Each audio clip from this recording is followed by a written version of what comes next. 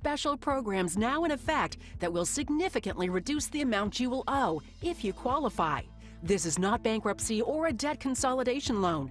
These programs, which the credit card companies like to keep secret, exist to aid American consumers struggling with overwhelming credit card debt by offering tremendous savings and real debt relief. Accredited Debt Relief has established a special hotline for you to call and learn what savings you qualify for. They've helped qualify consumers with over $1 billion in debt and are A+ rated with the Better Business Bureau. So don't wait. Get the relief you need during these hard economic times. For this free information, call the Accredited Debt Relief Hotline now. Call 800-873-7171. 800-873-7171. 800-873-7171.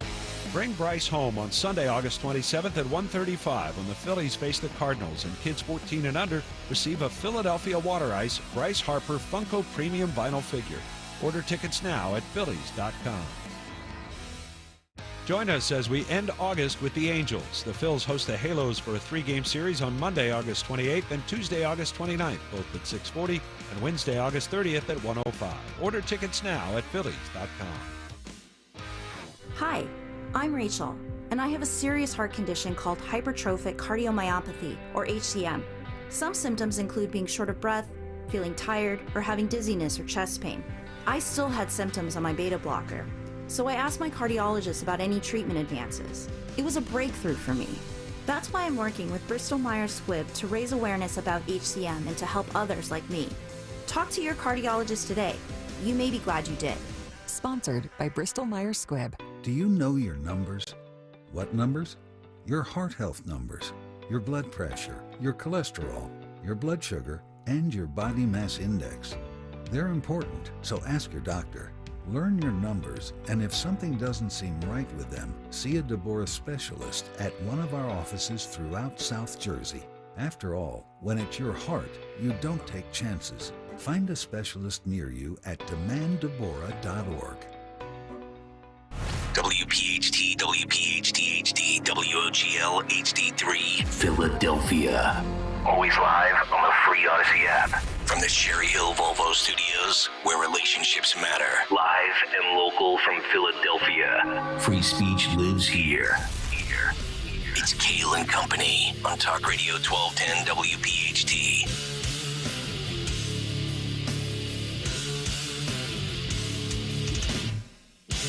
And away we go, live on this Thursday, August 24th. It is indeed Kayal and Company here on Talk Radio 1210 WPHT.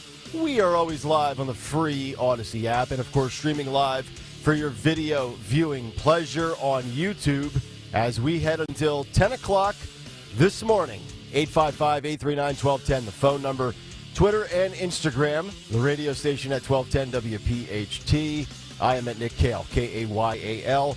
Dawn Stensland with the news. Greg Stocker is the chairman of the board. Daniel Valdez, Anthony Dorenzo, our associate producers on a Thursday where we will, in fact, be joined by the great Tony Bruno. Coming up at 8:20 this morning, live from Florida. Dawn, good morning. How are you? Did you get any sleep last night? Good morning. I got a little, but I did watch the big debate last night. I see. Larry with a new gig, I've heard. Yeah, so he did not watch. Oh, well, I wouldn't be either. I'd be celebrating. I'd be partying. No, he was asleep. He went to bed very early. Okay. Yeah. Very good. This is my new life. This is your new life. You got it. Greg Stocker, how are you, buddy? Hey, buddy. Yeah, I was out by like 10 o'clock, and I watched the rest this morning. Okay. Or, I mean, you know. Yeah. What we called this Overnight. morning. Yeah. Overnight. Yeah. I stuck with it for about 45 minutes, and then I pivoted to Trump and Tucker, spent about a half hour with that, and then I was like, I've seen all I needed to see, and I've heard all I needed to hear. I thought it was good, though. All in all, last night I thought both were pretty good, and we'll break that down all morning long, especially in the Big Take. I know we have a lot of good audio. For all of you out there that maybe have lives or rely on us to fill you in on what you missed, we will do our best as we continue this morning. We got a lot of other good stuff to get to as well. But before we do all of that, let's get round number one of the news. Dawn Stensland here at 6:04 on this Thursday morning. Yes, and good morning. A lot happening locally and nationally. We are sponsored this morning by Piazza Premium Automobiles. 70 degrees this morning. I'll tell you when the rain will move in. So as expected, the Philadelphia police officer who during a traffic stop ended up shooting and killing a man in Kensington last week and a half ago, will be fired. And that's the announcement from yesterday's news conference. Speaking out yesterday during that news conference, Police Commissioner Danielle Outlaw, as well as Mayor Jim Kenney, and Outlaw says that Officer Mark Dial will be suspended for 30 days with the intent to dismiss following that deadly August 14th shooting of 27-year-old Eddie Jose Irizarry. So she said that this was in direct action due to several departmental violations by the officer, by the 5-year veteran officer. So she was stating that, and by the way, he's serving in the 24th district until yesterday's announcement. So she is saying that he violated policies, and that is, and she named all of them and went through. Now, as far as the officer's attorney, he says that Officer Dial has the full support of the FOP, the Fraternal Order of Police, as they continue to review the facts. Remember, the full investigation is not complete. I will point out to you that the decision to name an officer is usually district by district. There are many that would not name an officer until there were formal charges, if there were formal charges to come. You know, the thing that bothers me about this, and if I'm following the timeline correctly, yesterday it was suspension 30 days, which you alluded to yesterday and today, and now it's you're fired, you're out of a job. If you knew that this was going to be the likely end result, do we need to go through I know there's protocol and a process, but it just feels like an inevitable charade. It reminds me of like hothead radio guys who you know are going to get fired, and they say, well, we're going to suspend you, and then the next day it's like, actually, you're going to be fired. And that, if they had their choice, I think they would have announced the firing. Okay. But this has to do with their union contract. Yeah. And so you were exactly right. It's Okay. it's the procedural situation. If you've seen online, there are many different groups who are putting online Irizarry, whose funeral is happening now, his family grieving, planning a funeral. But there are many postings that have gone viral of him holding up 2 firearms, pointing them at a camera. And so sometimes these investigations, the public comes out, whether you're for police, community members maybe putting those out, saying this person wasn't an angel or there was more to this going on. So there is a lot swirling, let's just say, in the world of social media, photographs, and debate. Yeah. And this has sparked a lot of debate, especially since his mother is hospitalized, according to the family, as a schizophrenic. He's diagnosed with schizophrenia as well, and his family says he did not speak or understand English. And how long were they living here? He moved here from Puerto Rico 6 years ago, and he's 27. Yeah, it's unacceptable. You got to figure it out by now.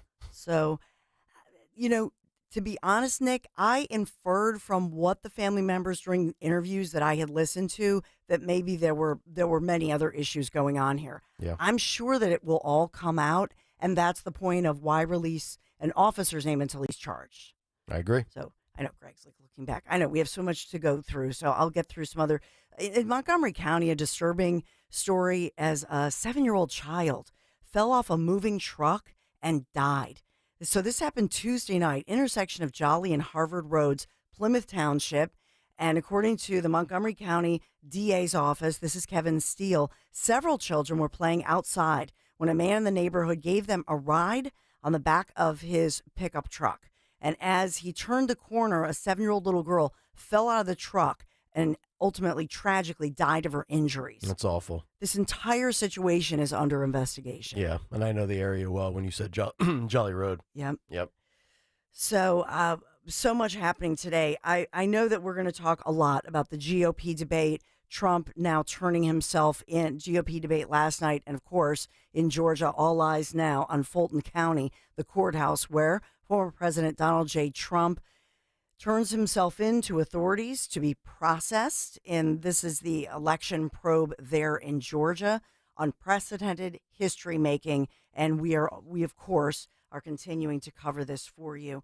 Piazza Premium Automobiles, discover the luxury of the Mercedes-Benz lineup, including the midsize GLC SUV and the fully electric EQ models. Test drive today at Mercedes-Benz of Westchester, Wilmington, and now Atlantic City. Thank you, Piazza Premium Automobiles, for sponsoring our first news this morning.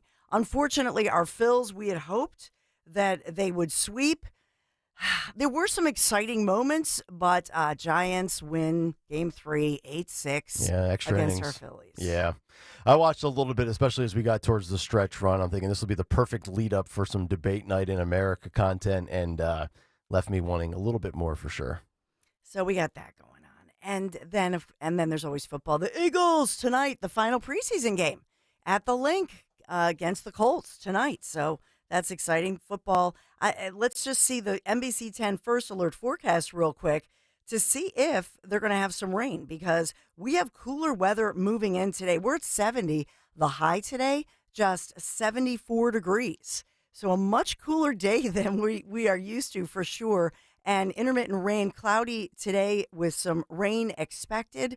And then tomorrow as well, as we will heat up to 81 degrees. The sun peaks out, 55% chance of showers tomorrow. For the weekend, we heat up again. Saturday, 87, sunny, mostly sunny, and Sunday, 82, mostly sunny. So we'll get through today and tomorrow. That intermittent rain today, more rain moving in. Could be stormy tomorrow, some stormy sessions, but it tees us up. We pay with the rain these work days. The weekend looking sunny and beautiful. Kayal & Company News Live. All right, Dawn, thank you very much. 6:10 on this Thursday morning. Let's get to another Big Take. The Big Take on Kayal & Company. All right, the Big Take this morning, the fallout from debate night in America. Last night at 9 p.m. and 8:55 p.m., we had a bizarre occurrence that took place in the United States. On television, you had 8 GOP primary candidates in a traditional setting, live in a standard format. And 5 minutes earlier on Twitter, now known as X, you had the Republican frontrunner in a non-traditional setting, recorded with an iconic host in a new format. I watched the Fox News debate from Milwaukee at 9 p.m. live on TV, and then I went back to Twitter to see Tucker Carlson and Donald Trump, and I have thoughts on both, and here they are. I thought overall for the GOP debate in Milwaukee, it went relatively well. You had about 4,000 people that showed up in Milwaukee for the debate on Fox News. As far as the most large or noticeable reactions, Chris Christie got booed as he was introduced. Ron DeSantis was cheered in Milwaukee. And they started with the economy and Bidenomics, grocery prices, mortgage rates, inflation, and other financials. And DeSantis comes on after the song from Oliver Anthony, talking about the decline of America and sending us back to prosperity and ending Bidenomics. And I thought Ron overall came out firing. Crowd was responding and reacting to gas prices, opening up all the energy options, and being energy independent. Let's take a listen to the Florida governor talking about the economy last night. Our country is in decline. This decline is not inevitable. It's a choice. We need to send Joe Biden back to his basement and reverse American decline. And it starts with understanding we must reverse Bidenomics so that middle-class families have a chance to succeed again. We cannot succeed as a country if you are working hard and you can't afford groceries, a car, or a new home, while Hunter Biden can make hundreds of thousands of dollars on lousy paintings. That is wrong. We also cannot succeed when the Congress spends trillions and trillions of dollars. Those rich men north of Richmond have put us in this situation. And finally, we need to lower your gas prices. We're going to open up all energy production. We will be energy dominant again in this country. I showed it could be done in the state of Florida. I pledge to you as your president, we will get the job done, and I will not let you down.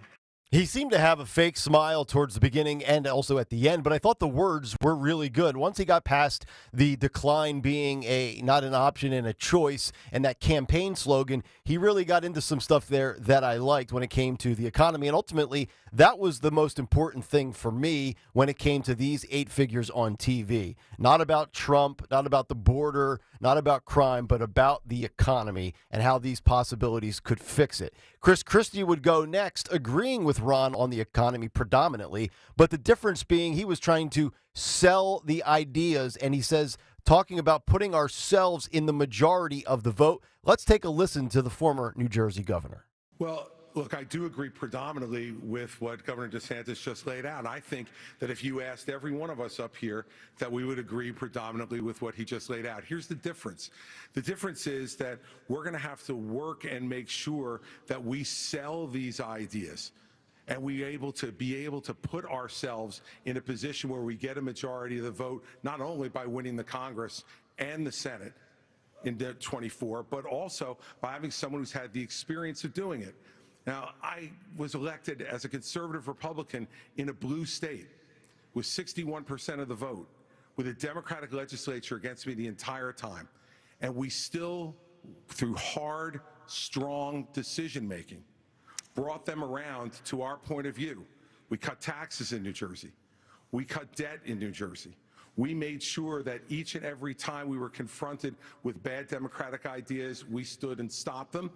Christie came off, in my opinion, much less confident than Ron DeSantis, if I'm being honest. And, of course, he didn't have his typical target there to take shots at in Donald J. Trump. He sold us on being a Republican in a blue state, which is fine, but we know he's a moderate. You know, Americans allegedly want something in the middle, not the extreme. Chris Christie is that, yet he doesn't seem to resonate. And, of course, the 8 or 9% approval rating as he exited New Jersey is proof positive.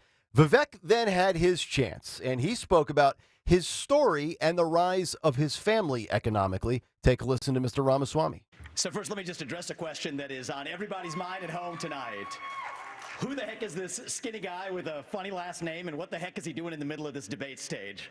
I'll tell you, I'm not a politician, Brett. You're right about that. I'm an entrepreneur. My parents came to this country with no money 40 years ago. I have gone on to found multi-billion-dollar companies. I did it while marrying my wife, Apoorva, raising our 2 sons, following our faith in God. That is the American dream.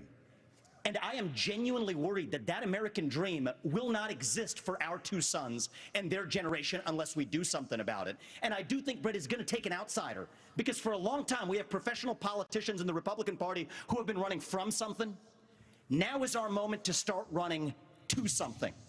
I thought Vivek was really good last night, and he played the outsider card beautifully. I wonder where he got that from. Not a bad card to play, by the way. Just ask any Trump fan or supporter. Nikki Haley, she was strong, citing spending numbers, both of Republicans and Democrats, when it comes to this nation's debt ceiling. Pence was touting things beyond the economy, and I thought Scott was sound but not spectacular. I was really focused with the GOP on the economy, and then the gloves would eventually come off if you were watching about 20 minutes in between Mike Pence, Vivek, and DeSantis when they were talking about rebuttals with the economy. And I really thought Vivek Ramaswamy showed some personality last night. He's not just a well-spoken, very intelligent robot.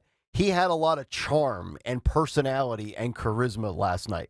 And then we got to Trump and Tucker on Twitter. And I think the first noticeable moment for me was when Tucker asked Trump about really the escalation of tensions against him over the last 8 years and whether or not Donald Trump fears for his life. Take a listen to this. It started with protests against you, massive protests, right. Organized protests by the left, and then it moved to impeachment twice, right.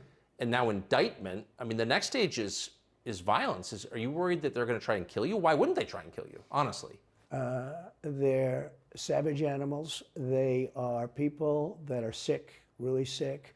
You have great people in the Democrat Party. You have great people that are Democrats. Most of the people in our country are fantastic, and I'm representing everybody. I'm not just Republicans or conservatives. Right. I represent everybody. I'm the president of everybody. But I've seen what they do. I've seen the lengths that they go to when they make up the Russia. When that's exposed, and they go down, and Barr should have gone after them, and other people should have gone after. And they did very late, because the Durham report came out. It was fairly good. It could have been a lot tougher, I guess, but it was fairly good. But it explained how corrupt it was. I'll tell you who did a great job was the Inspector General Horowitz. He did a phenomenal report. You didn't have to go to Durham. He did it on Comey and on, I guess, McCabe and some others, and it was a vicious, it was basically a true report, how bad they are. But these people are sick people. These are people that I think they hate our country. You want to know the truth? I think Trump was very candid last night. You'll hear more of Trump as we continue this morning and on the cut sheet. And he also said he doesn't, quote, do two people at one time, which I thought was a hilarious reference in regards to Hillary Clinton and Joe Biden both earning the crooked label, but only one can be using it at one time. I'm not sure much was accomplished Wednesday night when it comes to finding anything beyond what we already knew. Nobody surpassed Trump as the front runner. Trump was lively but predictable in a different setting, and the top polling options showed us why they are where they are. Ron DeSantis, Vivek Ramaswamy, and the rest of the bunch. And you could obviously tell based on where they were placed at podiums, showing who's the closest in the middle to Trump to the real long shots. But I do believe it was a good night overall for the Republican Party as we launch debate season for the next 12 months. And that is the Big Take. The Big Take on Kayal and Company. All right, Big Take this morning. If you want to jump in, if you watched last night or you saw any of it on social media, 855-839-1210 is the number. On social media at 1210 WPHT. Or, of course, be a part of the Kayal and Company comment community on YouTube. Just go to youtube.com/@1210 WPHT. Hit the like and subscribe buttons. We'll get everybody's thoughts on last night, and we'll also get to more Trump news yesterday and today as we continue Thursday edition of Kayal and Company. Nick, Dawn, and Greg here on Talk Radio 1210 WPHT. I can't wait for what's next. Even with higher stroke risk due to atrial fibrillation and irregular heartbeat not caused by a heart valve problem. Eliquis, apixaban tablets, reduces stroke risk. It's the #1 cardiologist prescribed blood thinner. Don't stop taking prescription Eliquis without talking to your doctor, as this may increase your risk of stroke. Eliquis can cause serious and in rare cases fatal bleeding. Don't take Eliquis if you have an artificial heart valve, abnormal bleeding, or have antiphospholipid syndrome. While taking, you may bruise more easily or take longer for bleeding to stop. A spinal injection while on Eliquis increases risk of blood clots, which may cause paralysis, the inability to move. Get medical help right away for unexpected bleeding or unusual bruising, or if you have tingling, numbness, or muscle weakness. It may increase your bleeding risk if you take medicines such as aspirin products, NSAIDs, SSRIs, SNRIs, and blood thinners. Tell your doctor about all planned medical or dental procedures. Learn more at Eliquis.com or call 1-855-ELIQUIS. This is Larry Steinhaus of Investor Schooling. I am so proud to announce the continuing success of our students at Investor Schooling. You already know that in Investor Schooling, we teach real estate investing and stock options. Did you also know that we teach things about tax savings, estate planning, and business coaching as well? We teach things about money I bet you never knew. At Investor Schooling, we teach from the perspective of true experience. If you want to see what our students think about Investor Schooling, please check out the over 160 5-star Google reviews. To find out more about how you can change your financial life, go to investorschooling.com or call 866-424-2829. That's 866-424-2829, and you can attend a complimentary class this Thursday at 7 p.m. Attend that class and see for yourself what Investor Schooling is all about. Go to investorschooling.com or call 866-424-2829. That's 866-424-2829. We can't wait to see you this Thursday. I'm getting vaccinated with Prevnar 20. So am I, because I'm at risk for pneumococcal pneumonia. I'm asking about Prevnar 20 because there's a chance pneumococcal pneumonia could put me in the hospital. Age 65 or older, you may be at increased risk for pneumococcal pneumonia. Ask your doctor or pharmacist about getting vaccinated with Prevnar 20, pneumococcal 20-valent conjugate vaccine, a vaccine that can help protect against pneumococcal pneumonia in just one dose. Prevnar 20 is approved for adults to help prevent infections from 20 strains of the bacteria that cause pneumococcal pneumonia. Continued approval may depend on a supportive study. Don't get Prevnar 20 if you've had a severe allergic reaction to the vaccine or its ingredients. Adults with weakened immune systems may have a lower response to the vaccine. Side effects include pain and swelling at the injection site, fatigue, headache, muscle, and joint pain. For full prescribing information, please call 1-855-213-2138 or visit Prevnar20.com. I want to be able to keep my plans. So I'm asking my doctor about getting vaccinated with Prevnar 20. Summer is heading into the home stretch, and that means it's time for back-to-school everything, like after-school activities, going to football and soccer games. You know the drill. United Tire is here to help you save big and get your vehicle ready for all the running around you'll be doing. Now through September 12th, save up to $110 on a set of 4 Michelin tires. United Tire is locally owned, so the owners are on site to help you make the best choices every time. For great savings and better service, drive United and go to UnitedTire.com. Our oceans are true climate heroes. In fact, they've absorbed over 90% of all the excess heat trapped on Earth, but they can only take so much. Join Oceana to help protect our oceans at oceana.org/hero. Hi everyone, this is Stephanie Kelly from Emmons Roofing and Siding, and I have some exciting news to share. Emmons has partnered with SunPower, the top-rated home solar company in New Jersey. SunPower has been leading the solar industry for over 37 years and is the only U.S. solar company that's lasted longer than their 25-year warranty. Kill the bill, the energy bill that is. Imagine no more high energy bills, while all the while helping reduce your carbon footprint at no cost to you. It's a win-win. Yes, we now offer solar, but remember, if you need a new roof, siding, doors, windows, or interior remodeling, don't wait. Right now, Emmons is offering all 1210 listeners 10% off roofing, siding, and Anderson windows. And we are continuing to offer 12-month same-as cash financing. And don't forget that lifetime warranty on your roof. Give us a call today for a free estimate at 856-885-6677, emmonsroofing.com. Roofing, siding, windows, doors, kitchens, baths, and solar. Trust Emmons to be your first and last stop for all your home improvement needs. emmonsroofing.com. From Essington to Cochranville, Talk Radio 1210 WPHT. And on the free Odyssey app.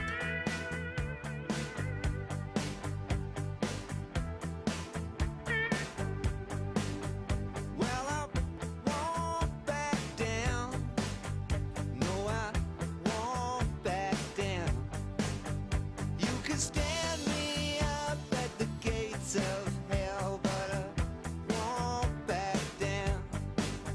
625. Welcome back in. Kayal and Company live here on a Thursday morning. The fallout from last night's GOP debate on Fox News in Milwaukee, Wisconsin. Also, thoughts and reaction from Donald Trump last night on Twitter with Tucker Carlson.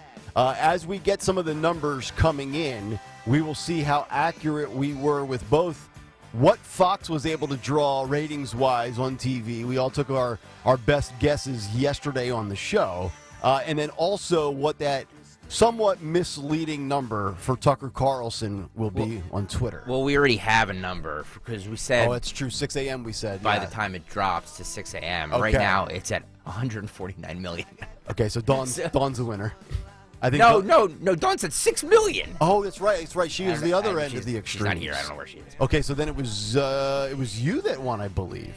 No, I think you have the. I think you had the biggest. I think you were at 97. That's correct. Yes. And okay. I think I was at 80. Okay.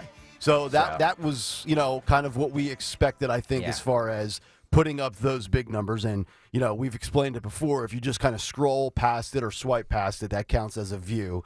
But certainly, I think, based on the poll that I posted yesterday, more people were either going to consume none of it or they were going to watch Trump and Tucker.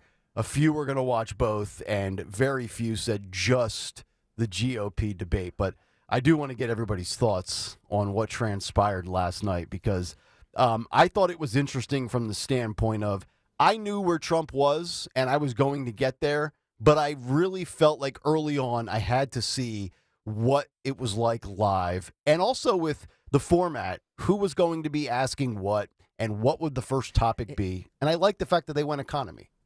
Oh, you mean the debate? Yes. Economy was a good way to start. I think bringing out that Oliver Anthony song was, I don't know, that was a little... It was weird. It was a little odd. Yeah, but it was at least current. But I am glad that they started with the economy and not with Trump. I agree. Well, actually, they started with the Pledge of Allegiance and nice National touch. Anthem, which they talked over. And I was like, but what? Like, we do this before a debate now. Yes, Wait, I loved that. Can we we loved that? But rewind don't first? talk over it, people. Can we rewind for a second, Sure. Nick? Because I wanna. Did you see the opening? And like, it was like a Monday Night Football game. Yes. I felt like I was getting ready for a Monday Night Football doubleheader, to be honest. I have a little bit of it, just in case. Okay. For those who didn't see it. Yeah. Some call it the Heartland. This is Monday Night Football. Yeah. Others flyover country. The Packers and the Colts. Exactly. But for the 2024 presidential hopefuls, the Midwest is the place to land. Here, there is one battleground that may be harder to win than ever. Wisconsin. A state known for its beer and cheese, gridiron and grit, and also its razor-thin elections. In 2016, Republicans narrowly flipped the Badger State red for the first time since Ronald Reagan. I mean, I felt like it was September 10th, and it was, the first. Waiting for Hank Williams Jr. to come out. All my rowdy friends are here from Monday night. I don't know. Yes. I just felt like it was. I mean, look, it's Fox News. You knew the production was going to be big, but man, I don't know. I loved it. I did. I loved the way that they produced it. And who knew Britt Hume?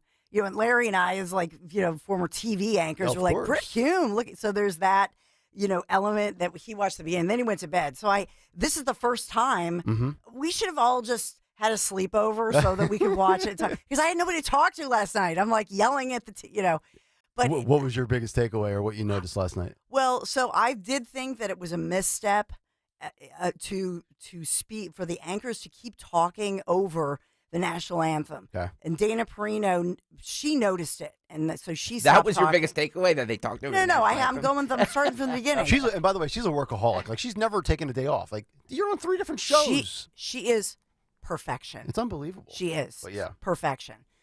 So then we go. I know. Sorry, I have to. Come on, I have to. It's my fault. I asked. Getting deep in here. So anyway, I mean, the women of Fox News, can we just say they so outplay all the men? I guess they have to have token men there. I'm teasing. Right. So when we go through it, I know the Daily News has this poll, and they say Vivek Ramaswamy. Everybody says that Vivek stole the show. I think a couple of things. Vivek certainly, taking the Obama line, which he purposely did, knew that it would get a big reaction, the skinny guy and that sort of thing. And then the way that he took on first Mike Pence and then Chris Christie, and they had those great moments back and forth. And so I know that Chris Christie got the big laugh with the chat BT robot comment, which really was a backhanded compliment, was it not? Because they're saying, dude, basically you're smarter and quicker than a robot. You're basically the Republican version of artificial intelligence. Yeah. And so it was, in essence, that backhanded comment. But overall, I thought that while they could spar, it allowed a lane by which Ron DeSantis was the grown-up in the room. Yeah. He stayed in his lane, and he was to point. He stuck the landing. Yeah. And so I think it was a win for Ron DeSantis in this regard. He was solid with policy. Yep. He was solid with the economy. And if you look, he's too scripted. he is scripted Early on, but I thought he it's was pretty safe. good as he kind of weaved through it. It's okay. Vivek needed to make a splash, and of course, he delivered. We all fell in love with him when he was in Philadelphia. He gave Philadelphia a shout out, and we all loved that last night too. And so to know Vivek is to love Vivek, and to say, I want to watch his bright future. You can't have Vivek and eat your cake too, okay? But no, you mentioned Obama with that reference there. I've said that for 2 weeks now on this show, that he reminds me of a young Republican Barack Obama, from his presentation, his delivery, his sound. He's much quicker on his feet than Obama ever was. And I will point out to you, he's a self-made billionaire from a modest Ohio town. Multiple times He's over. not a community organizer who became a millionaire after the presidency. Correct. Big difference. I was just saying on Twitter last night, I said, Just don't fail me, DeSantis. Tonight's a big night for you. Come out, do your thing. I thought he did a pretty darn good job. And you're right. He's in the middle. He's the centerpiece of the table, basically. And he's got Christie to his right. He's got Ramaswamy to his left. And I thought it was interesting when Ramaswamy countered with the Mike Pence thing, when Pence was like, yeah, this is not going to be on-the-job learning, Skippy. You know, we need somebody. And I will tout my successes in the Trump-Pence Trump-Pence era, so to speak. But he had a great moment when they were talking about COVID, and he pointed out that in Florida, he did not have the mandates. He didn't buy all that schlock that everybody else, and he pointed out, even Trump, he said he would fire Fauci. Yeah. And that was a tremendous moment, saying that when I'm president, I will make sure that your children are not banned from school. That was a great moment for him. Didn't Fauci retire? Like, how's he going to fire? And by the way, he goes, I'm going to fire Anthony. Yeah. Like Anthony, you're fired. Like, I don't know. It just sounded... It's like he was talking to Lorenzo. Yeah, he was great on policy. He was absolutely great on policy. I just think that his delivery, if Trump was in that debate, he would have carved him up. Yeah, Trump would have made that Trump thing wasn't there. Unbelievably spectacular. Trump wasn't there. What did you make of Trump last night? I thought, and by the way, in the Daily Mail poll, Trump and Vivek basically tied, and Trump wasn't there. Right.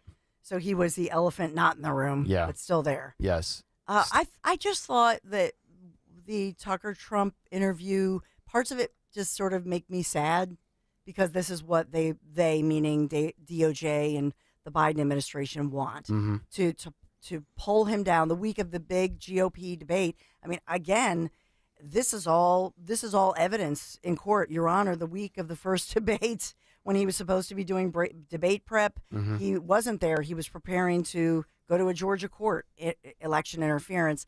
So parts of it just made me sad, because it was a little lower energy, and it was just, you're on the defense constantly. I thought, and maybe last night will not be the perfect example of it, and maybe this will happen again as we move further along in debate season. Trump decides to skip out on a debate. He does another sit down with Tucker Carlson. Maybe this is going to be not just a political thing. I think this is also for us, for consumers of content, for fans of some of these politicians, this is like a media consumption test. Are you going to continue going your old-fashioned ways of watching debates, or are you going to get your political fix, or maybe even your Trump fix, via non-traditional means? Last night you had to go. I was getting texts. Even my sister, she was like, how do I get Trump? I know he's not doing the debate. And I'm like, you got to go to Tucker's Twitter. You got to pull up his direct Twitter feed. And, I wanted to watch it on something bigger than my phone. So I did the old-fashioned thing. I went to my laptop and went to twitter.com/Tucker Carlson, pulled it up, made it full screen, and then watched that while I had the GOP debate on mute after 35, 40 minutes. And we'll see how those numbers play out. But, I think this is one of those moments where it's like, all right, we're shifting as a country with how we get our stuff.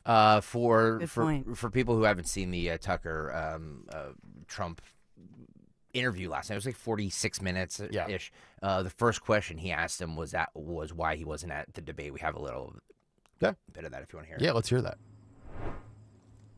Mr. President, thanks for joining us. Thank you. Why aren't you at the Fox News debate tonight in Milwaukee? Well, a lot of people have been asking me that, and many people said you shouldn't do them, but you see the polls have come out, and I'm leading by 50 and 60 points. And, some of them are at 1 and 0 and 2.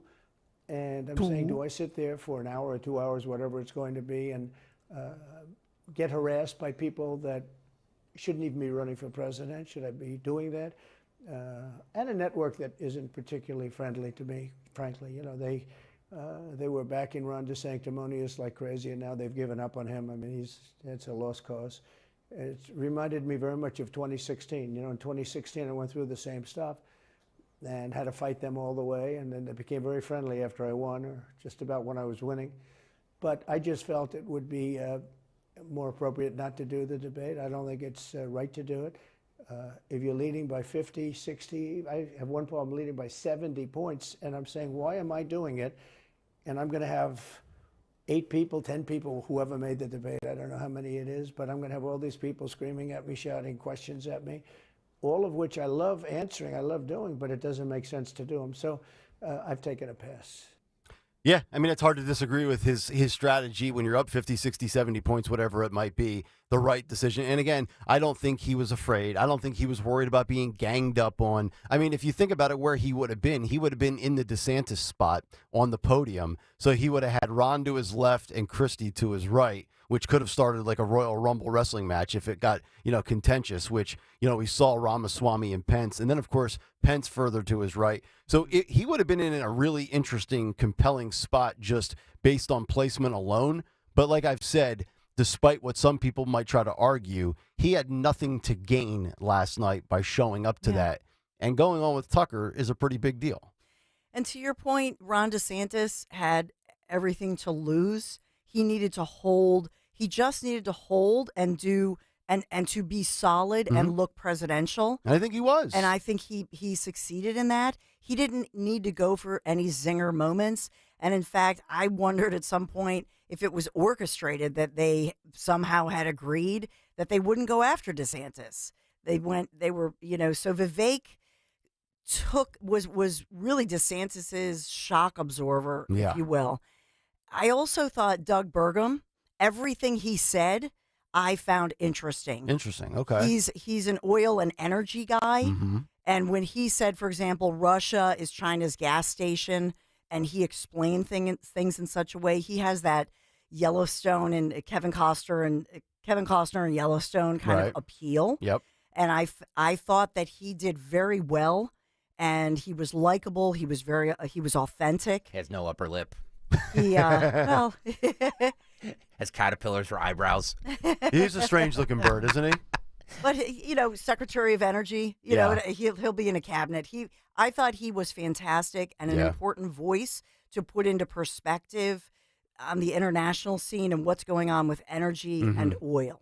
I also think, too, it's difficult when you're some of these individuals not near the middle and getting the first or second crack to answer a question. Like, I didn't have any issue with Tim Scott or Nikki Haley.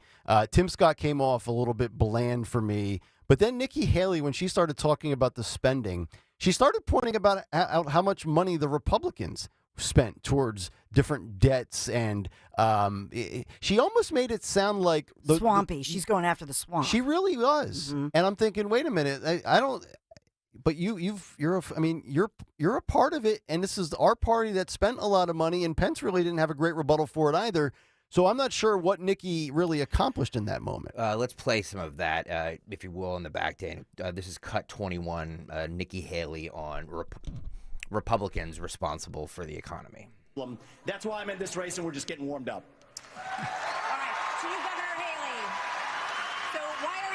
Positioned to turn around this economy that we've heard all of these voters talking about tonight. Then Mr. Ramaswamy, who is a successful entrepreneur nationally right now, he's beating you in the polls. Well, I don't care about polls. What I care about, the fact is that no one is telling the American people the truth. The truth is that Biden didn't do this to us. Our Republicans did this to us, too.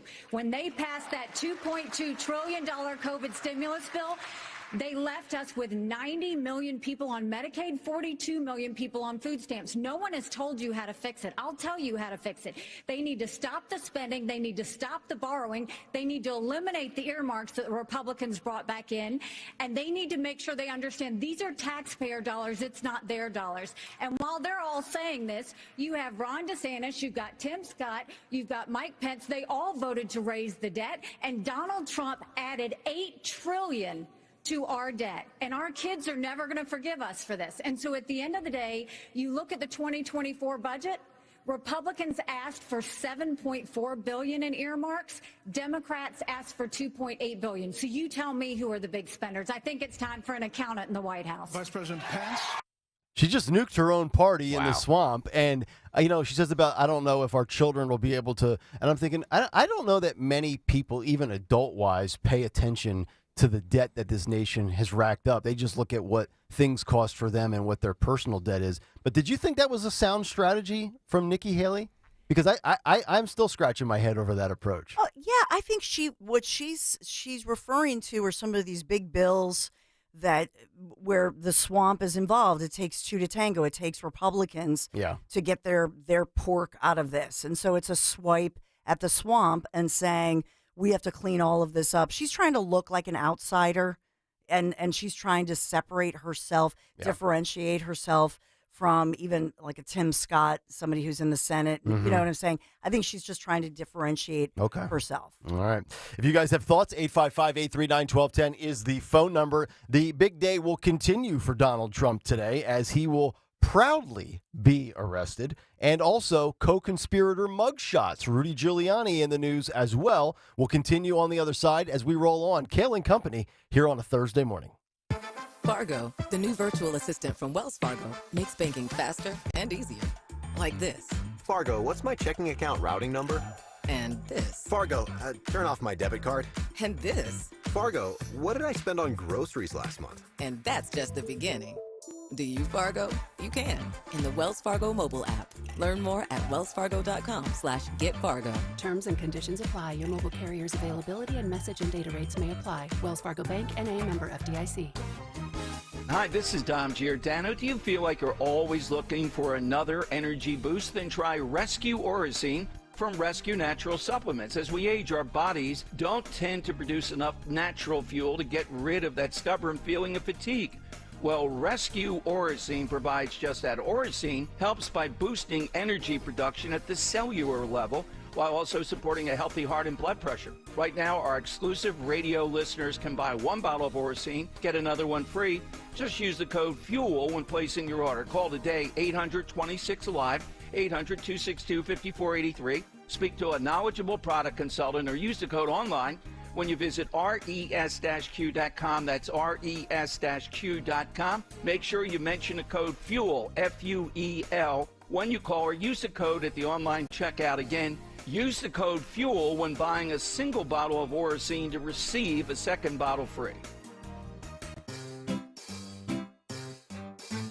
1-877 Cars for Kids.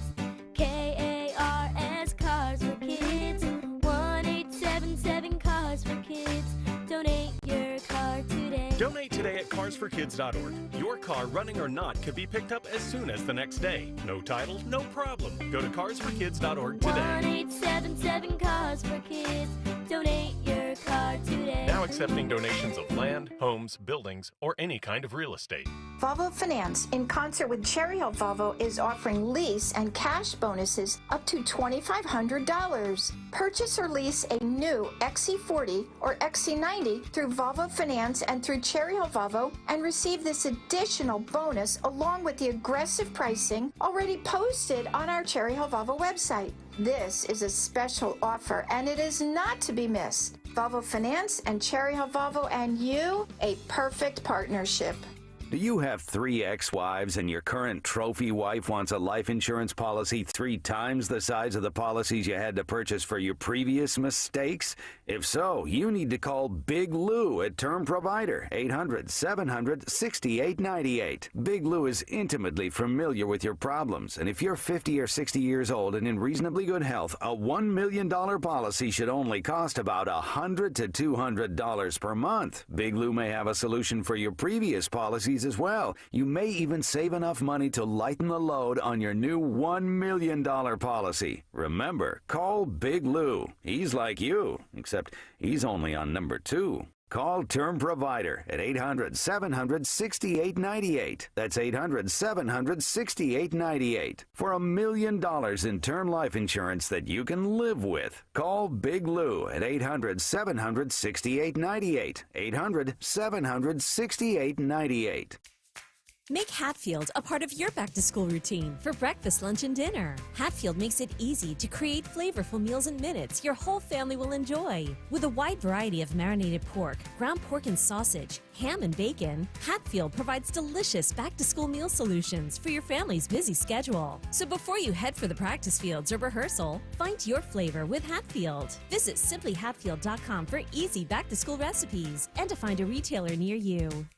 Lose weight and feel great with NJ Diet. NJ Diet uses DNA and blood work to help you lose weight and keep it off. Tune into the radio show Sunday at 2 or visit njdiet.com. Tune in to Crash Proof Retirement Show, Saturdays at 11 a.m. to hear Phil Cannella and Joanne Small. The Crash Proof Retirement Show, Saturday mornings at 11 on Talk Radio 1210.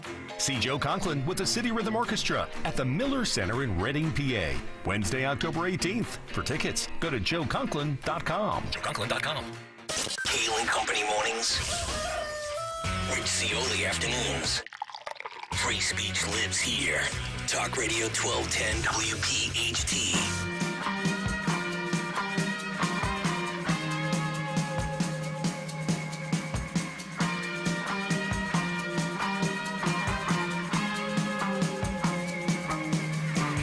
.648, it is Kayal and Company as we continue live here on a Thursday morning. Nick, Dawn, and Greg, Talk Radio 1210 WPHT. What's on the cut sheet coming up at 7:45? Tony Bruno at 8:20. Your chance to win Reading Phillies tickets at 9:20 this morning. 855-839-1210 if you would like to chime in with your thoughts and reaction from last night. And we have the back page. I always say the back page. I'm so used to that with the New York Post. The front page. And it's a picture of the stage last night with all of the GOP candidates. And the headline reads, "The Right Stuff. How refreshing GOP candidates hold serious debate on issues that matter." Wow. And we have it up on YouTube right now. Here's my takeaway from this. Yeah. This is accurate, very true. I thought overall it was pretty good. If you had a chance to watch it and you entered it with an open mind, I think you would come away with the same conclusion. But let's also keep in mind who is running the show here from the standpoint of Fox, the New York Post, who he doesn't like, who he endorses. This, I don't know, is that a Rupert Murdoch edict? This is, well, yeah. I mean, look, the New York Post is always going to parrot whatever Fox News does. Sure. Because they're owned by the same. But I'm going to say this. I thought, and this is not a statement on Trump, because to me, Trump is like Jalen Hurts, who's not going to play tonight for the Eagles-Colts, right? Correct. That's how I view it. And Trump has the advantage of watching last night. And he's somebody, remember, from the private sector. He's looking and he's thinking, oh, I like Doug Burgum. Yeah, I'm going to make him depart. I mean, he's thinking who he's going to put in what job. That's in a way how he thinks. By the way, none of the people on the stage last night are going to be Trump's VP. None of them? None of them. Well, nope. Okay. Nope. So I don't know. It's Wow. It's not going to be anybody on that stage last night. Sorry. Man, but Vivek's going to be really bummed. But I think that USA Today also used the word refreshing. To me, it was reassuring because as I watched, as a Republican, as a conservative woman, I thought any of these people, and any one of them, would be heads and shoulders above the current person in the White House. Oh, absolutely. Anyone, pick anyone. I can't imagine some Republican not believing that, by the way. And so, right. And so that, to me, it was reassuring and refreshing in regards to, they were talking about the issues. I also was waiting and watching for them on the abortion issue. I thought they all handled the issue well. They talked about, and they're taking a line from Glenn Youngkin, talking about the pain threshold of 15 weeks. We're seeing that, and that comes from Youngkin. Youngkin was the first one who I heard verbalize that kind of wording. Then I saw last night Jen Psaki tweeted out, nobody supports a late-term abortion until the day before birth or something to that. And I thought, Jen Psaki was triggered. Yeah. And I thought, okay, what that tells me is that Jen Psaki thought, ruh-roh, these Republicans on this stage did well with the abortion issue. Yeah. And so now she's saying, oh, don't, nobody has a late term. Nobody supports a late term abortion. I thought, wow, well, in New Jersey, remember John Fetterman? He said it. I mean, yes, Democrats have said that. Many states have said that. Interesting that Psaki got involved with that. Yes. I'm wondering, too, as I start thinking about the media landscape, I wonder how the CNN post-game debate show played out. I don't know if there's any big takeaways from anybody that would have seen that on social media, but I got to imagine, my guess is they had a 7 or 8 person panel that looked like a debate itself, and they were, breaking all of that down. The one thing I didn't like, though, is the fact that there were moments where Fox did not mention Trump by name. I thought that was a little petty. Like, you can sit there and mention the guy's name. It's not like, he's direct competition in any regard other than the fact that he went elsewhere and didn't want to be a part. They almost seemed a little bit perturbed by his decision after courting him for so long. But again, like even Trump, when I was watching some of Trump and Tucker last night, Trump was much more direct than some other people were on Fox News. So I thought that was interesting. I think so too, Nick. And I think it was interesting that Vivek Ramaswamy was the only one who brought up an issue we talked about, which is he said, I would pardon Trump. Will everyone pledge to do that? So you're right, Vivek. I'm trying to think of who else brought up the Trump name. Vivek Ramaswamy definitely did multiple times. Well, when they brought up Trump in that regard, there were two people that looked a little bit befuddled and confused. DeSantis was one of them, and so was Mike Pence. And I think, if I remember watching the way that the camera was positioned, I thought Pence and DeSantis kind of both looked at each other like, should we raise our hand? Are we getting in on this too? Yeah, that was like it was kind of a weird. Well, first of all, I did love, that was a great moment for Ron DeSantis on the other question when they said a show of hands. And then he's like, what are we, children? And that was a great moment where he took charge. Yep. And it was also kind of a funny line. Right. So then the next time they said raise the hands, they were all like, well, Ron, are you going to say we're children again? Yeah. But then they did do it. They did show. So I thought that was interesting. I thought that former Vice President Pence looked obtuse. Yeah, was he a little defensive or angry? There was just a little vibe out of touch. A little bit, yes. Like he knew that, maybe he was not in the right place as far as where he's kind of been positioning himself, so to speak. Yeah, and when Vivek Ramaswamy was talking about youth in America and talking about the identity situation and referring, I believe, to the mental health crisis that's going on, and I think that's the point where he said he is, talked about the opioid crisis, Kensington, across America, so on, and then Pence shot back with, "Oh no, you're wrong. Americans' pride has never been greater," and so on and so forth. That to me was out of touch, and not accurate. Here's Pence taking a shot at Vivek, saying it's not the time for on-the-job training. Cut 12, Daniel. Look, I was a House conservative leader before it was cool. I actually pushed a Deficit Reduction Act. That was the last time we actually reduced the national debt in the United States when I was the leader of House conservatives. I balanced budgets and cut taxes when I was governor.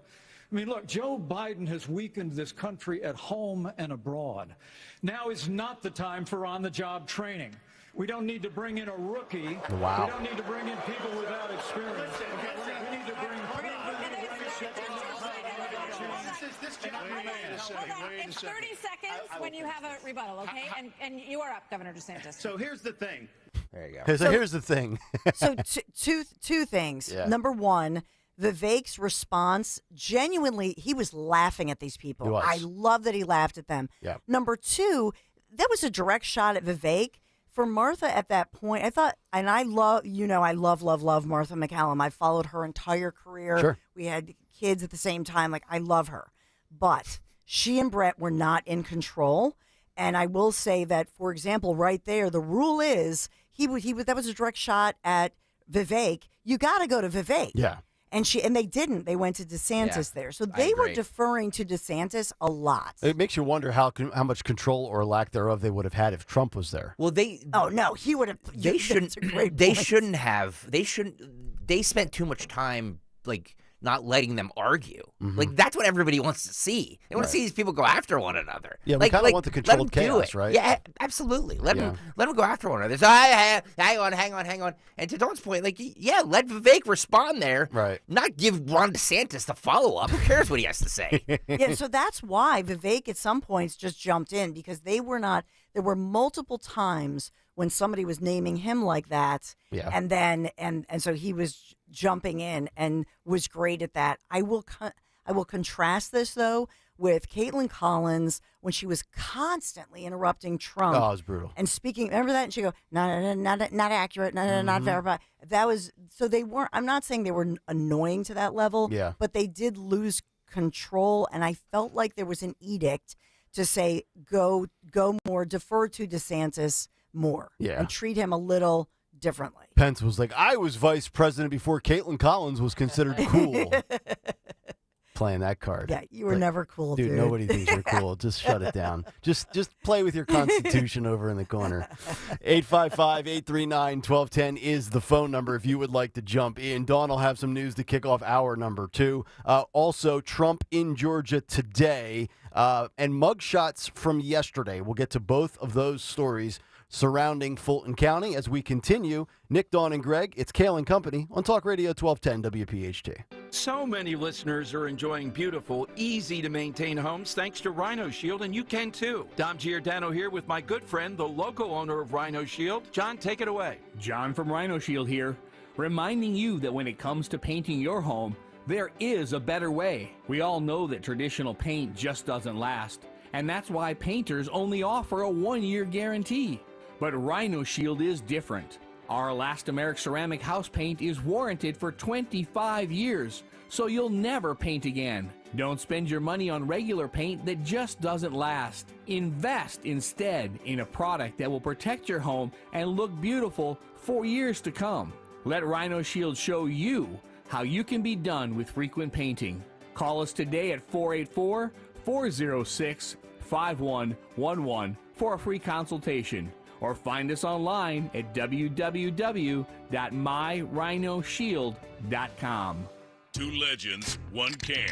Jack and Coke, the #1 cocktail in the world, is now available in a can. Yes, it's true. Jack Daniel's Tennessee Whiskey mixed with Coca-Cola or Coca-Cola Zero Sugar are available in a can. And they are now available at your local PA Fine Wine and Good Spirits store. 2 legends, 1 can. Jack and Coke, ready to drink. Go to finewineandgoodspirits.com. Please drink responsibly. Whiskey specialty, 7% ABV. Jack Daniel Distillery, Lynchburg, Tennessee. Jack Daniel's and Old No. 7 are registered trademarks of Jack Daniel's Properties, Inc. Coca-Cola is a trademark of the Coca-Cola Company. Hey, it's Rhea. Keep the summer vibes going with Lexus of Cherry Hill during the Golden Opportunity Sales Event. Over 300 new and certified pre-owns to choose from. Explore the redesigned NX, RX, and Lexus's first all-electric vehicle, the RZ. Being veteran-owned, family-operated, and a 5-time J.D. Power dealer of excellence, Lexus of Cherry Hill guarantees luxury customer service. Talk to Tony and his team to set yourself up with some of the best deals of the year. Visit LexusofCherryHill.com. WPHT, WPHT-HD, WOGL HD3 Philadelphia. From the Cherry Hill Volvo Studios, where relationships matter. Always live on the free Odyssey app. This wasn't how Patrick pictured himself in retirement. Instead of playing golf every day, he could barely walk because of his severe knee pain. It hampered everything because it hurt to walk around the golf course. It hurt to swing, just pretty much hurt doing anything. But the groundbreaking regenerative treatments at QC Kinetics changed everything for Patrick. QC Kinetics uses your body's own healing properties to help repair and restore damaged tissue in your knees, hips, back, and shoulders. No surgery, no drugs, no downtime. The turnaround's been amazing from where I was to where I am now. I've gone from a 15 handicap down to a 7 handicap. That's because my knees allow me to play golf like I haven't been able to play probably in 15 years. Don't let joint pain keep you from doing what you love. Call QC Kinetics today for your complimentary consultation. Call QC Kinetics, 215-999-3000. That's 215-999-3000. 215-999-3000. Ah, summer. Time to head to the pool, hit the links, and enjoy some Phillies baseball. It clears the out-of-town scoreboard by a couple of rows. Bryson Stott has put the Phillies on top. With the free Odyssey app, you can stream every Phillies game on 94 WIP, no matter what you're doing this summer. JT's in at second, and he's hit for the cycle. Get in the game and download the free Odyssey app today. That's AUDACY. Hey, Riverton. We know your favorite station is Talk Radio 1210 WPHT. Always live on the free Odyssey app.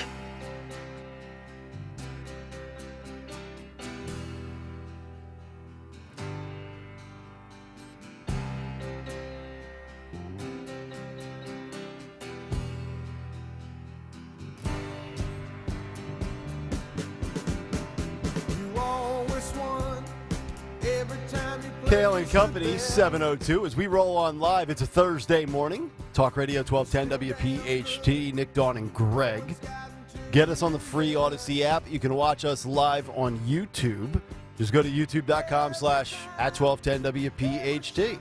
Tony Bruno at 8:20. What is on the cut sheet? Well, you're going to find out. That's coming up at 7:45. So much to get into still this morning with the fallout and reaction to the debate last night, and more Trump news as well, as we will go to Fulton County, Georgia here in just a couple of minutes. But before we do all of that, round number 2 of the news, 7:03 on this Thursday morning, and we give you the great Dawn Stensland. And good morning, Kayal and Company News Live, sponsored this morning by Holland Floor. We're at 70 degrees. I'll tell you when showers move in this morning. So as we learn new details and reaction from the big announcement by Philadelphia officials yesterday afternoon during a news conference in which the Philadelphia Police Commissioner, as well as Mayor of Philadelphia, Jim Kenney, said that they plan to fire a Philadelphia police officer, 24th District, 5 years in service as an officer. I'll point out to you as we move forward on the story, although they said that the officer in question, who they named, will be fired, note that they're talking about administrative violations, but they're not going as far as saying there was any alleged wrongdoing. In other words, she declined to say whether she believed that the officer in question did anything criminal. So that's something that we should watch for, because she's saying he violated policies and procedures. That's very different than charges. Almost sounds like they're basically saying, when in doubt, we should fire you regardless, even if we don't have enough to say you did this. But it's like, well, there's some of this, so you got to go. Right? Yeah. Which I don't like, by the way. And I'm not defending this officer's action by any stretch, but again, I just feel like we're on the wrong side of the ledger here. Yeah, and they're also, Nick, to your point, reacting to some kind of a Ring doorbell video that the family released. Yeah. Right, Tuesday afternoon. It's not the body camera, and the full investigation is not yet complete. There were 2 knives in the vehicle. We just don't know the whole story, and so so we all become that Monday morning quarterback after every single shooting or situation. Yep. And this amid a time when we need to recruit officers. And so the feeling is that you as an officer are always going to be put on display. Your name, your family, everybody can find out where you are. There is a fear within officers. You see that even in that Ring doorbell or whatever doorbell video that the family received from somebody. Right. There's no question. The officer scrambles. They clearly believe this guy was an armed person. Mm-hmm. The message is very simple. You better be right when you intervene with somebody, because your margin for error and the ability in this day and age with social media and the media in general, you don't get the benefit of the doubt, sadly. Yeah, so what are they supposed to do? Say, this is Officer so-and-so. I'm over here on Aramingo Ave. Bring forth a drone. Yeah. Because I'm not getting out of my vehicle. Just do what Mark Fu has done. Retire and talk about it on Twitter and YouTube. You won't get fired that way. Well, I mean, they want to live to retire. I know. So the FOP has said that they support the officer in question, and this continues. As for the 27-year-old man, Eddie Jose Irizarry, his family carrying forth with his funeral, they are grieving and emphasizing that he suffered from serious diagnosed mental health situations such as a schizophrenia diagnosis, which is hereditary, often comes out in your 20s, and that he did not speak or understand any English. That confirmation from the family as we move forward. Another story we are following as well is the story that we told you about earlier this week. Is there was a drag racing situation, and during two people drag racing in Philadelphia, one of them struck and killed a man who has now been identified, 37-year-old Gabriel Leon. So he was crossing the street during this illegal street race, and his body, obviously impacted, flew across the roadway there, and he was killed. So the DA and authorities releasing the victim's name here. They've also charged 19-year-old Joseph Van Auker of Levittown, Bucks County. He's now charged with murder, homicide by vehicle, simple assault, and recklessly endangering another person, many other related crimes. But he was also, we now find out, and from Bucks County, he was also out on bail awaiting trial for another drag racing situation. My God. So we have a track record here. Yeah, well said. We've been talking about moving forward. We've been talking, obviously, about the big debate last night, and Nick and Greg on his cut sheet breaking that down for you. I'll point out to you USA Today, some different headlines. USA Today saying that there was not just the extreme MAGA base saying the word refreshing in their headlines, but saying that Nikki Haley, to their analysts, stood out. They felt DeSantis had stumbled. So just one media take as we look at headlines this morning. I thought I'd point that out. And of course, Donald J. Trump will steal all the headlines and all the issues. We won't be talking long about last night because Trump today expected to turn himself in that Fulton County courtroom today. We are looking at the NBC 10 first alert forecast. The rain is the story. I think in central Pennsylvania, they're saying that they'll see some flooding. I don't see any flood alerts for us here in the Philadelphia, South Jersey region. The rain begins right around 9 o'clock this morning, much cooler. So humid, damp, cloudy today. The high just 74 degrees for your Thursday. Tomorrow for your Friday, another rainy day. So today and tomorrow, 2 rainy days in a row. Tomorrow warming up to 82. But in essence, the rain moves out. So today and tomorrow, yes, rainy. Saturday and Sunday look beautiful. 87 degrees and sunny for your Saturday. And then Sunday, we are looking for a sunny day, a little bit cooler, 82 degrees for your Sunday as many schools begin. A lot of move-ins, colleges this week and next week as Philadelphia schools, for example, prepare to get back to school. So a lot of get back to school forecasts as well. This morning we are covered and sponsored by Holland Floor. Covering this morning in the region is the region's premier flooring dealer, family owned and operated for more than 50 years, providing exceptional service, professional installation. You can visit their 2 showrooms in either Wayne or Newtown. No charge samples, no obligation estimates. Learn more, hollandfloor.com. Kayal and Company News Live. All right, Dawn, thank you very much. 855-839-1210. So a lot of news surrounding Donald Trump, from Twitter and Tucker Carlson last night to his post yesterday to what he has in store for today. Donald Trump posting on Truth Social that he will proudly be arrested today in Georgia on election fraud charges, saying in all capital letters, nobody has ever fought for election integrity like President Donald J. Trump. For doing so, I will proudly be arrested tomorrow afternoon in Georgia. God bless the United States of America. As we know, Trump and 18 co-defendants, some of which were mugshotted yesterday, were charged on August the 14th with attempting to overturn Georgia's 2020 presidential election results. He will surrender at the Fulton County Jail in Atlanta today. The bail set for $200,000. Also, he was ordered not to send threatening social media messages, which is always very interesting based on the interpretation of those in the media on the left that view everything as a threat. Authorities in Fulton County said that he can expect no special treatment, and sheriff deputies today should very well be prepared with upped security, installed barriers around the facility, and also a lot of people have said that this place is a big-time dump when it comes to the insides. Of course, Trump won't have to experience too much of that. He'll be fingerprinted like other suspects at the notorious jail, and may, for the first time in his 4 indictments, have his mugshot taken, which I think is interesting because the sheriff had said, "Oh yeah, we'll definitely be doing a mugshot," and then there was the belief out there that there will be no mugshot and it won't be released. So it feels like you're getting kind of conflicting messages. I would be stunned, absolutely stunned, if the mugshot comes out. But I also, like I said yesterday, I think it would be beneficial for Trump. Well, all the co-defendants' mugshots are out. Yeah.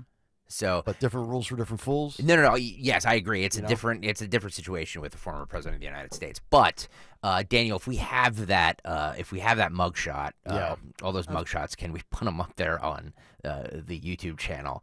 You can see them kind of all in a row, like Brady Bunch style. Yeah. Yeah, and with especially MSNBC, they love, see Trump RICO defendants, jail bookings, and mugshots. They have such glee. Yeah, Giuliani does not look happy in that picture, by the way.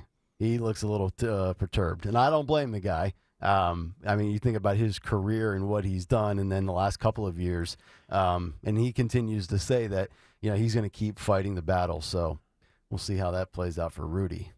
I just cannot imagine that the Secret Service. It will be all up to the Secret Service, and I don't know how this all works, but I just don't see the Secret Service doing this. I really don't. I agree. I think they're going to be in charge, and I think that they trump this county. I really do. I think it's all up to them. No pun intended. 855-839-1210. And then also, I want to share this story because we talked about, and you heard Trump in the big take this morning about, the threats that are made, and does he ever anticipate that, they would try to go after him and kill him, as Tucker Carlson posed the question. We gave you one story yesterday on a potential assassination attempt of Trump, a Canadian woman who got 22 years in prison. And now I saw this, as soon as I got off the air yesterday, I'm driving home and I'm stuck in traffic on the Schuylkill, and I see this story. Woman threatened to shoot Donald Trump and son Barron straight in the face.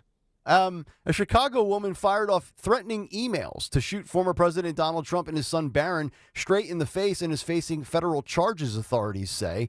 Tracy Fiorenza, 41, who had a skull T-shirt, and she wore that to her first court appearance, wrote 2 frightening emails to the headmaster of 17-year-old Barron's Palm Beach County, Florida school in May and June. That according to a criminal complaint that was filed earlier this month in the U.S. District Court of Southern Florida.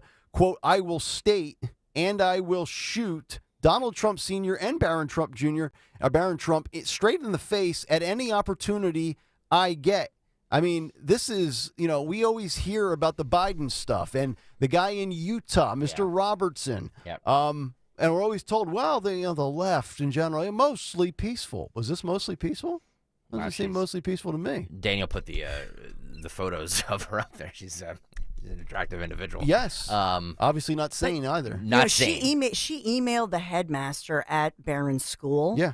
So this is a written threat. I'm going to kill a kid, an underage kid. He's 18 now, isn't he? No, he's 17. Could you imagine if a Trump supporter? Sorry, I know. If a Trump supporter said this to he's Navy legally. Jones? Yeah, no. I'm not taking issue with it. I'm just laughing at you and the children. Yeah. Well, to say that, I think it's par for the course. If you're a candidate or you're a political figure, right? Then you're going to take on the attacks. But to threaten to say I am going to murder a teenager or anybody's kid or grandkid or whatever, to me that takes it to a whole new level. Hard to believe she's 41. She doesn't look anything above 21 in that picture. She's 41? I think that's what I read. Yeah. Yeah, 41 years old. Tracy Fiorenza, 41, facing federal charges. When were these photos taken? That 25 years ago? I was just going to say the same thing. She's a youngster. Unless it's all, No, well, she has the filters. Yeah, she has all the Daniel, filters. I don't want to make sure, are we sure this is her? I don't want to out somebody that is not the right person. Is that a random TikToker? Hang on. She's in the box. She is in the box. She's in the 4th box. Yeah. We can keep her there all morning if we want. Daniel, are we sure this is the right person? Yes, this is taken directly from the New York Post article. Okay. Wow. All right. Okay. Well, Tracy. She can't do that though. They confirmed that they claim that she intentionally wrote and sent the emails from her Illinois home. Okay. So she's facing. At least they've arrested her and they're charging her appropriately. Right. And we don't know if I don't know if they confiscated weapons from her home, etc. But your point, Nick, is spot on, though. That you don't. I mean, this is really. I mean, I sent the story, but it's really the first we're hearing about it anywhere. I haven't heard about it anywhere. No, not at all. It's very disturbing. Yeah. 855-839-1210, the number. We will continue on as we got a couple of other things that I do want to hit on before we get to the cut sheet. Obviously, a lot this morning with the debate from last night, as well as Trump and Tucker on Twitter. We'll do that as we continue. But many of you have known that I've been working with the Piazza Auto Group for really now almost 6 months. It started in February, and I got my truck in May, and I leased the 2023 Honda Ridgeline, and I can't get enough of this vehicle. Now is the time to visit Piazza Honda in Springfield if you're a truck person like me, or you can stop by their Philadelphia location, Langhorne, Pottstown, or Reading to take advantage of 0.9% APR, or you can get special finance rates on the Civic, the Accord, the CRV, the Pilot, and many more. The Piazza Auto Group, 17 brands, 35 locations. My go-to for all things automotive. To find your new or certified pre-owned vehicle today, visit PiazzaAutoGroup.com. Every business seeks an advantage, whether it's having the best location, hiring top talent, or spotting trends before they happen. And now, the United States Postal Service can give your business a new advantage. Introducing USPS Ground Advantage. Reliable and affordable 2 to 5 day package shipping. It's the advantage you need at the price you want. Get the Ground Advantage at USPS.com/advantage. The United States Postal Service, delivering for America. Do you have heart failure and often hear, "Those stomach issues ruined your birthday"? "You're too tired to play catch, Grandpa." Sweetie, you haven't touched your tools since the carpal tunnel syndrome diagnosis. If these seemingly unrelated symptoms sound familiar, talk to your cardiologist. Ask about transthyretin amyloid cardiomyopathy, or ATTR-CM, a rare and underdiagnosed disease that gets worse over time. Learn more at connecttoyourheart.com. That's connecttoyourheart.com. Sponsored by Pfizer. Volvo Finance, in concert with Cherry Hill Volvo, is offering lease and cash bonuses up to $2,500. Purchase or lease a new XC40 or XC90 through Volvo Finance and through Cherry Hill Volvo and receive this additional bonus along with the aggressive pricing already posted on our Cherry Hill Volvo website. This is a special offer and it is not to be missed. Volvo Finance and Cherry Hill Volvo and you, a perfect partnership. This is Larry Steinhaus of Investor Schooling. I am so proud to announce the continuing success of our students at Investor Schooling. You already know that at Investor Schooling, we teach real estate investing and stock options. Did you also know that we teach things about tax savings, estate planning, and business coaching as well? We teach things about money I bet you never knew. At Investor Schooling, we teach from the perspective of true experience. If you want to see what our students think about Investor Schooling, please check out the over 160 5-star Google reviews. To find out more about how you can change your financial life, go to investorschooling.com or call 866-424-2829. That's 866-424-2829, and you can attend a complimentary class this Thursday at 7 p.m. Attend that class and see for yourself what Investor Schooling is all about. Go to investorschooling.com or call 866-424-2829. That's 866-424-2829. We can't wait to see you this Thursday. Does your knee pain keep getting worse? How about that pain in your shoulder or hip or your back? Don't let them tell you steroids and surgery are your only option. Take my advice now. Call QC Kinetics. Dawn Stensland here. You know, QC Kinetics can make that pain go away with all-natural advanced regenerative medicine. And they're helping people here in the Philadelphia region every single day with these amazing natural treatments which restore and repair damaged joint tissue. It's like turning back the clock. Regenerative medicine uses concentrated healing agents from your own body, which stimulate that damaged tissue in your joints so they can work like they're supposed to. Zero downtime. How about that? This is a remarkable option. You need to check it out, and the consultation's free. Just call QC Kinetics now. 215-999-3000. Would you just call QC Kinetics? Call them today. 215-999-3000.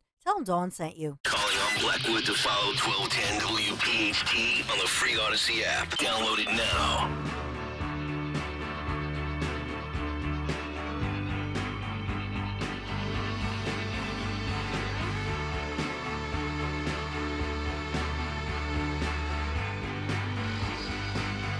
Busy morning here on Kayal and Company, 721, as we welcome you back in.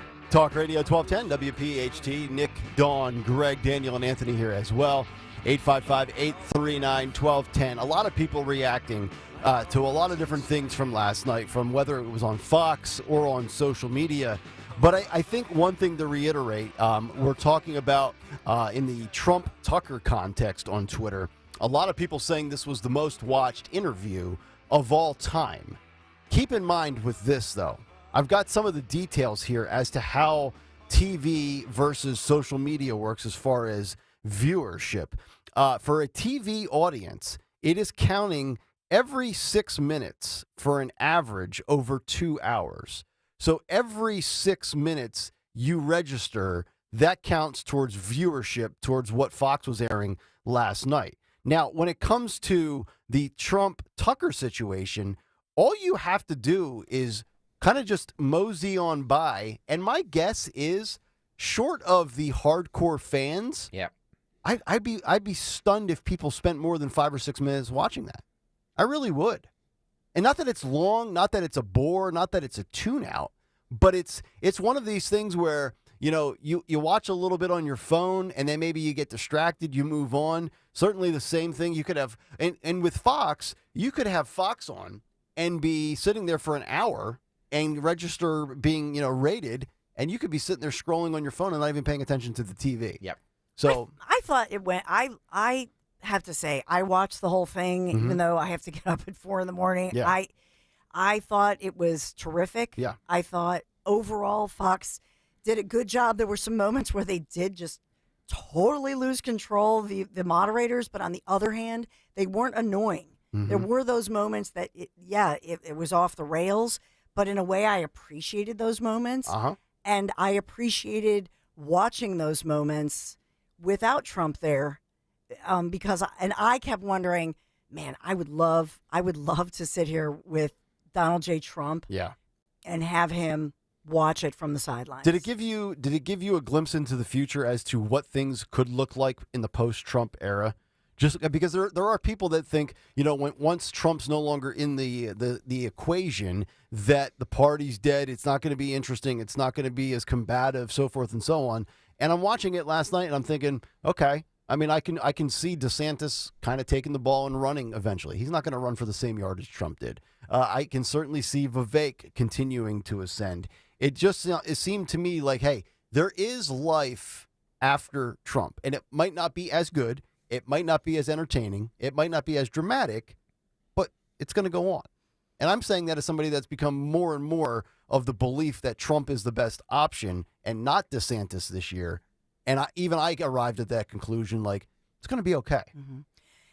Yes. And ultimately, Nick, I agree with you that, to me, that's why I had said it was refreshing and reassuring, because I felt that the future is bright. Look at the diversity of thought, opinion, the diversity of, they had a woman, they had people of all different ethnicities and all different backgrounds. Yep. Vivek Ramaswamy and Doug Burgum, both very wealthy, self-made entrepreneurs. Yeah. I love Doug Burgum's story, as he said, grew up on a farm.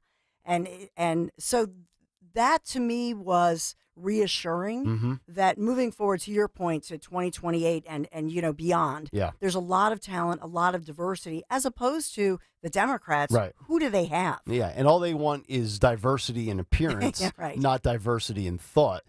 Did you also hear the story about Asa Hutchinson? He tore his ACL playing. No, it was Doug That Burgum. was Doug Burgum. Oh, I'm sorry, it was Doug Burgum. Yeah, and that was why he made the joke about. Larry Elder posts something. He's like, maybe I can slide in as a backup here.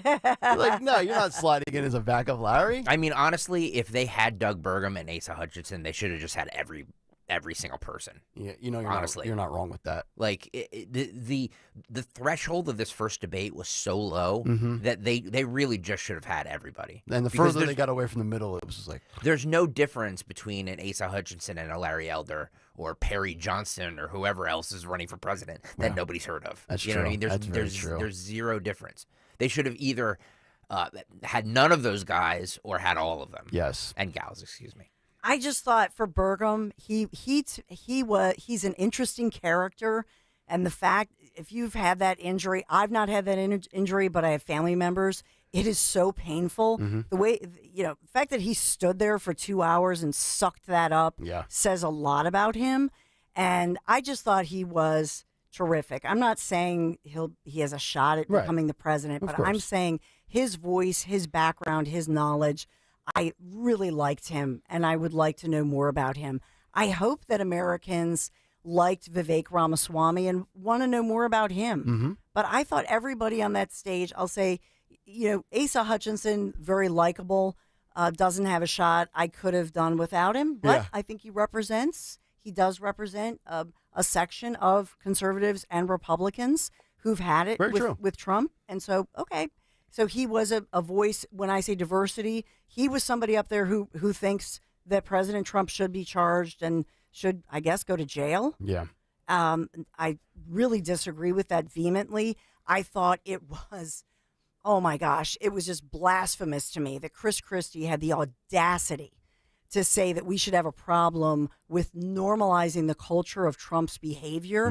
Hello, Bridgegate. Isn't that exactly basically what the United States Supreme Court, Chris Christie, when you sat in front of Bridget Kelly, who was a mom of 4, who had her ex-husband moving into her house because she was preparing to go to jail for you, and poor Bill Baroni was in jail with a wife and kids, and because Bridget fought it, it got overturned. But basically, SCOTUS said exactly what Christie said. There was a culture of some wrongdoing in Christie's office, but it did not rise to the level of criminality. Yeah. I just thought, wow, dude, you've got a lot of nerve. I know, a lot. Newman Price had a very good tweet. I thought this was interesting. He said, after watching Trump with Tucker last night, it's clear why they want him arrested. He simply knows too much. Listening to him, it totally sounded like he was holding back only due to the judge's order.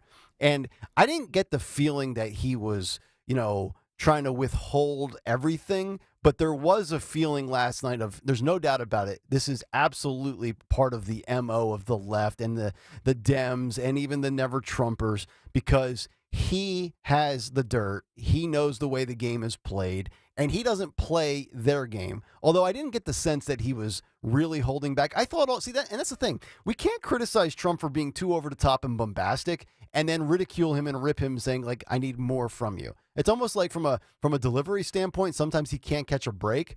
I thought all in all, because there are times he praises other Republicans. He says there's a lot of intelligent Democrats out there. And it's not always the attack. And then when he doesn't go on the attack, people are like, oh, it's low key. It's low key Trump. Who's in his ear? What judge?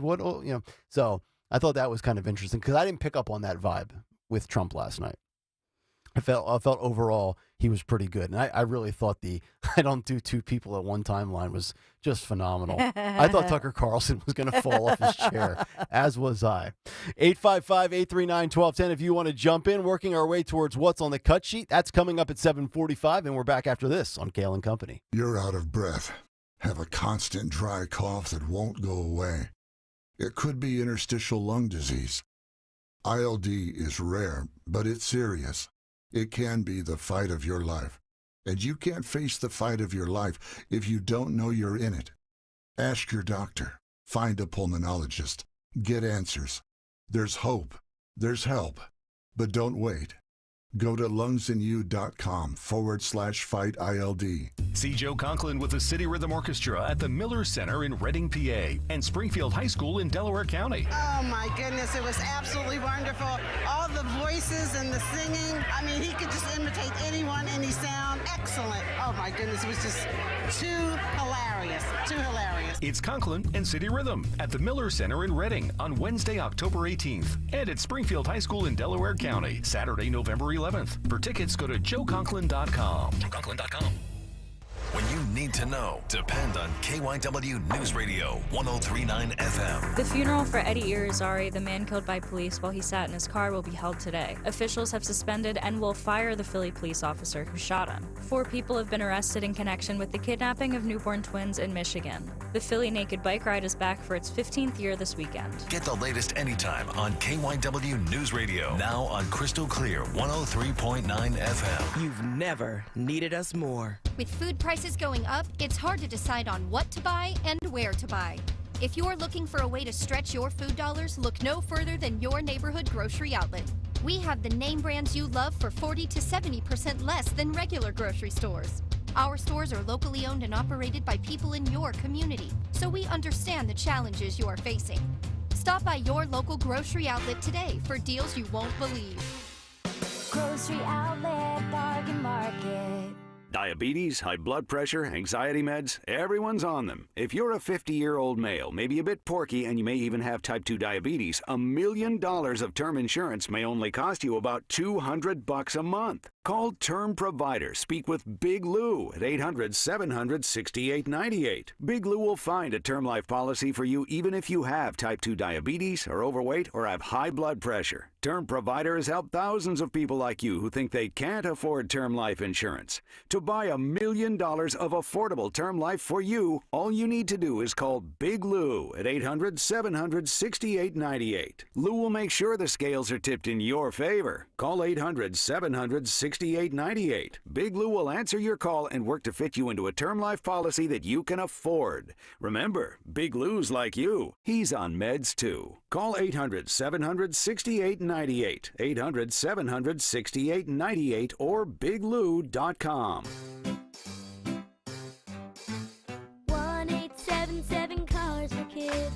KARS Cars for Kids. 1877 Cars for Kids.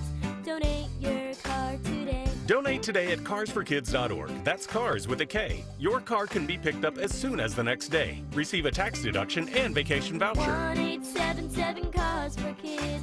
Donate your car today. Now accepting donations of land, homes, buildings, or any kind of real estate. Join us at Odyssey as we all do our one thing. Together, millions of things for our planet. Some are items like garden hoses, pool toys, and lawn chairs are not recyclable and best donated to charity. When we each share our one thing, it becomes a million things for our planet. What's your one thing? At QC Kinetics, we have story after story of patients freed from agonizing pain through amazing regenerative treatments. But this one, well, it's extra special. My father, who is 70 years old, had both of his knees worn out. He went to an orthopedic surgeon who said, you need both of your knees operated on. We can book you for next week. But Dr. Daniel Zuckerman, a QC Kinetics medical director, knew he had other options. I had him come to QC Kinetics. We treated both of his knees using our protocols with regenerative medicine. Within a few months, he was back to walking. A few months later, he was at the gym exercising 3 times a week. He can keep up with our 3.5-year-old little girl. No surgery, no complicated rehab or downtime. It's completely life-changing for him. You have options too. Before they whisk you away to surgery, slow down. Call QC Kinetics now for your free consultation. Call QC Kinetics, 215-999-3000.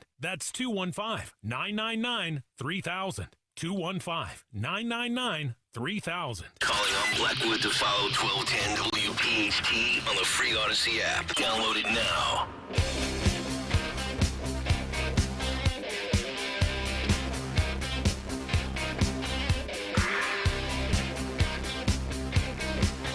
Kayal and Company, 7:35, rolling on live here on a Thursday morning. Nick, Dawn, and Greg, just about 10 minutes out from what's on the cut sheet, and then also what is ahead for the next Republican debate. We will give you those details coming up in just a couple of minutes. Tony Bruno will join us at 8:20 this morning, live from Florida. Get his thoughts and reaction. I'm sure he has a lot on the debate. Yeah, and not only the debate, too, but also his thoughts on the returning masks and all the COVID stories that we had yesterday, both in Hollywood and in colleges. So we will get to that. You can get us on the free Odyssey app, and, of course, you can watch us live on YouTube.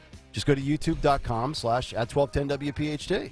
Yeah, and if you're watching right now on YouTube, please hit the like button. We're at 73 likes. I want to get to 100 likes. And also, if you have not done so, I know we have a lot of new listeners today, or listeners. We have a lot of listeners today because of last night's debate. So if you have not done so, please subscribe to the YouTube channel, youtube.com/@1210WPHT, youtube.com/@1210WPHT.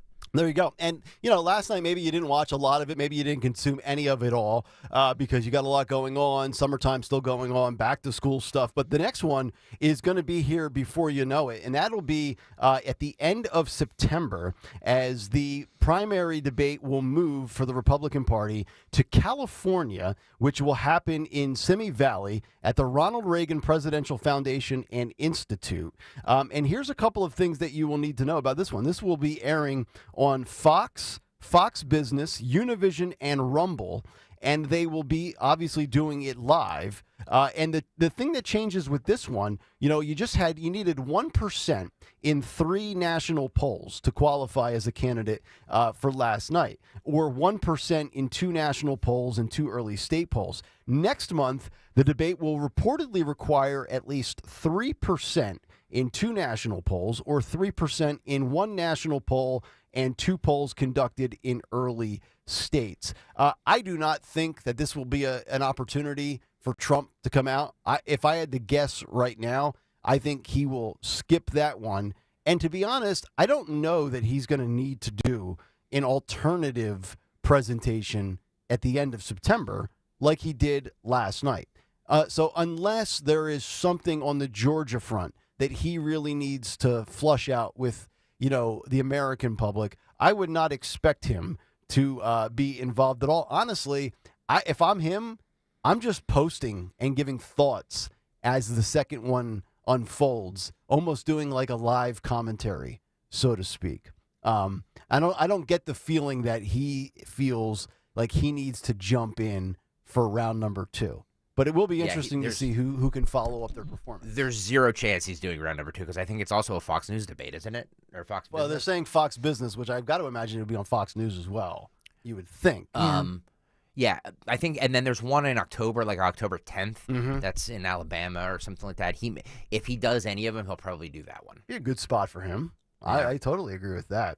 855-839-1210. The one thing I wanted to bring up before the cut sheet was, did you see in the interview with Tucker Carlson last night him talking about Jeffrey Epstein? Yes, and if he was killed or killed himself. I was just my whole thing was, is this really irrelevant? Well, that's my take on it. Like I get it. It's intriguing and. Yes, there's a part of me that loves it, but Trump didn't really take the bait. I have a little bit of it. Okay, let's hear this. It was clear, this is kind of far afield, but it was just interesting. I read Barr's account of his time. He wrote a book about it, right? His autobiography, and in it he lies about Jeffrey Epstein's death. Clearly lies. Do you think Epstein killed himself sincerely? I don't know. I will say that, he was a fixture in Palm Beach. Yeah. I don't know what Barr said about it either. I have no idea what he said. What did he say? He killed himself, probably? He said he killed himself and that they were going to do this investigation. They never did the investigation. It's never been public. Well, and they hid it. And, why are they doing that? And clearly Barr knew. But why would Bill Barr be covering up the death of Jeffrey Epstein? Bill Barr didn't do an investigation on the election fraud either. Okay, he said he did, and he pretended he did, but he didn't. McSwain, the U.S. attorney in Pennsylvania, Philadelphia, Barr just wouldn't let him do it. It was crazy.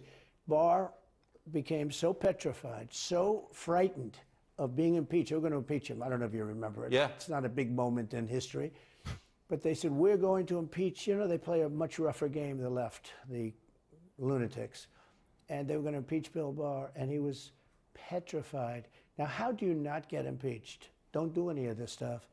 But he didn't do the job there. I don't know what he did with Epstein, but possibly he didn't. Do you think it's possible that Epstein was killed? Oh, sure, it's possible. I mean, I don't really believe. I think he probably committed suicide. He had a life with, beautiful homes and beautiful everything, and he all of a sudden he's incarcerated and not doing very well. I would say that he did, but there are those people. There are many people. I think you're one of them, right? But a lot of people think that he was killed. He knew a lot on a lot of people. He was killed. You think so? I think the closer you look, I'm not a conspiracy person at all. I believe everything I hear.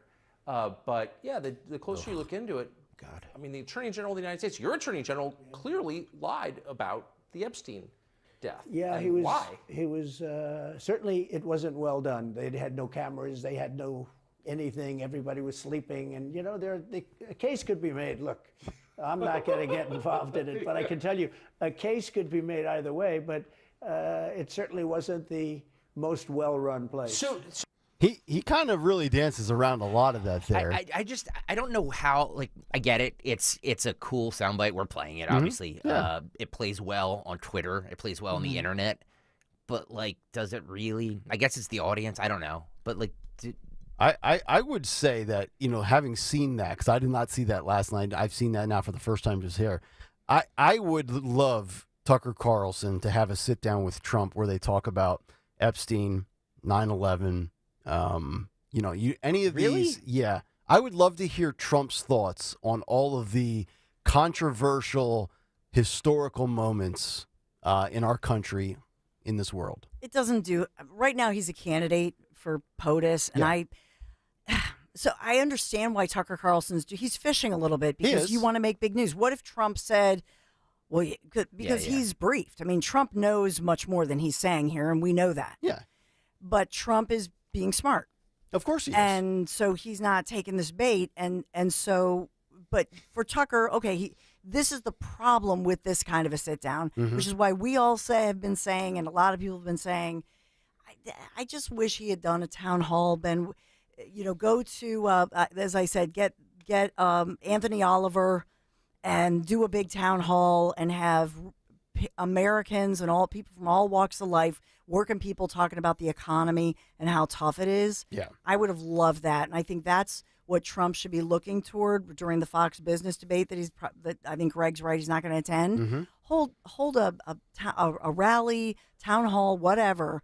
Hold that with people and stay away from why are you doing this? Yeah. So Donald Trump on the YouTube chat. Yes, Donald Trump is on the YouTube chat. Says it's a better question than sloppy Chris Christie and the UFOs. That was funny. That was not a good question to have in the debate. I agree. I agree with that. Like, Martha, what are you thinking there? Like, what's the point of that? And then also, if you're Chris Christie, if that's like your shining moment of the night, did you really accomplish much? Well, they went to him first, and he even made a joke like, "This is my question." Yeah, I get the UFO question. Yeah, really. Yeah.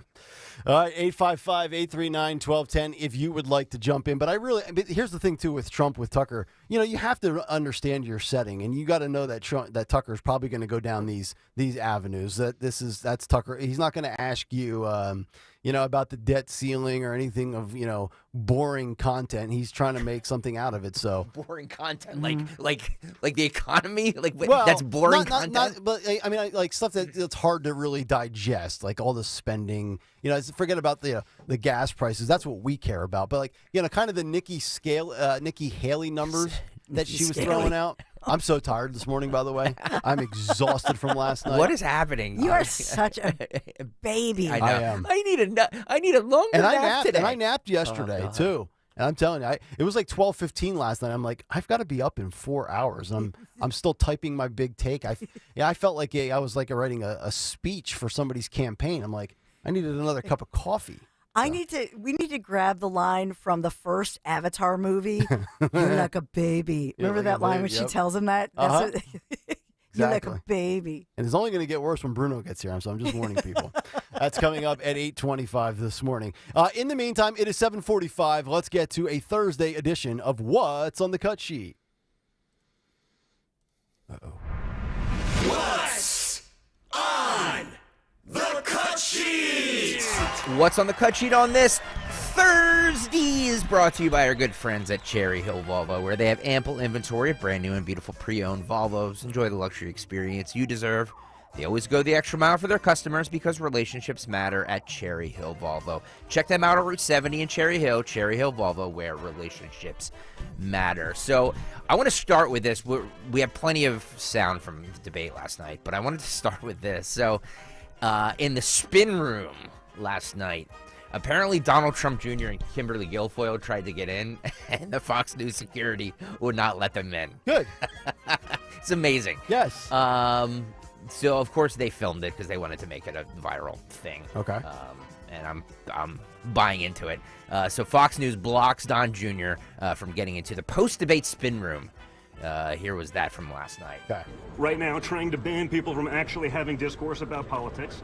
How un-American. Probably shouldn't surprise any of us, but that's what it is. And I've been told by others that I would be able to go in. So they said we were able to go in, then they said they weren't. Now that we're here, and the candidate that said you can't go in the spin room. They're telling me right now, Fox won't let me into the spin room. That's what the American people should know. This is the kind of they're telling him he he works for security here, but they're telling him that I'm not allowed to go in there because the candidates that they've been boosting while simultaneously trying to cut down Trump for the last 2 years.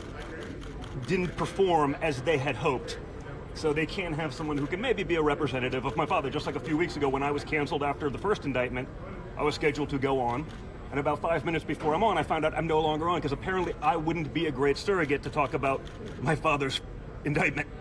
Just so we understand what we're dealing with here. So it shouldn't surprise any of us. And it's also why Trump was 100% right to not go to this debate. Exactly. It's beneath him, and when you know that you're walking into a setup because of exactly these kinds of circumstances, you understand exactly what's going on in mainstream media, even conservative. It's very I like to knock the one side, but I got to call balls and strikes. This is.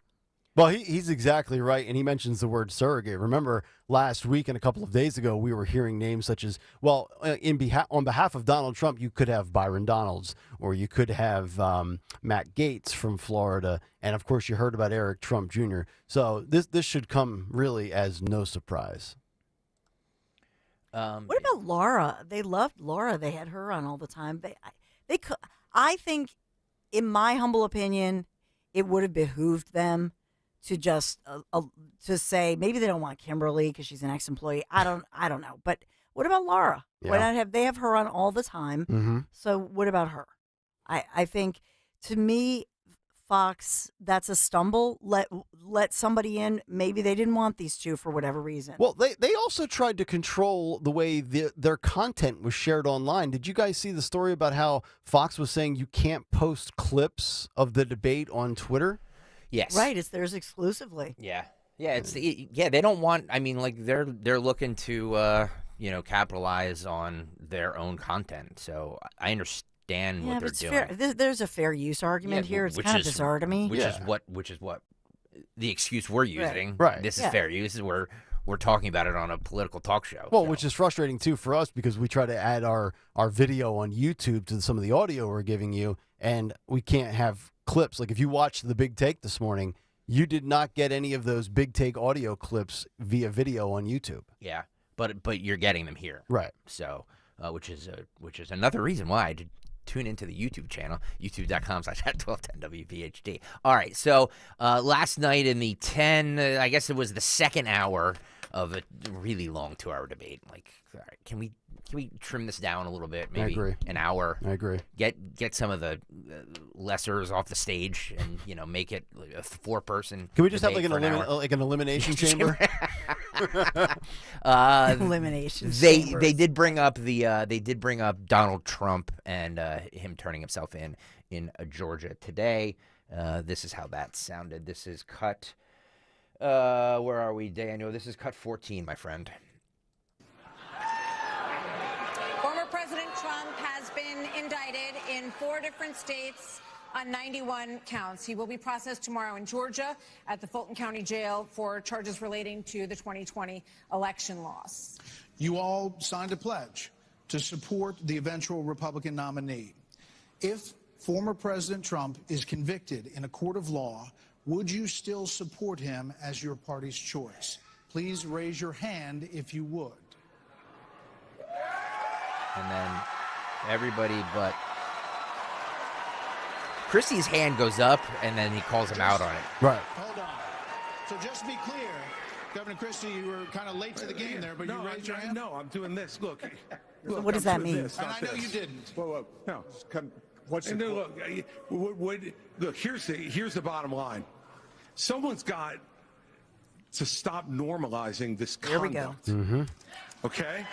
Now, I mean, he got some cheers. Now, whether or not, by the way, got some cheers. I'm just saying.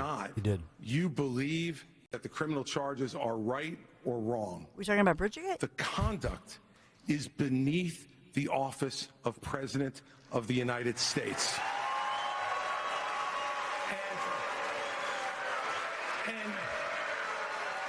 And you know, this is the great thing about this country. Booing is allowed, but it doesn't change the truth. It doesn't change the truth. Mr. Ramaswamy, you raised your hand supporting. No, I'd like to get in and respond. Let's just speak the truth, okay? President Trump, I believe, was the best president of the 21st century. It's a fact. And Chris Christie, honest to God, your claim that Donald Trump is motivated by vengeance and grievance would be a lot more credible if your entire campaign were not based on vengeance and grievance against one man. Wow. And if people at home want to see a bunch of people blindly bashing Donald Trump without an iota of vision for this country, they could just change the channel to MSNBC right now. But I'm not running for president of MSNBC. I am running for president of the United States. We're skating on thin ice, and we cannot set a precedent where the party in power uses police force to indict its political opponents. It is wrong.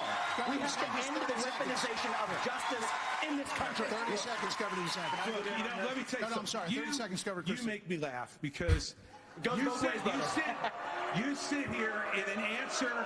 You sit here in an answer. And Vivek laughs. You sit here in an answer. Go ahead, Governor Christie. Hold on, Governor Christie. Hold on. Well, so listen. They turn around and scold the audience. The more time we spend doing this, the less time they can talk about issues you want to talk about. Brett Baer doing So it. let's just I go will through turn this this thing. car around. Governor Christie. Exactly. You sit here talking about how you want to stand up for the rule of law. Yes. And law and order.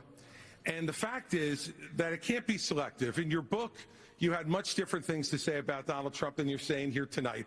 That's not true. Well, it is very true. That is not It's true. very true. I read it, Because and I there's a know. difference Look, between bad behavior and illegal by the way, behavior, Chris, and you as a by the way, prosecutor should know better. Yeah, you know what? I know a lot There's better. a difference between I bad know, behavior. And I know a lot better than you do. You've never done it like you've never done anything to try to advance the interests of this government except to put yourself forward as a candidate tonight. And here's the thing. We've stood up for law and order. I did it as U.S. attorney. I did it as governor. And I am not going to bow to anyone when we have a president of the United States who disrespects the Constitution. He said, Your MSNBC contributor. he said, These are politicized indictments, and we have to call out the truth. Martha, it's important to say that the president said, Donald Trump said, it's okay to suspend the Constitution.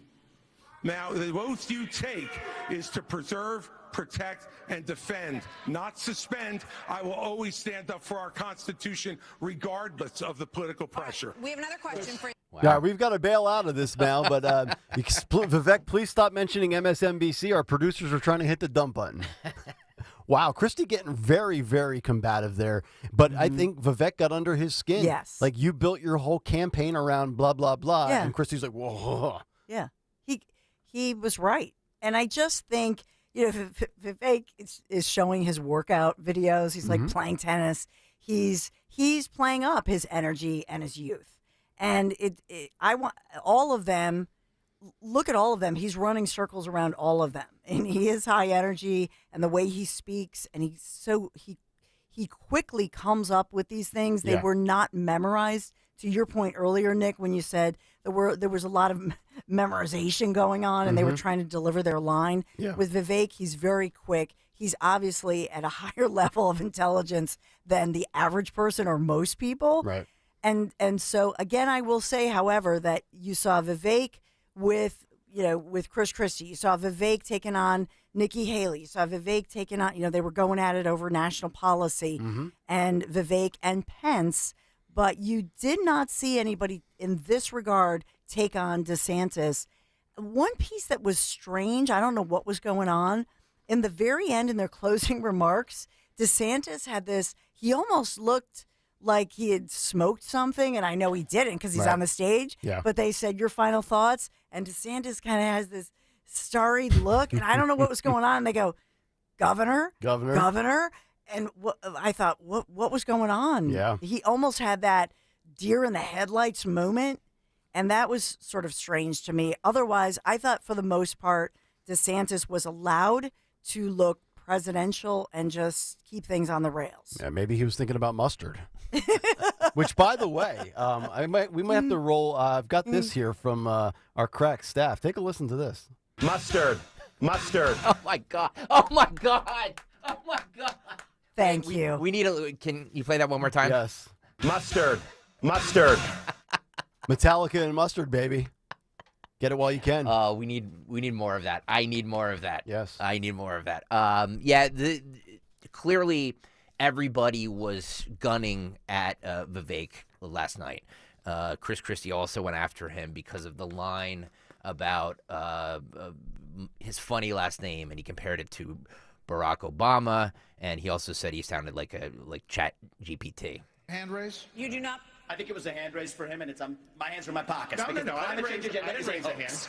Let us be honest as Republicans. I'm the only person on the stage who isn't bought and paid for, so I can say this. The climate Wow. change agenda is a hoax. Wow. The climate change agenda is a hoax. Wow. And we have to declare independence for it. That did not get a lot of support. Yeah, which is a little bit odd, don't you think? Well, he the first time he used the line about what did he call them, pack puppets? Mm-hmm. That was okay to say pack puppets. Yeah. But he should not have doubled down on it. And this that you're playing is the second reference. Yep. So he learned from that, Mhm. Yeah. and he obviously went a little bit too far there. But I think Yeah. the pack puppet line did go over well. Okay. Daniel, I'm going to start that clip over again because I don't want to. We talked over the bought and paid for line. Here we go. Hand raise? You do not. I think it was a hand raise for him, and it's my hands are in my pockets. No, because no, the I climate didn't change raise- agenda I is didn't a raise a hoax. Let us be honest as Republicans. I'm the only person on the stage who isn't bought and paid for, so I can say this. The climate change agenda is a hoax. The climate change agenda is a hoax. And we have to declare independence for it. And the reality is, the anti-carbon agenda is the wet blanket on our economy.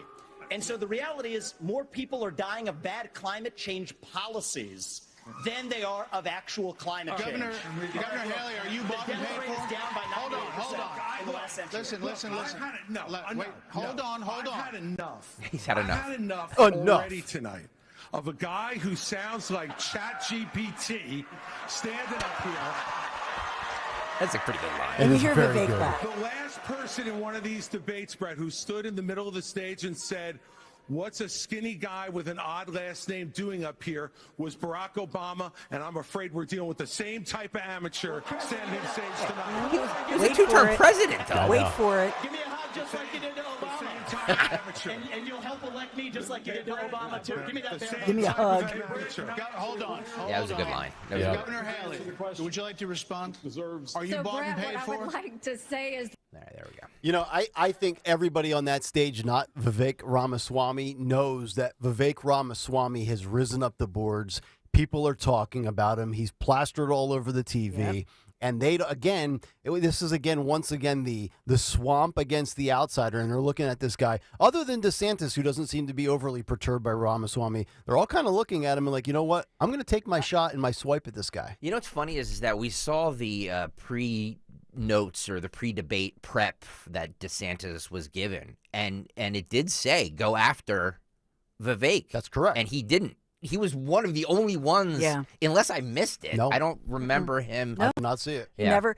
He stayed in his lane. So I think the truth is, I think DeSantis was wise to not go after anybody. He was talking about his agenda, his record. He has an incredible record in Florida. Think about it. Of course. No other. I mean, seriously, when COVID was happening, and that was so smart when he took us back to that. Mm-hmm. When everything was shut down, he was wise. He did see through the bull before most people did. Yep. And certainly as a governor, and even he took on the CDC because remember they were not reporting. The Florida hospitals were complaining about the way things were being reported. Remember that? Yep. He took on everything. And he was blasted on so many levels, and he held strong on that and had implemented a good team within his government. So for him, within Florida, within his cabinet and so on in Florida. So I think everybody did. I think they did a pretty good job last night. Mm-hmm. Again, I think it was for a first time out. I thought they were able to talk about the issues. They brought up some great points. I thought overall this was a win for the GOP. It'll be interesting to see if any strategies change for September 27th, or maybe even more importantly, if any targets change next month in California.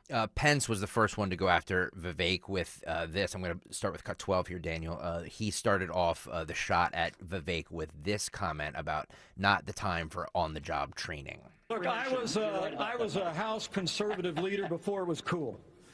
I actually pushed a Deficit Reduction Act. That was the last time we actually reduced watching the paint national dry. debt in the United States when I was the leader of House Conservatives. I balanced budgets and cut taxes when I was governor. I mean, look, Joe Biden has weakened this country at home and abroad. Now is not the time for on-the-job training. We don't need to bring in a rookie. We don't need to bring in people without experience. We need to bring people It's 30 seconds when you have a rebuttal, okay? And you are up, Governor DeSantis. So here's the thing. Why are we in this? Well, here's the thing. Forget Vivek. Mustard. But I mean, I thought Vivek took that very well. He smiled. He laughed it off.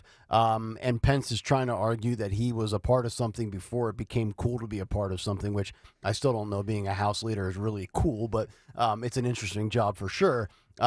Pence, to me, came off looking very disgruntled last night, almost like a man out of place, out of water, where he's no longer a part of the Trump team. He's also not really identifying with some of these other candidates.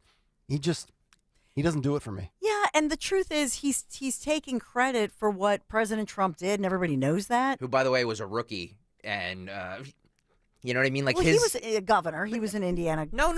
Trump, A rookie entrepreneur. Yes, like him taking a shot at now's not the time for on-the-job training. Right. Like that was Donald Trump in 2016. Your running mate. Yep. Yeah.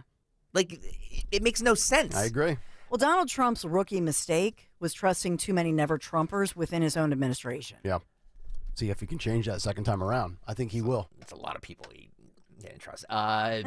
He also said to Ramaswamy, "Let me explain it to you. I will go slower this time." So he's trying. He tried to keep this up with his attacks at Vivek, which ultimately went nowhere. This is cut 13, Daniel. like Social Security and Medicare. I mean, Vivek, you recently said a president can't do everything. Well, I got news for you, Vivek. I've been in the hallway. I've been in the West Wing. A president of the United States has to confront every crisis facing America.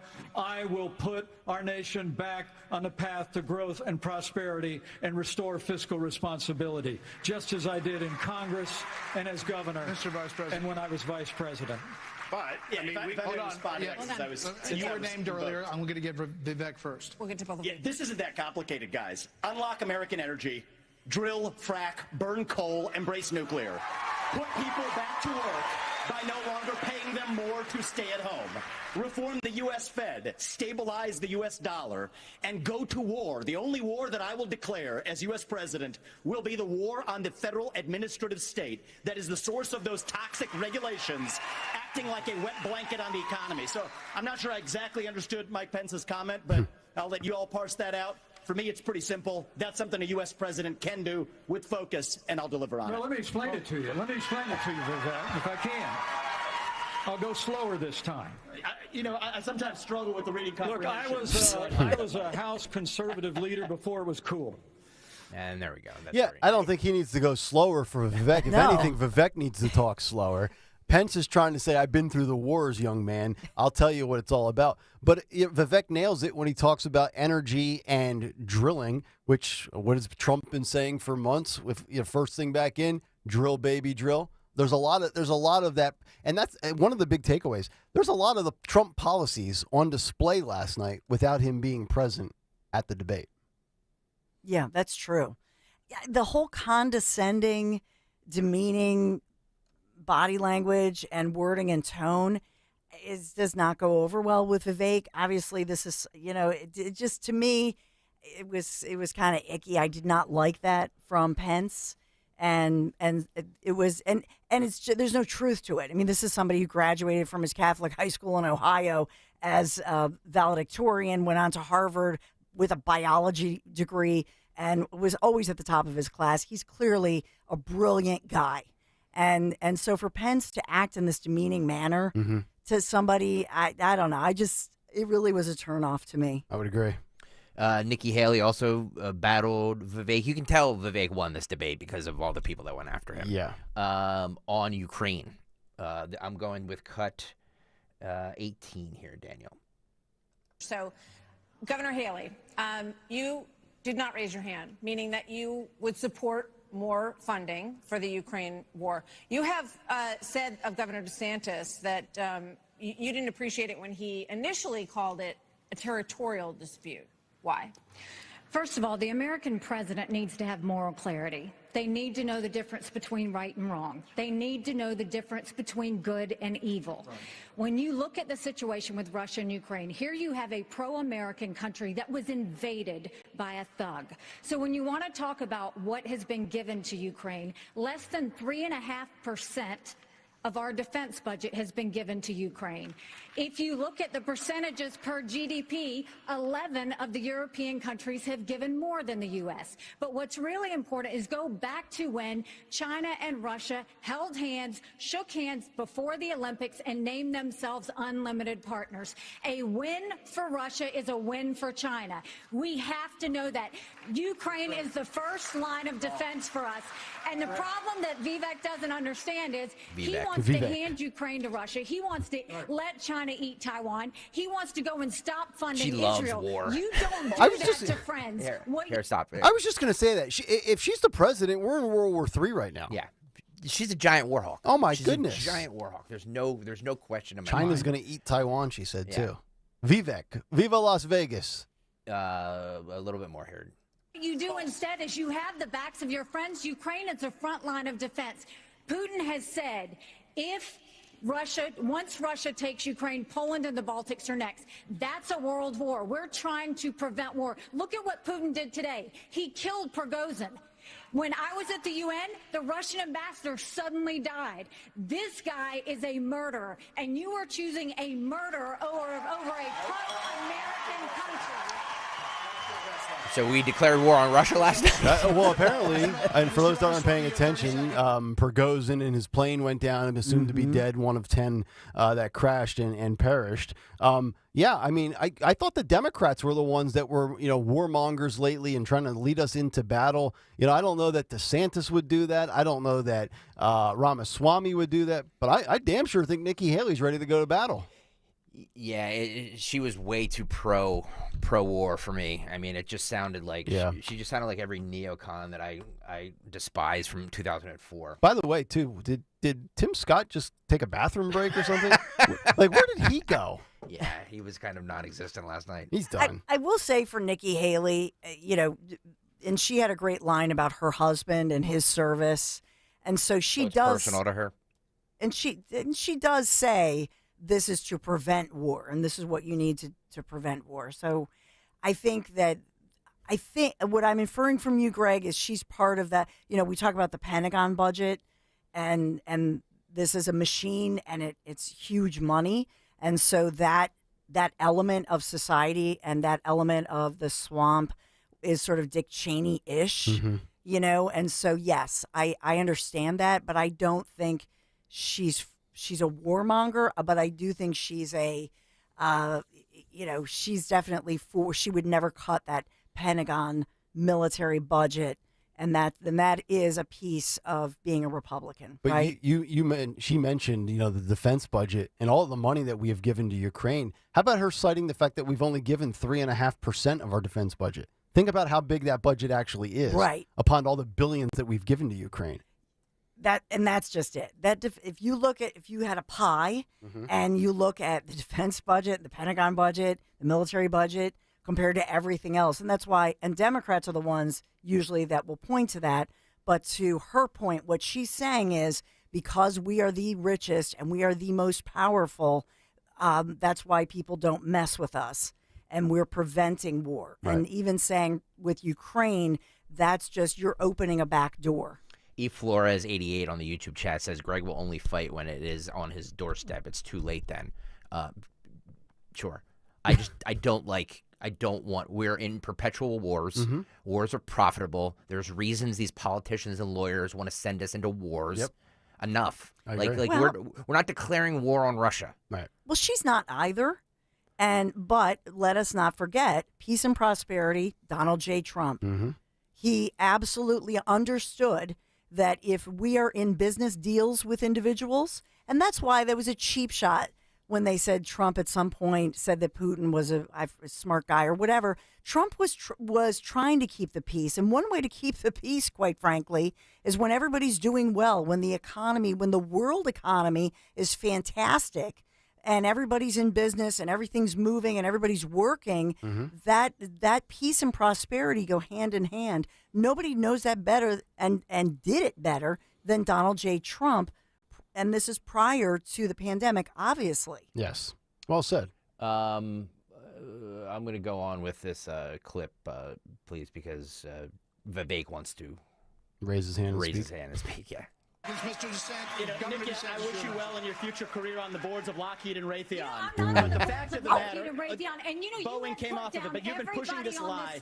You've been pushing this lie all week, You want Nikki. to go and defund Israel? You want to Okay, give let me Taiwan address to that. China? I'm glad you brought that up. Go and give I'm going to Ukraine address weapons? each of those right now. This is the false lies of a professional politician. There you have it. Your watch, So the you reality make America less safe. You have no foreign policy experience, and it shows. And you know what? The foreign policy experience that you all have shows in the pointless wars we've gotten into. I have to address that. So our relationship with Israel will never be stronger than by the end of my first term. But it's not a client relationship. It is a friendship. And you know what friends do? Friends help each other stand on their own 2 feet. So I will lead Abraham Accords 2.0. I will partner with Israel to make sure Iran never is nuclear armed. But you know what I love about Israel? And I've been there probably in the last 10 years more than most people on this stage. You know what I love about them? I love their border policies. I love their tough on crime policies. I love that they have a national identity and an iron dome to protect their homeland. And so, yes, I want to learn from the friends that we're supporting. And what puzzles me is, I want to learn from those and apply those to protect our homeland, Nikki. Israel that is the needs answer. America. America needs Israel. Okay, Governor DeSantis, you were mentioned in the territorial dispute. That was really a great pivot by Vivek. And I got to tell you, Nikki Haley's got some stones. I mean, she's up there fighting tooth and nail with everybody. Don't mess with her. She's solid. Everybody, I'm a fan of hers. I like her. I think she, I think Vivek definitely stole the show yesterday for debate 1. And so now everybody has to prepare for that. Yeah. But she's solid. I mean, she's respectable. She was too much last night about the international stuff. Yeah, It's a and little deep in the weeds. And also I'm a woman. Look at me. I'm here. I'm a woman. Like we criticized Hillary Clinton for that, didn't we? I know you have said this morning that you do not believe the VP was on stage last night. No. That being said, you in a VP debate, you put up Nikki Haley against Kamala Harris. She will chew her up and spit her out. Or the other. So are you talking about Huckabee Sanders? Sarah Huckabee Sanders? Who are you referring to, Greg? Do you have somebody in mind for what? For Trump's Veep? Oh no, I don't have anybody in mind. I just don't think. Although the people are texting me, tweeting me, and on the YouTube chat think it's going to be Trump Vivek. I don't see that. I don't see that as a ticket. I just don't. Well, it's definitely not going to be a white male. No, I mean the insiders have said they like Nikki Haley. I've seen Arkansas Governor Sarah Huckabee Sanders because of Nikki Haley and Governor Huckabee Sanders obviously in the South. Yeah. And so the South is very important. And so Huckabee Sanders with her dad, obviously Southern preacher, former governor, very popular, and so on and so forth. And she worked obviously as his spokesperson in the administration.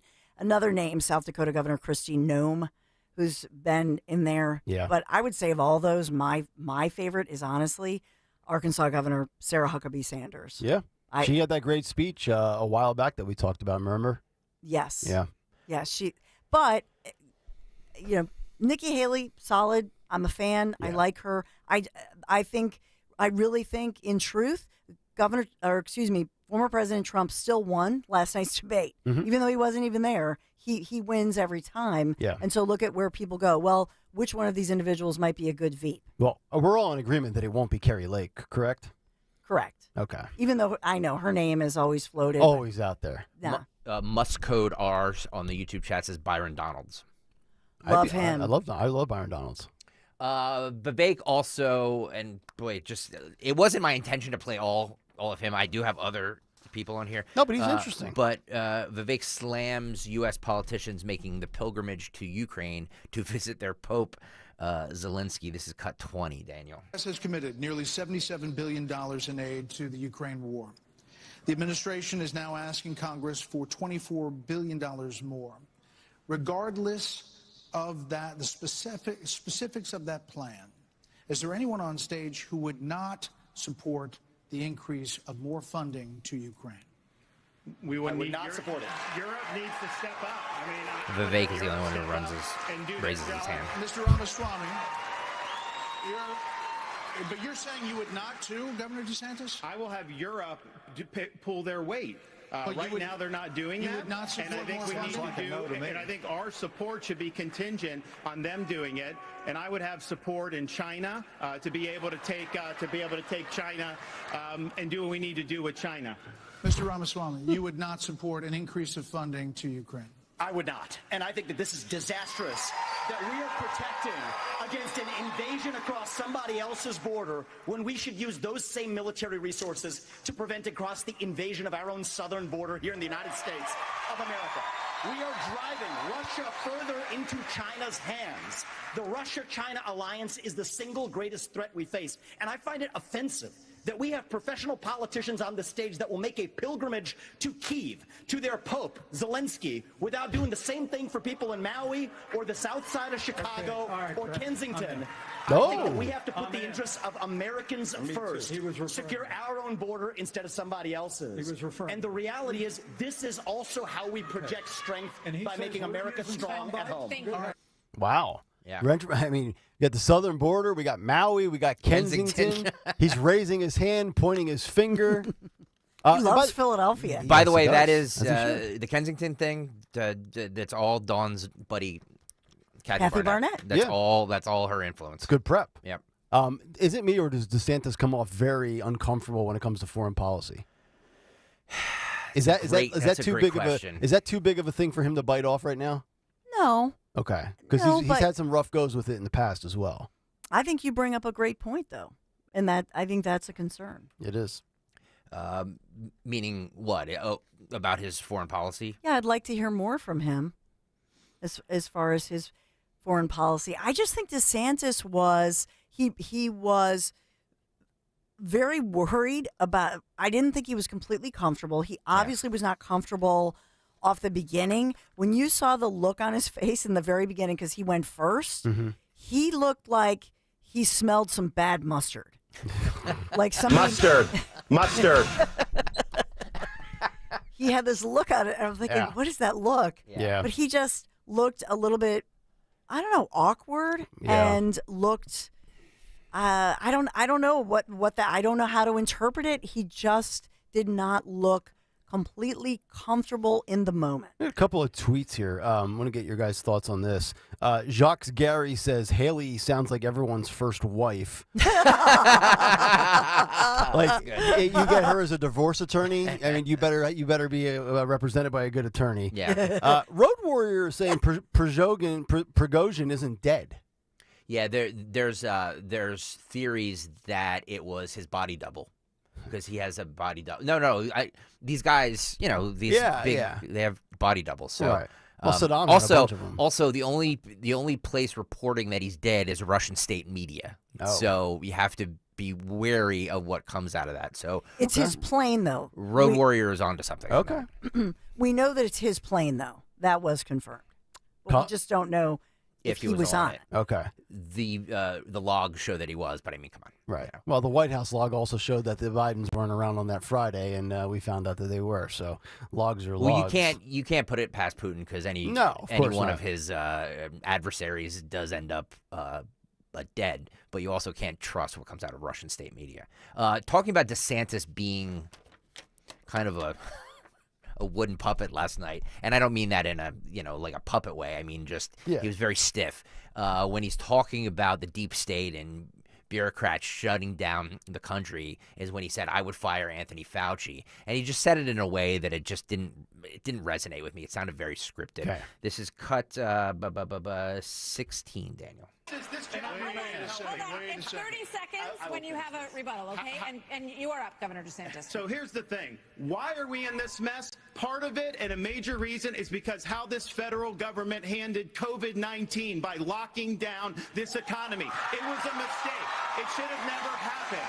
And in Florida, we led the country out of lockdown. We kept our state free and open. And I can tell you this, as your president, I will never let the deep state bureaucrats lock you down. You don't take somebody like Fauci and coddle him. You bring Fauci in, you sit him down, and you say, Anthony, you are fired.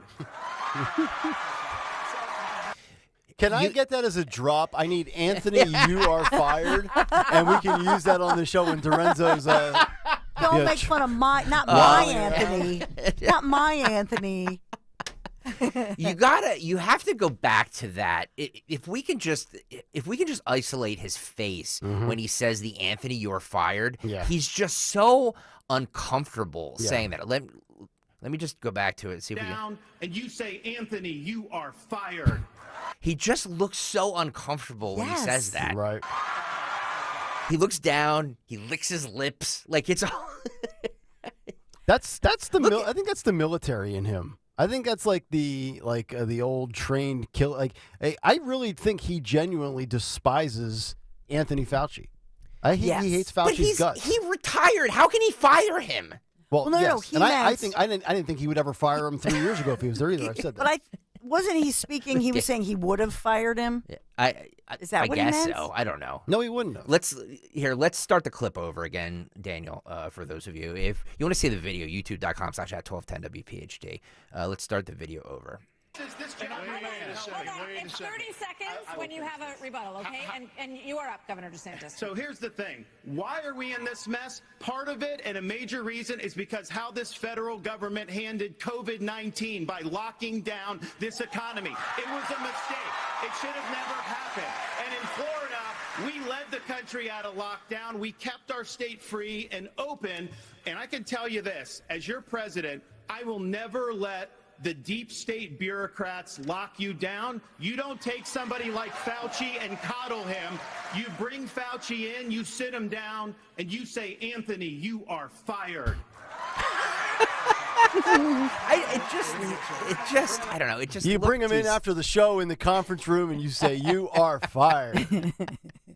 Am I wrong? No, you're not wrong. You know what? Because we have the blessing of meeting Jack Carr at different events with Zioli, and DeSantis mentions the Navy SEALs, and there's something about anybody who's a Navy SEAL or that tough, rugged kind of a bad A guy. Yeah. DeSantis is not that guy, even though I know he's protected and served, and thank you for your service and all that. But there's something about him that's just unexpected, I guess. Yeah. I don't know how to. And I also, because he's lost so much weight, I started going, my God, his ears look so big. Like they do. I was like focusing on his ears. This is terrible. Yes. This is television. It's terrible. But in truth, then I started thinking, that Ozempic, they say you get a stomach ache. He looks like he has a stomach ache. He just looks miserable. He's got an upset stomach, and that's why he always looks uncomfortable. Anthony, you are fired. It sounds so scripted, like the mustard thing does. Yep. Like there's just something about the voice. We did play a negative clip of him here, so let's play a positive clip. This is cut 22, where he says this election, and I think you agree with this, Nick Kayal, is about January 20th, 2025, not January 6th, 2021. But Governor DeSantis, do you believe that Mike Pence did the right thing on January 6th? So here's what we need to do. We need to end the weaponization of these federal agents. But I will do that. That's not the question. I know, but here's the thing. This question? election is not about January 6th of 2021. It's about January 20th of 2025, when the next president is going to take office. I know what the Democrats would like to do. They want to talk about all these other issues, but we've got to focus on your future. We've got to focus on reversing the decline of our country. Right. I learned in the military, I was assigned with U.S. Navy SEALs in Iraq, that you focus on the mission above all else. You can't get distracted. So Republicans, we've got to look forward, and we've got to make sure that we're bringing the message that can win in November 2024. Did not answer the question. Vice President Pence, what do you think, Vice President? Is to support and defend the Constitution of the United States. I think the American people deserve to know whether everyone on this stage agrees that I kept my oath to the Constitution that day. There's no more important duty. So answer the question. I've answered this before. So yes. Why are we? Mike did his duty. I got no beef with him. But here's the thing: is this what we're going to be focusing on I'm relieved. going forward? The rehashing of this. I'll tell you, Governor the DeSantis, Democrats would love that, and they will win if we let him get away with it. I'm not letting Biden hang out in the basement this time. We're going to run him ragged around this country, and we're going to hold him accountable. Wow. So he's going to cut people off at the knees. He's going to slit throats. He's going to fire Fauci, and he's going to run Biden ragged. DeSantis is primed up. He's fired up. He's ready to go. And I would say this, too.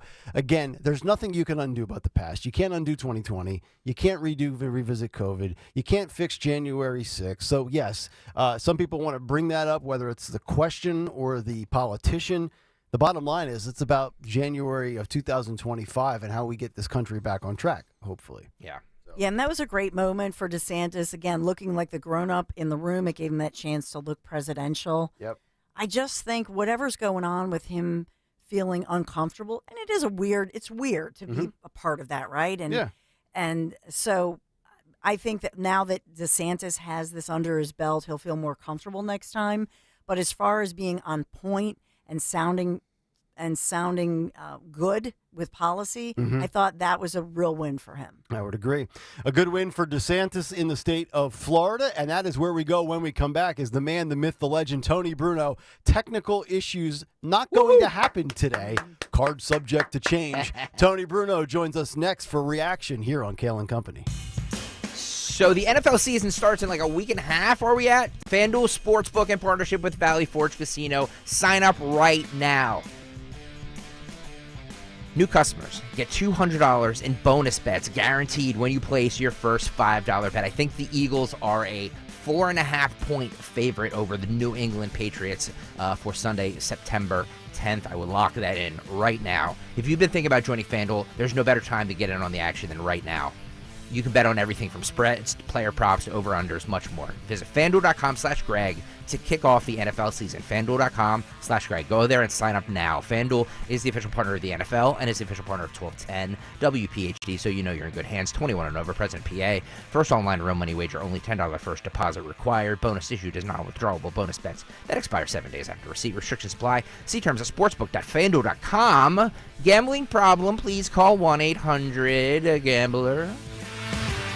I can't wait for what's next, even with higher stroke risk due to atrial fibrillation and irregular heartbeat not caused by a heart valve problem.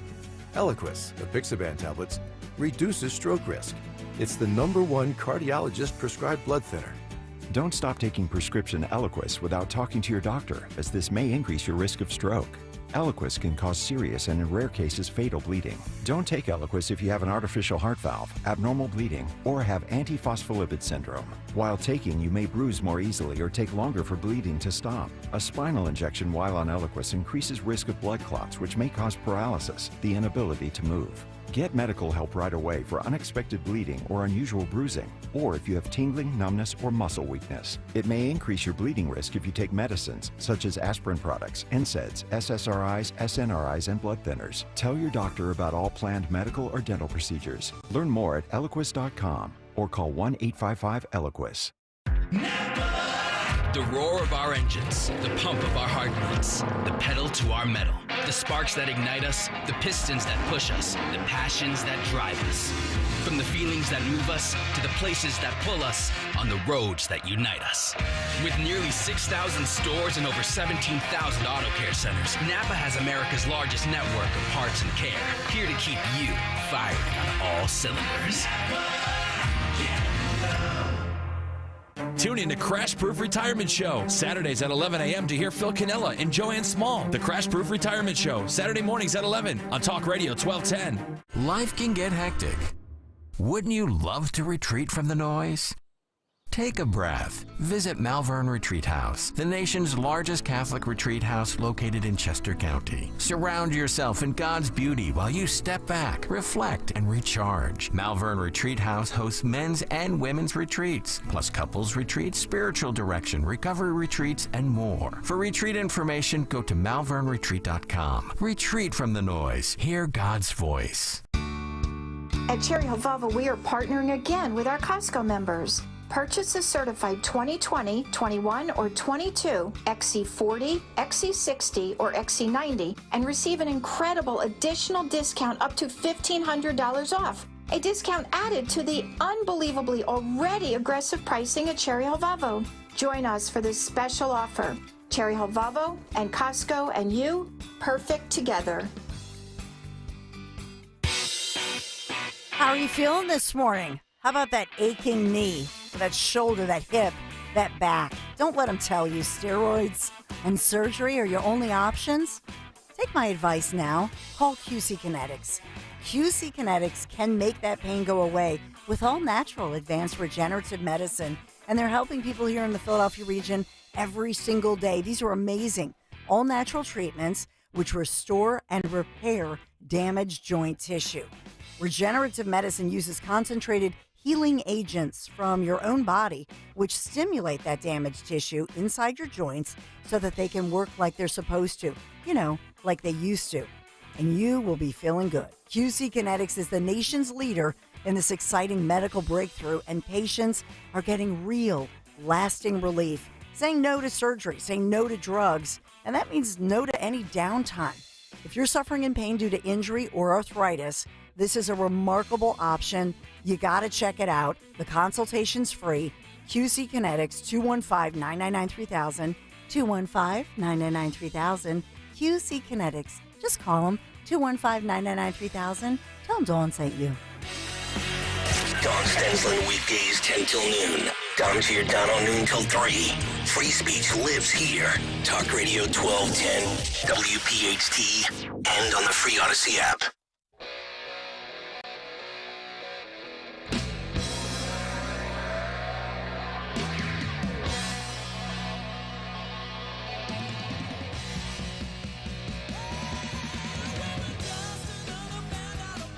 It is Kayal and Company, 8:34. Welcome back in Thursday morning. We are live here on Talk Radio 1210 WPHT.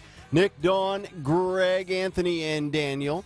Get us on the free Odyssey app. Watch us live on YouTube as we've been discussing all morning long everything that took place in Milwaukee with the GOP debate on Fox News last night, as well as Donald Trump and Tucker Carlson. So let's go from Milwaukee, and let's go down to the state of Florida, where Ron DeSantis and Donald Trump both reside. We welcome in our man, Tony Bruno is with us this morning. Good morning. I've been sitting here waiting this has been the longest 24 hours. It feels like a week ago. Aww. We were trying to get up and running yesterday. And then, luckily, I did get 146 minutes sleep. I saw Nick was posting his vodka crayons.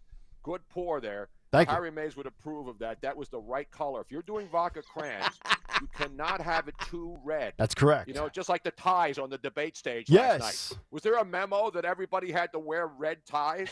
No. But I will say the vodka cranberry was more like the pink wave that we got with the midterm elections. It was not the big red wave. By the way, I have a quick synopsis. I know we got to cover a lot of stuff, but I made a couple of notes because I was watching both. Yeah. I would go, when we went to breaks, we would have Tucker on, and, you can stop the Tucker thing because it was pre-recorded, and I was watching the debates live. So they actually went to commercial breaks. That's how desperate Fox News is now. We got to take a break here. Somebody's got to pay. Mike Lindell has to sell some pillows here. Do we have any away from this stupid stuff? Do we have any Phil spots? Chris Christie, the best part was Chris Christie last night was asked about the UFOs over New Jersey. What a stupid question. The obvious question should have been, hey, Chris, what about all the beached whales in New Jersey, including you and your beach chair, and you actually not commenting on all the dead whales that have been washing up on New Jersey because of all the wind farm people out there who are going to put 1 billion wind farm turnstiles out, wind turbines. Exactly. out there. No, all of a sudden, all the Save the Whales people, let's put wind farms the size of the country of France right off of Long Beach Island. No big deal. It's ridiculous, man. It is. So when you're watching last night, and I just want to get your takeaway from what you saw on Fox. We've covered Vivek a lot this morning, Ron DeSantis as well. I know you hate to break down lists and winners and losers, but did anything specifically stand out for you? Well, I mean, there's one thing that's obvious. Vivek and Nikki Haley were auditioning to be the vice president. That's my takeaway from that. And back to Chris Christie. Chris Christie didn't have to give a pimp for, send money to me, because he knows that every anti-Trump network, which is all of them now, including Fox, they'll just put him on 24/7. He can call CNN and go on in a heartbeat. He can call any of these corrupt media organizations. And that's my biggest takeaway from what we're seeing here. People are going to vote for whoever they want. They're going to like people they like. They're going to hate people. The bottom line is this. If you're not concerned about the absolute abject failure of mainstream media in America today, then you're not paying attention. I get the dark Brandon now. They obviously, when they sent Joe Biden out to all these stops where he had a couple people behind him, they taped all that. They found a couple of clips. They spent 10 days trying to edit them to make him look coherent. Yet anybody who watches this stuff live can see that Joe Biden is a prop. They don't care about him. But I always like to look to the next step, guys. And the next step is, when is the Democrat debate? When will Joe Biden get up there against Dr. Cornel West, who right now is in the middle of ABC News and all the mainstream media going after a black professor over his taxes and over his child support payments? So they already are all in full gear. And here's the amazing thing, living in Southwest Florida, is you have the Krasenstein brothers, who are, by the way, from Philly, and they live in the reddest county in America, in Lee County, Florida, right in Fort Myers, and they're on the internet 24/7. All the other former Trump hacks, like Ann Coulter, and all of these people who are taking money from the Republicans to pimp one guy, have now taken all the money to pimp Ron DeSantis, who I love and did a great job here. I was here for the hurricane. We saw what happened, and I saw DeSantis out there every day going out to all these communities. And and he did keep Florida, even kept Disney open, because on that September of 2020, we went to Disney World and it was open, and Disney World was completely open. And so if Ron DeSantis shut down the state, I don't know where these people have been. I was here and we were moving around and we did what we needed to do. So the bottom line is, what do you mean my sound isn't good? Anyway, I sound good here. You sound fine to me, Tony. Well, here's the one reason Chris Christie should never, ever, ever be allowed to be president of the United States. Robin, do we have the graphic? And everybody in Philadelphia and sports fans know this is why they will never support him in this area. Let's go to the picture, Robin. Where is it? I don't see it. There it is. Oh, there he is. Oh, there's Chris Christie and Jerry Jones yes. and Stephen Jones in the Dallas Cowboys owner's suite. How can this guy from New Jersey be a Dallas Cowboy fan and expect? And people say I sound nuts. I'm having a good time. You are. You're not entertained. Oh, I'm absolutely entertained. I want to see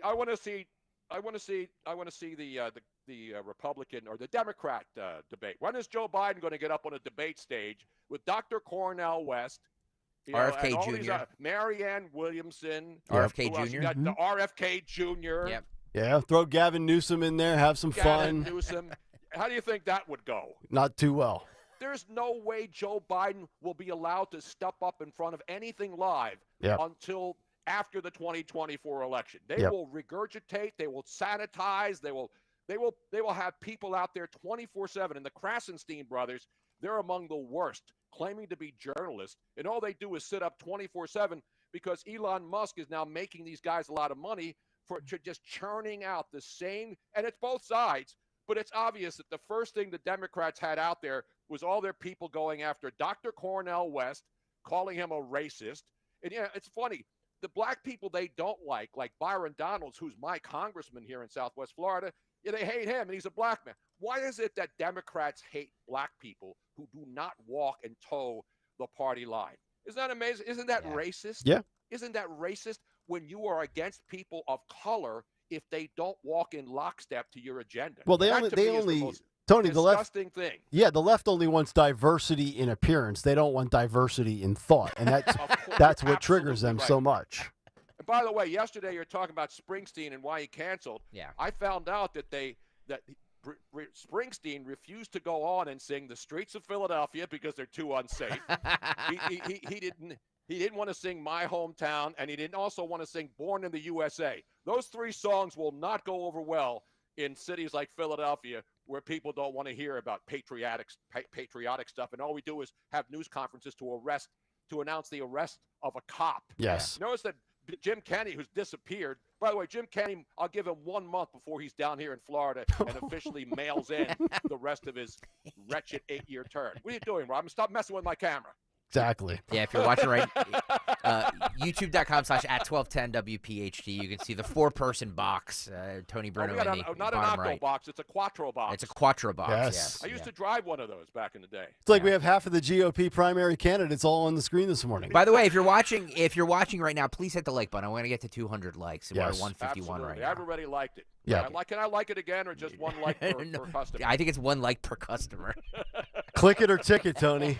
So we can't stuff the ballot boxes. No. That's right correct. Here on the stream. No. Let me get your thoughts on what transpired last night with Trump and Tucker.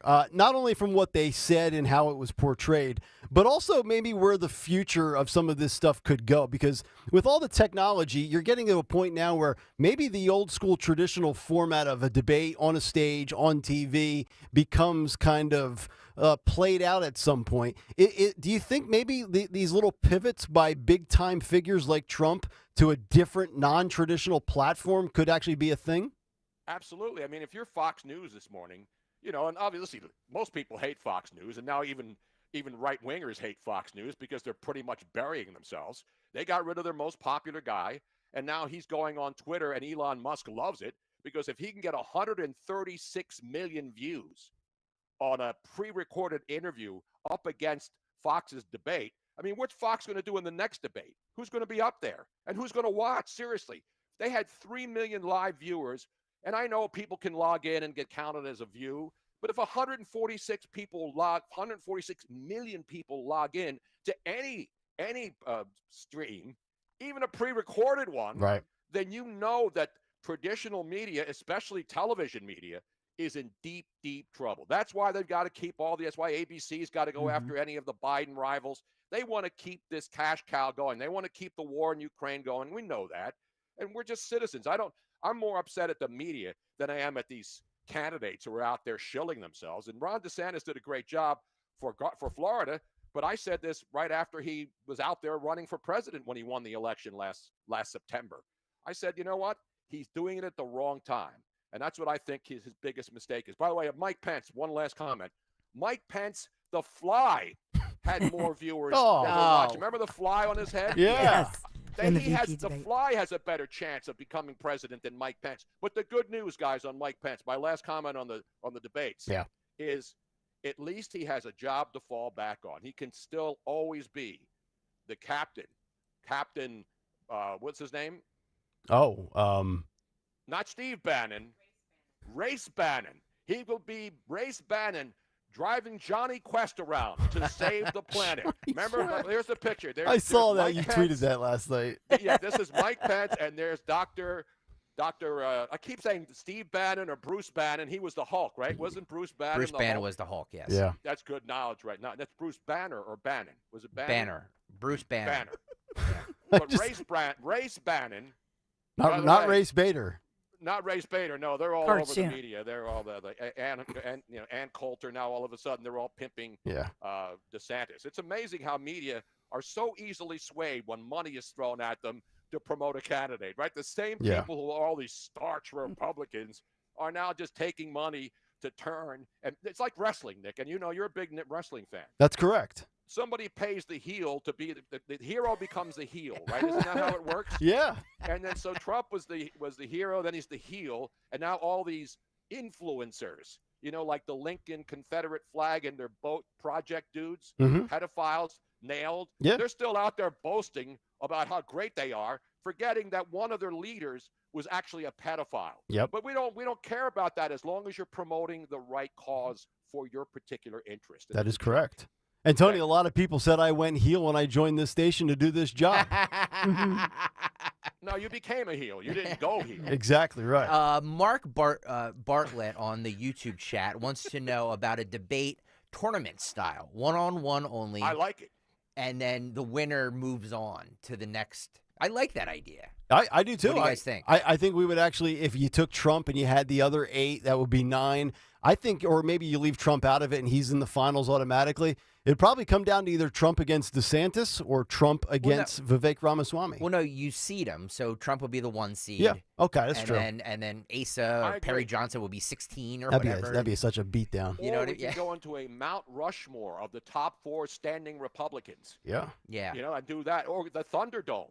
How many men go in and 1 man come out? That used to be just 1 man in, 2 men in, and 1 out. Right? Yeah, let's make this more entertaining. Let's go. Come on. Exactly. Yeah, I mean, soccer's been clamoring for this for years.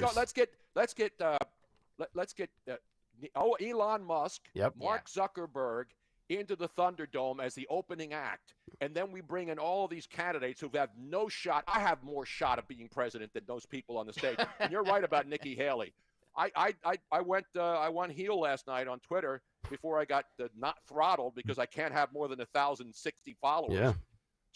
We should do a poll. Should I send Elon Musk $8 so I'm allowed to actually see more than 5 tweets on my new account, which is Bruno Nation, Tony Bruno Nation? I would not. I would not give him a stinking dollar. I'm not sending him a dime. You're darn if right. He's paying the Krasenstein brothers and all of these other honks a lot of money to go out there and pimp Joe Biden 24/7.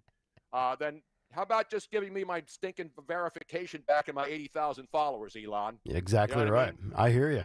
Want to get your thoughts on something outside of the debate. The last few days, we've had a lot of conversation, Tony, here about COVID, the return of masks, not only at colleges, but in Hollywood at Lionsgate Entertainment. It feels like it's a formality that we are headed back in this direction. And it's remarkable because we've seen so much evidence that shows masks typically do not work. And you've dealt with a lot of COVID issues over the last 3 years yourself. Absolutely. I am the poster child for vaccine side effects because I got 2 vaccines because I had a grandson who was just born, and to go see him in Maryland during the pandemic, I had to make sure I did it for my kids and I did it for my grandkids. And so I did what I was supposed to do. And after I got the second shot in August of 2021, was it 2020 or 2021, Rob? 2020, I got sick as a dog. I was in and out of hospitals. I had all kinds of problems. I had to go through multiple tests constantly.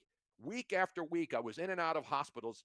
And then I had a heart attack when I went on vacation to Curacao on a cruise ship, and had to be flown back a week after the vacation was over and the cruise ship returned. So don't tell me about there was no COVID side effects. Don't tell me, listen, if you want to take 50 vaccines, go right ahead. I think you should take all 50 at the same time. Get it all out of the way. Go in, get your flu, get your HPV, get all of it. It should all be in one. Just get that one gigantic needle and ram it in there. And I'd probably say add a half a quart. You know, when you get nobody checks their oil in their cars anymore. Right. Remember we used to check our oil at the gas stations? Of course. Remember that, Dawn, right? Why are you only asking Dawn? Well, everybody remembers that because we're old school. We've been around for a while. I'm not saying Dawn's old.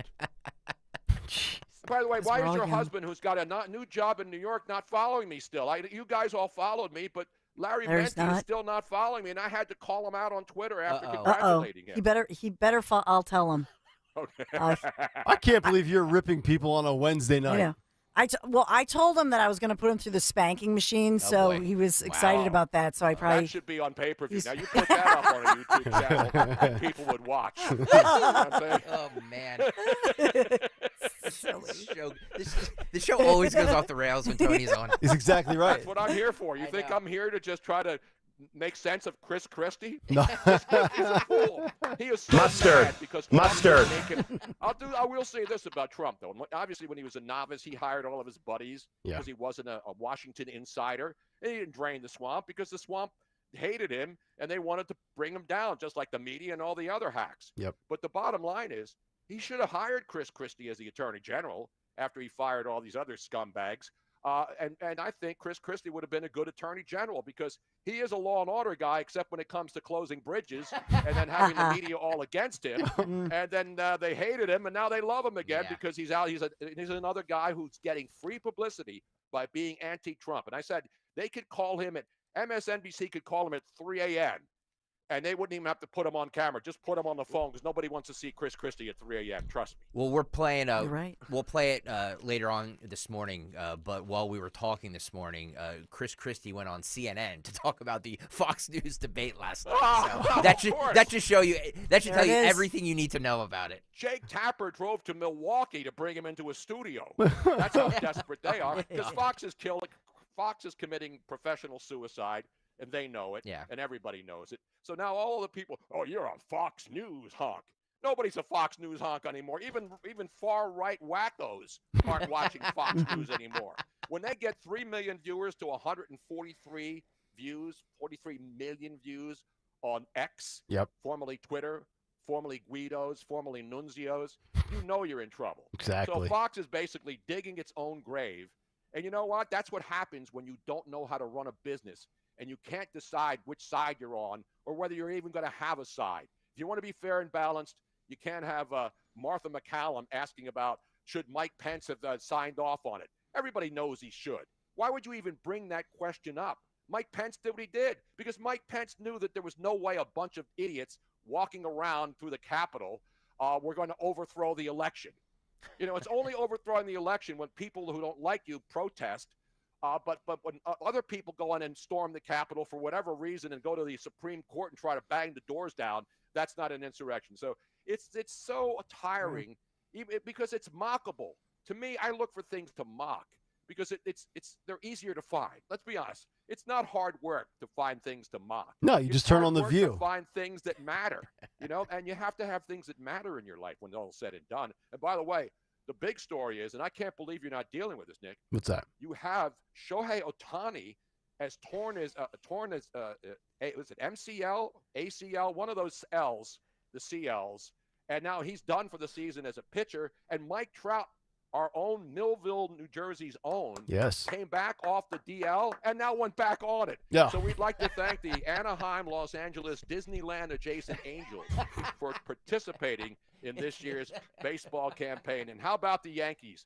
Did we celebrate the Yankees' final win last night? They finally beat somebody. Oh, did they really? And now they're all good. And the Mets are hot. Watch out for the Mets. They're only 25 games out now in the wild card. That's right. Phillies lost in 10 innings last night. And final Eagles preseason game of the year, Tony Bruno. Are you going to have a Stone Cold lead pipe lock on Twitter later? Yes, I'll have a watch party here. I'll get my Fubu TV up. I got to get my – I should get – I saw that that YouTube, which is the channel where you get the total – you can watch all the games on Sunday.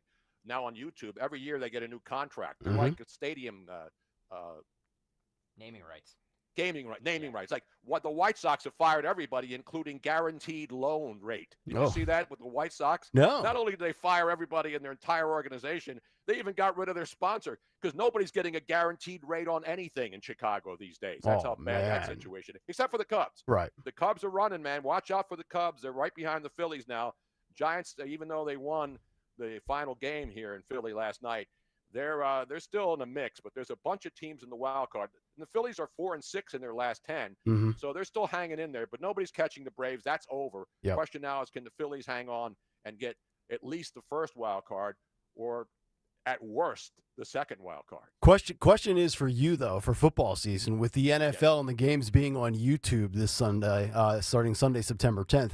Are you going to have a meltdown on your show trying to find the games like Chris Mad Dog Russo just had a few days ago, where he literally blew a gasket over the fact that he would have to pay and track down different ways to watch NFL football games?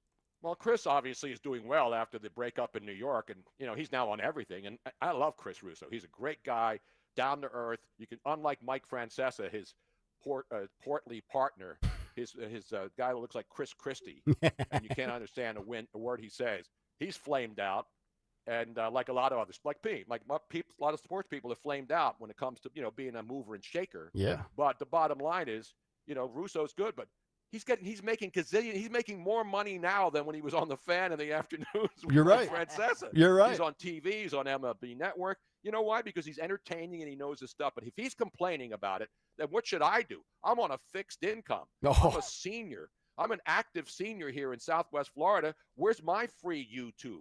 And by the way, YouTube is now offering student discounts for the NFL Sunday ticket package. So I'm going to go apply online today at the University of Phoenix, or should I go University of New Hampshire online?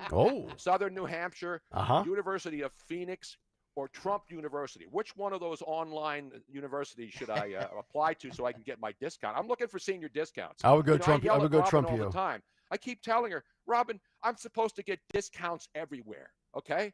I'm 71. Yeah. I don't want to pay full price. Why should I pay? I'm looking for ways to take the government's money that they took from me for 50-something years of paying. I'm still paying in to Social Security. Yeah, technically it's your money. Yeah. Technically it's your money. If I can win the next Republican debate, I believe I'll be able to give everybody another $700 in their Social Security checks in 2025. There you go. And Tony I'll be able to Bruno. all you student loan fans out there who thought your bills were going to be paid by the government. Now Joe Biden's claiming, no. We're going to make sure you don't pay interest. Oh, boy. How about that? Remember that? Oh, you're not going to have your student loan anymore. No, are you, Joe? No, you're not going to have to repay your student loans. And now he's touting, I got the SAVE plan. Daddy owes you. Yes, he does. Daddy does owe you. You know what I'm saying? And Yeah, remember one thing. You're okay. You're not going to get COVID if you have Right. vaccination. Exactly, Joe. We believe you. We What? believe you. You bottled up a lot today. Maybe we should bag you on Wednesdays and just make you wait until Thursday. No, I'm ready to go. You know, when the light goes on, Yes. even Robin says that, as soon as somebody says you're on, He's on. I don't have to worry about getting up 6 cups of coffee. He's on. Hello. Yeah, I mean, and then don't forget, Joe Biden is not only Dark Brandon, but you know what else he is? What? He's turbocharged, baby. My God. He's Dark Brandon. All right, I got to get out of here. We're done. We shut it down. Good stuff as always, brother. We love you, Tony B. Take a breath. No, that's he what I'm didn't. doing. You can't have these long pregnant pauses. Yeah. Yes. Because that's people want it like Vivek Ramaswamy last night. That's They want correct. somebody coming out with the gusto, the gumbo, and all the other things that you need to bring the alacrity, the intensity that is uniquely Tony Bruno here on 1210 WPHT. Exactly right. All right, have a good weekend, buddy. Thank you. All right, guys. There he is, Tony Bruno, live from Florida. We'll come back, final hour on the way. It's Kayal and Company here on Talk Radio 1210 WPHT. I'm getting vaccinated with Prevnar 20. So am I, because I'm at risk for pneumococcal pneumonia. I'm asking about Prevnar 20 because there's a chance pneumococcal pneumonia could put me in the hospital. Age 65 or older, you may be at increased risk for pneumococcal pneumonia. Ask your doctor or pharmacist about getting vaccinated with Prevnar 20, pneumococcal 20-valent conjugate vaccine, a vaccine that can help protect against pneumococcal pneumonia in just one dose. Prevnar 20 is approved for adults to help prevent infections from 20 strains of the bacteria that cause pneumococcal pneumonia. Continued approval may depend on a supportive study. Don't get Prevnar 20 if you've had a severe allergic reaction to the vaccine or its ingredients. Adults with weakened immune systems may have a lower response to the vaccine. Side effects include pain and swelling at the injection site, fatigue, headache, muscle, and joint pain. For full prescribing information, please call 1-855-213-2138 or visit Prevnar20.com. I want to be able to keep my plans. So I'm asking my doctor about getting vaccinated with Prevnar 20. This is an important notice to consumers facing $10,000 or more in credit card debt, medical bills, or other unsecured debt. You may not be required to pay it all back because there are special programs now in effect that will significantly reduce the amount you will owe if you qualify. This is not bankruptcy or a debt consolidation loan. These programs, which the credit card companies like to keep secret, exist to aid American consumers struggling with overwhelming credit card debt by offering tremendous savings and real debt relief. Accredited Debt Relief has established a special hotline for you to call and learn what savings you qualify for. They've helped qualify consumers with over $1 billion in debt and are A+ rated with the Better Business Bureau. So don't wait. Get the relief you need during these hard economic times. For this free information, call the Accredited Debt Relief Hotline now. Call 800-873-7171. 800-873-7171. 800-873-7171. This baking summer heat is definitely hard on your home. Call PJ Fitzpatrick to fix the small problems before they become big ones. PJ will come to your home with a complete shop in their truck, and they can fix it all same day. Leaky windows, overflowing gutters, rotted trim, and damaged roofs. Call the home repair experts at PJ Fitzpatrick. No job too big or too small. Visit them at trustpj.com. They'll fix it right the first time. Visit trustpj.com and stay off the ladders. That's trustpj.com. Hey, it's John Ritchie. If you're in the restaurant, hospitality, or casino business and your point of sale system isn't helping you sell more, earn more, or work less, you need to talk to my friends at PDQ Signature Systems. PDQ has everything you need for success, including enhanced mobile reporting, direct integration to delivery apps, 24/7 customer service, and so much more. Whether you have a single location restaurant or thousands of locations, Joe Flynn and his team at PDQ can help. Visit PDQPOS.com. The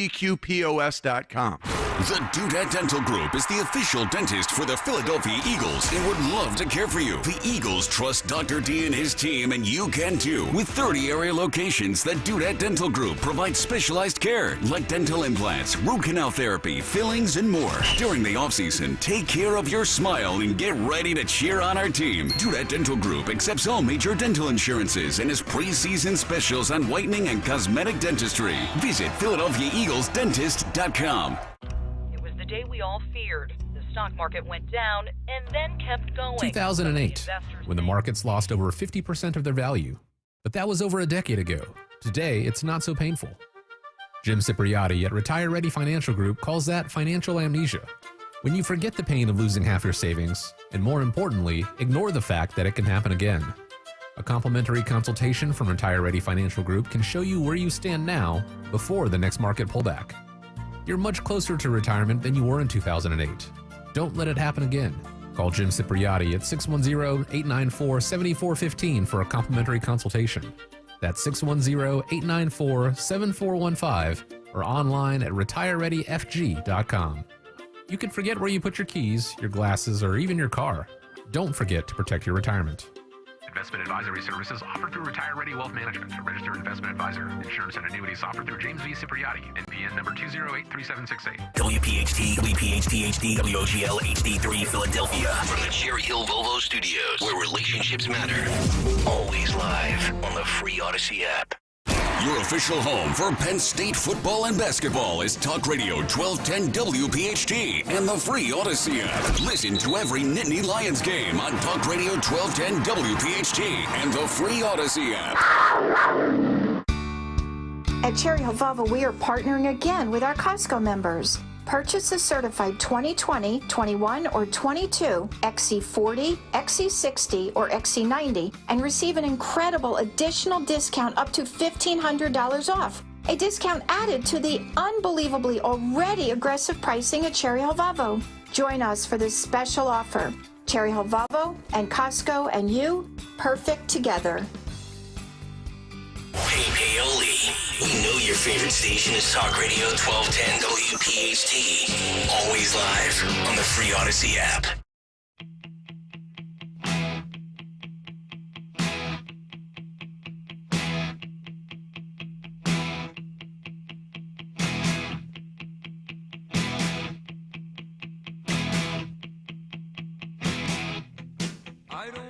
Kayal Company 905. Welcome back in Thursday morning. Fourth and final hour underway.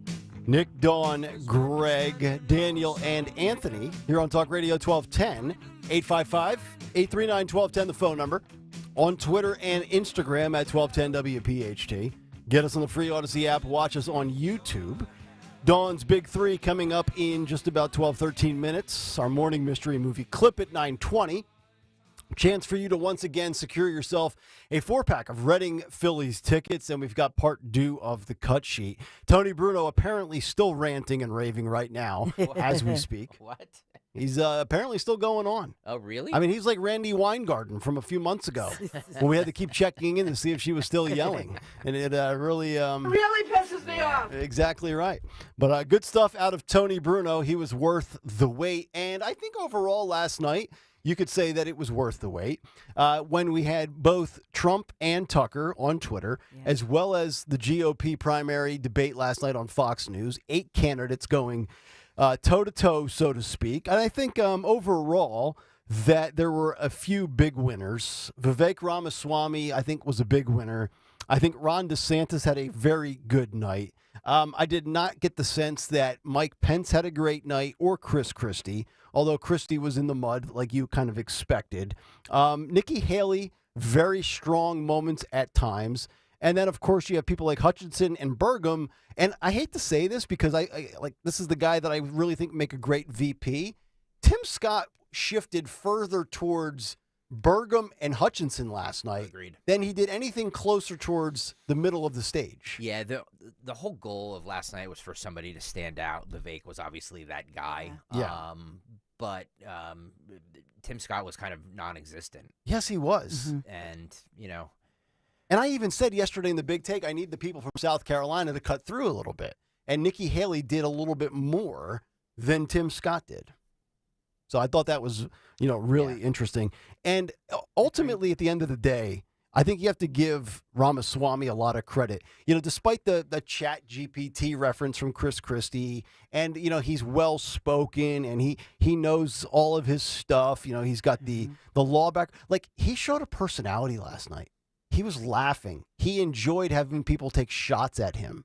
And I think that is really good because, as Mike Pence tried to make it out to be, we don't need on-the-job training for a rookie. And you're like, well, wait a minute. Maybe the stage would be too big for a guy like Ramaswamy.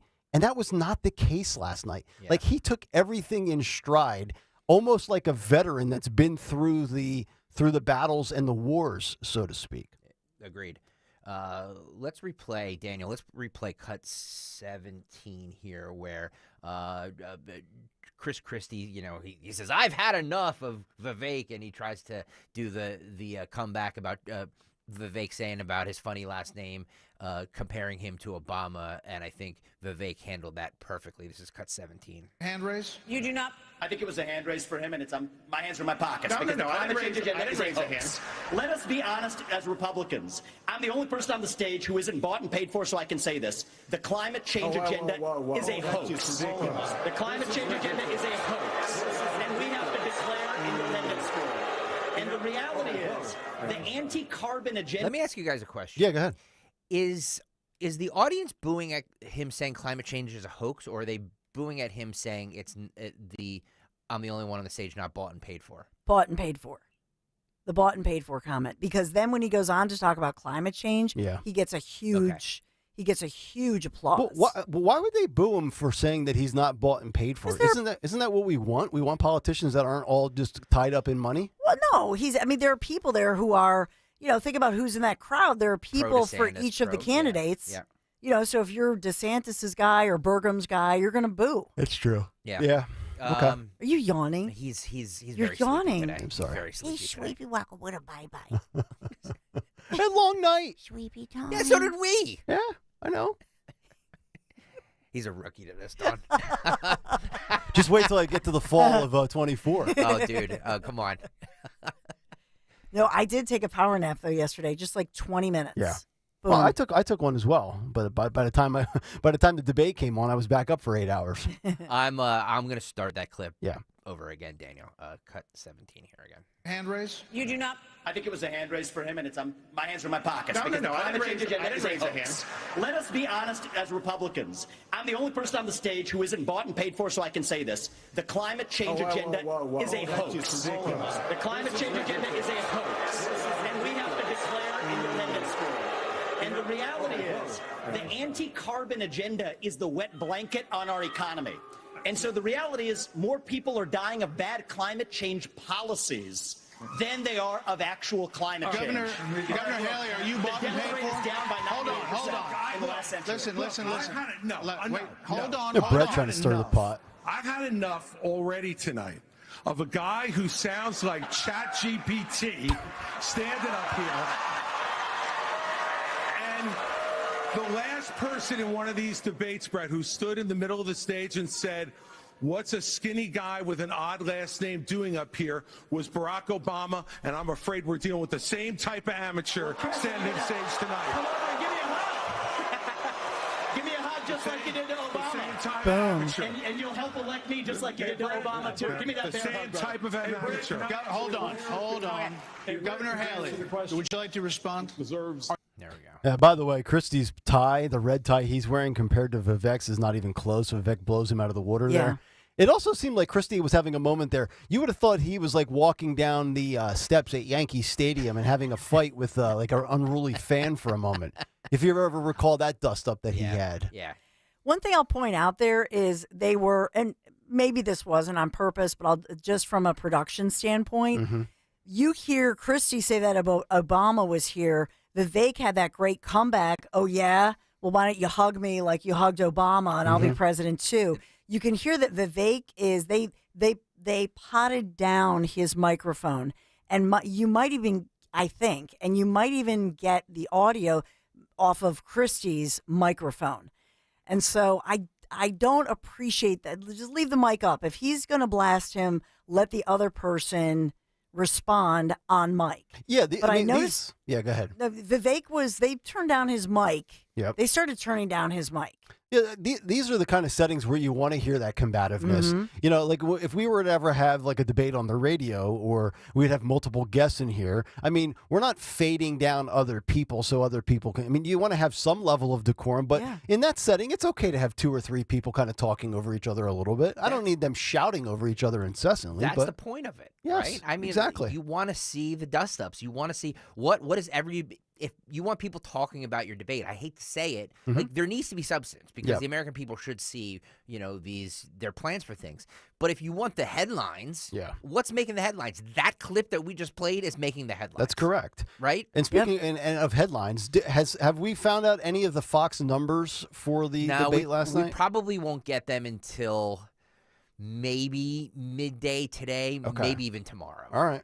We'll break that down if we get them. As we know, TV ratings, radio ratings, they're all very trickling out. It's not like an instant thing like social media is. That's correct. You have to wait for them. Yes. Well, they have them. They have their preliminaries this morning. They have them minute by minute this morning. Okay. But we won't get. You know what I mean? Yeah. A lot of the GOP primary candidates from last night have been making the rounds again on Fox News this morning. Yeah. DeSantis has already been on TV. Nikki Haley's now with Dana and Bill Hemmer. I will have all of that coming up at 9:40. All right. Because, you know, we monitor things here and we have up to the minute. You never have to go anywhere. You're right. That's a good point. You don't need to switch off and see what other people are talking about because we have it all minute by minute here. It's nonsense. Okay. It is 9:15 on this Thursday morning. Speaking of minute by minute, we've got our morning mystery movie clip coming up at 9:20. But before we get to that, we did not get to this in the 8 o'clock hour because we went right to Tony Bruno. Let's get to a Dawn Stensland Big 3 at 9:15. It's the Big 3 at 9 on Kayal and Company. And Big 3 at 9, sponsored this morning by United Tire. So in the news this morning, Pennsylvania will now track voting machine malfunctions under this new settlement with some election integrity, election security groups that filed lawsuits. It's a big settlement and a big agreement. This coalition of election security groups, the Commonwealth's Department of State and counties are now required to publicly report the voting machine, any breakdowns, any irregularities, and post them on the state's website. So these election security advocates, they sued, and it started back in 2019. You may recall this. We got new voting machines here in Philadelphia, Cumberland, Northampton, and Philadelphia counties. Got these brand new, the touch screen, and there were some glitches going on. And so the election security advocates sued and said they needed transparency and they needed to provide a contemporary, up-to-the-minute account of which voting machines were working well, which ones were not, and that would benefit everybody and it would promote election integrity. So they actually wanted to these machines replaced and thrown out. They felt They still feel that this is a problem. So they did not get that in this court settlement. Yeah. However, they received this, which are very specific, detailed orders as to anything that goes wrong, any glitch. And by the way, you also are required in every county across Pennsylvania, are required to say, we did not have any glitches. That way, if a voter, that's why it's important from everybody. When you're listening to this, it's critical. If you have a glitch, if you experience anything, you need to report it. That's correct. Right? Because that way they can say, well, hey, wait a minute. The Department of State's website says there were no problems, but we have Sue Smith here and she's documenting her problems. Okay. So this is good for Pennsylvania and transparency and election integrity, even though they said these Excel systems, these voting machines, they wanted them thrown out. So in Bucks County, we had alluded to this and talked about when it was supposed to start. But Bucks County is doing something amazing. What's that? They are naming bridges after, and the latest one is a 20-year-old young man who was 20 years old when he was killed in Vietnam, and now a bridge in Yardley bears his name. So Bucks is doing this with veterans and renaming bridges and holding ceremonies. Very good. It's very meaningful. Well, when I was training for the bike ride and taking the bike across, going through Bucks County up towards Doylestown, they have one of the bridges for Travis Manion. Yes. So it's a classy gesture. It is. This is 55 years after he was killed protecting fellow soldiers in Vietnam. Army Warrant Officer William Warren Brees Jr., who was 20 years young, of Yardley, is being honored by Bucks County. And so it's the Letchworth Avenue Bridge, known to the county until now as Bridge 313 on the Delaware Canal, now bears his name. Graduated from Pennsbury, and when he saw an ad in the Trenton Times for Army flight training, he joined and became a chopper pilot. Okay. And so I just love that story. December 5th, 1968, his mission, draw fire from the enemy as he supported American ground forces, and this was in the province in South Vietnam there, came under fire and continued to, it just gets you right here. 55 years later. Better late than never. Yeah, so they're renaming these bridges, and we'll continue to talk about that. Very nice. And Nick, you honored that as the next day as you were talking about that, which is a beautiful thing. Number 3, AI, Allen Iverson, a new answer, shall we say. So as part of his brand rollout, because he has an elite cannabis brand he's promoting. Yep. And so he calls it the Dom Perignon of cannabis. Okay. And so the name is Allen Iverson 01. Okay. Referencing, of course, AI's MVP season here in Philadelphia. Last time the Sixers reached the NBA Finals. Yes, and I've heard that this product he's rolling out goes very good after a late night at TGI Fridays. But AI, his cannabis strain, arriving here in Pennsylvania, and there's chatter about it. There's a lot of athletes that are into either the marijuana business legally or the bottling of liquor. CBD too. I was watching last night an interview with Joe Rogan he did with Hulk Hogan, and Hulk Hogan has his own CBD. Ric Flair has his own CBD. Mike Tyson has his own CBD. Yep. Now Allen Iverson with his own strain. It's weird. Well, it's pain management. Yeah. A lot of these guys that are just so banged up from all that stuff over the years that, they either have a medical marijuana card or they use the oils or whatever to, really get in there and get some, strong relief. It's true. So AI in the news. Okay. So by United Tire, we are sponsored. Time for back to school, everything after school activities. Football is here. High school football beginning tomorrow and Saturday. Soccer, you know the drill. And United Tire can help you save big time through September 12th. So you're going to save up to $110 on a set of 4 Michelin tires. Just visit UnitedTire.com. Kayal and Company, Big 3. All right, Dawn, thank you very much. 9:20 right on the dot here on a Thursday morning. Let's get to our morning mystery movie clip. And now, the morning mystery movie clip on Kayal and Company. Talk Radio 1210 WPHT.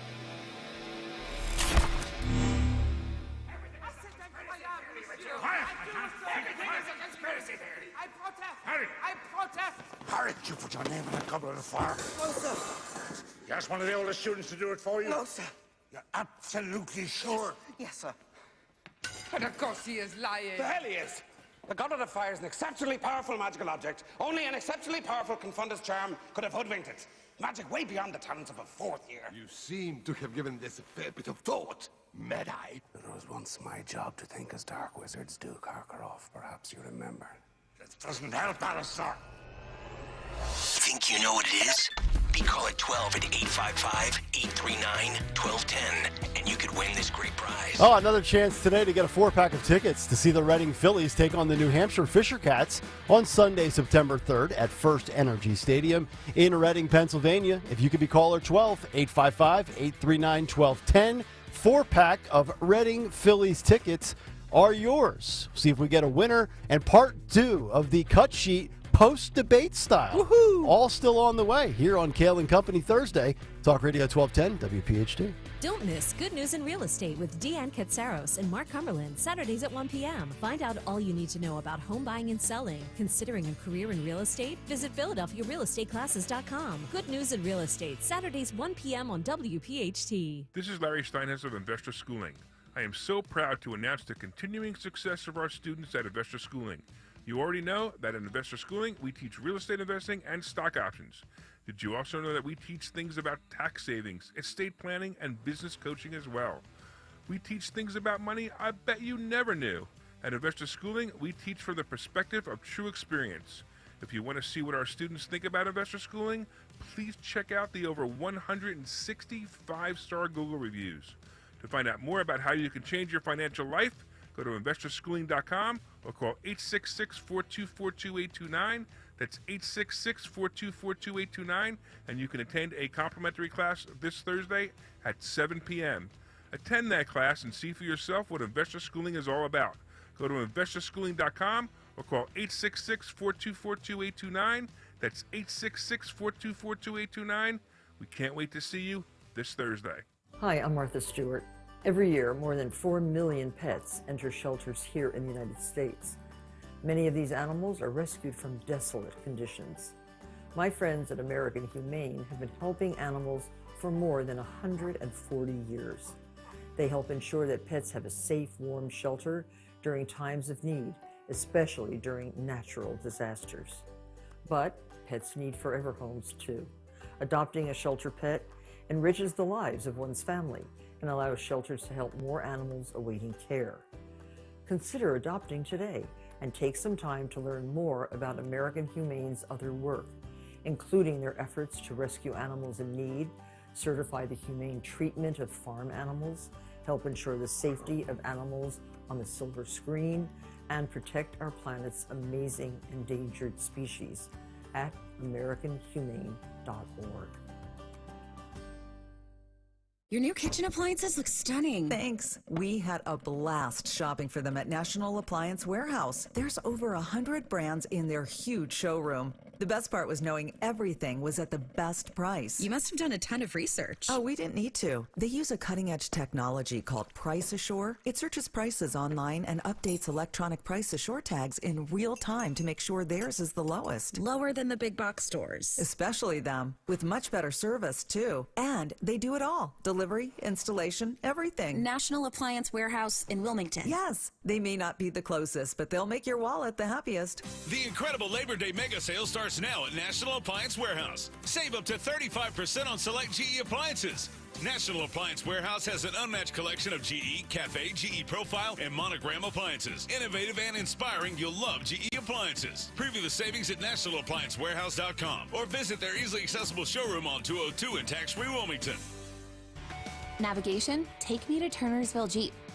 TurnersvilleJeep.com wants you to select from over 400 new Jeeps and Rams today. Choose from Renegades, Compasses, Gladiators, 2-door and 4-door Wranglers, 2-row and 3-row Grand Cherokees, including hybrids, which can save you hundreds per month on gas and payments. TurnersvilleJeep.com wants to pay you above market value for your vehicle today. TurnersvilleJeep.com on Route 42 in Turnersville. Drive a little, Save a lot at turnersvillejeep.com. O'Reilly Auto Parts proudly introduces new Brake Best Select Pro brake pads and rotors. For superior stopping power and professional-grade performance, stop at O'Reilly Auto Parts today. Hi, it's Rich Zioli. I'm joined here today by my friend, the co-president and CEO of Cooper University Healthcare, the one and only Dr. Anthony Mazzarelli. Dr. Maz and I are here to tell you about our buddy, Dr. Mike Veneria. Not only is he my dentist, he's my family's dentist as well. And not sure if you knew this, he's Dr. Maz's dentist too. That's right, Rich. Dr. Mike Veneria is and has been my dentist also. And, doctors choosing doctors, that can be quite a selective process. And not only do I go to them, but for years, my sister and my niece and my nephew, the whole family goes. Well, it's no secret. We're all delighted by the care that Dr. Mike Veneria and his award-winning team provide, and you need to check him out. Whether you're looking for pediatric, general, cosmetic, implant dentistry, you don't need to look any further. Dr. Veneria's office does everything. Dr. Veneria's office also exceeds all CDC guidelines and has always maintained the strictest infection control, like their centralized UV sterilization of airflow, which is incredibly important to me. Locations are right over the bridge in Cinnaminson and Woodbury. Your perfect smile's waiting. Call 856-786-2020 or visit veneriadental.com.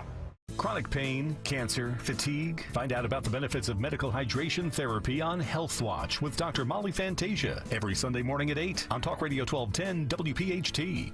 When you need to know, depend on KYW News Radio 1039 FM. The funeral for Eddie Irizarry, the man killed by police while he sat in his car, will be held today. Officials have suspended and will fire the Philly police officer who shot him. 4 people have been arrested in connection with the kidnapping of newborn twins in Michigan. The Philly Naked Bike Ride is back for its 15th year this weekend. Get the latest anytime on KYW News Radio. Now on Crystal Clear 103.9 FM. You've never needed us more.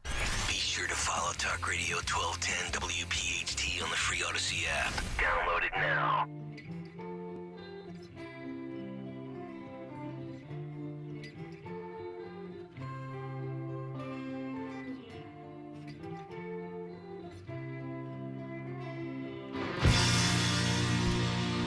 Kayal Company 927. Welcome back in. Nick, Dawn, and Greg, Talk Radio 1210 WPHT. What's on the cut sheet? Part 2 coming up in just a couple of minutes. What's on tap for the Dawn Show? Who won Twitter today? All still on the way. But we do have our morning mystery clip winner on the line, and we've got Mary in Collegeville checking in, and we believe she's got the correct movie. Mary, what movie did we play for you just a few minutes ago? I know I've got the correct movie. Goblet of Fire, Harry Potter, greatest series ever. Woohoo! There you go. Nice work, and you got yourself a 4-pack of Reading Phillies tickets. How's that sound? I'm very excited. That's a good time. All right. Well, Mary, we appreciate you listening, and thank you for playing. Absolutely. Thank you, and have a wonderful day. You too. Mary in college. We're getting a little better with the excitement. Uh-huh. I said yesterday we need, I hear down the hall there, the music stations, you're like, you're going to Disney World. And they're like, ah! Well, I'll tell you what, we get nothing. When we give that away in September, you better act that way. Yeah. Right? It's true. Speaking of being excited, the Washington Post actually very excited, I think. The headline, Republican presidential contenders target each other Wednesday as much as they did the absent frontrunner Donald Trump in a combative first debate with a series of heated clashes, reflecting the fierce competition to emerge as the main alternative to the former president.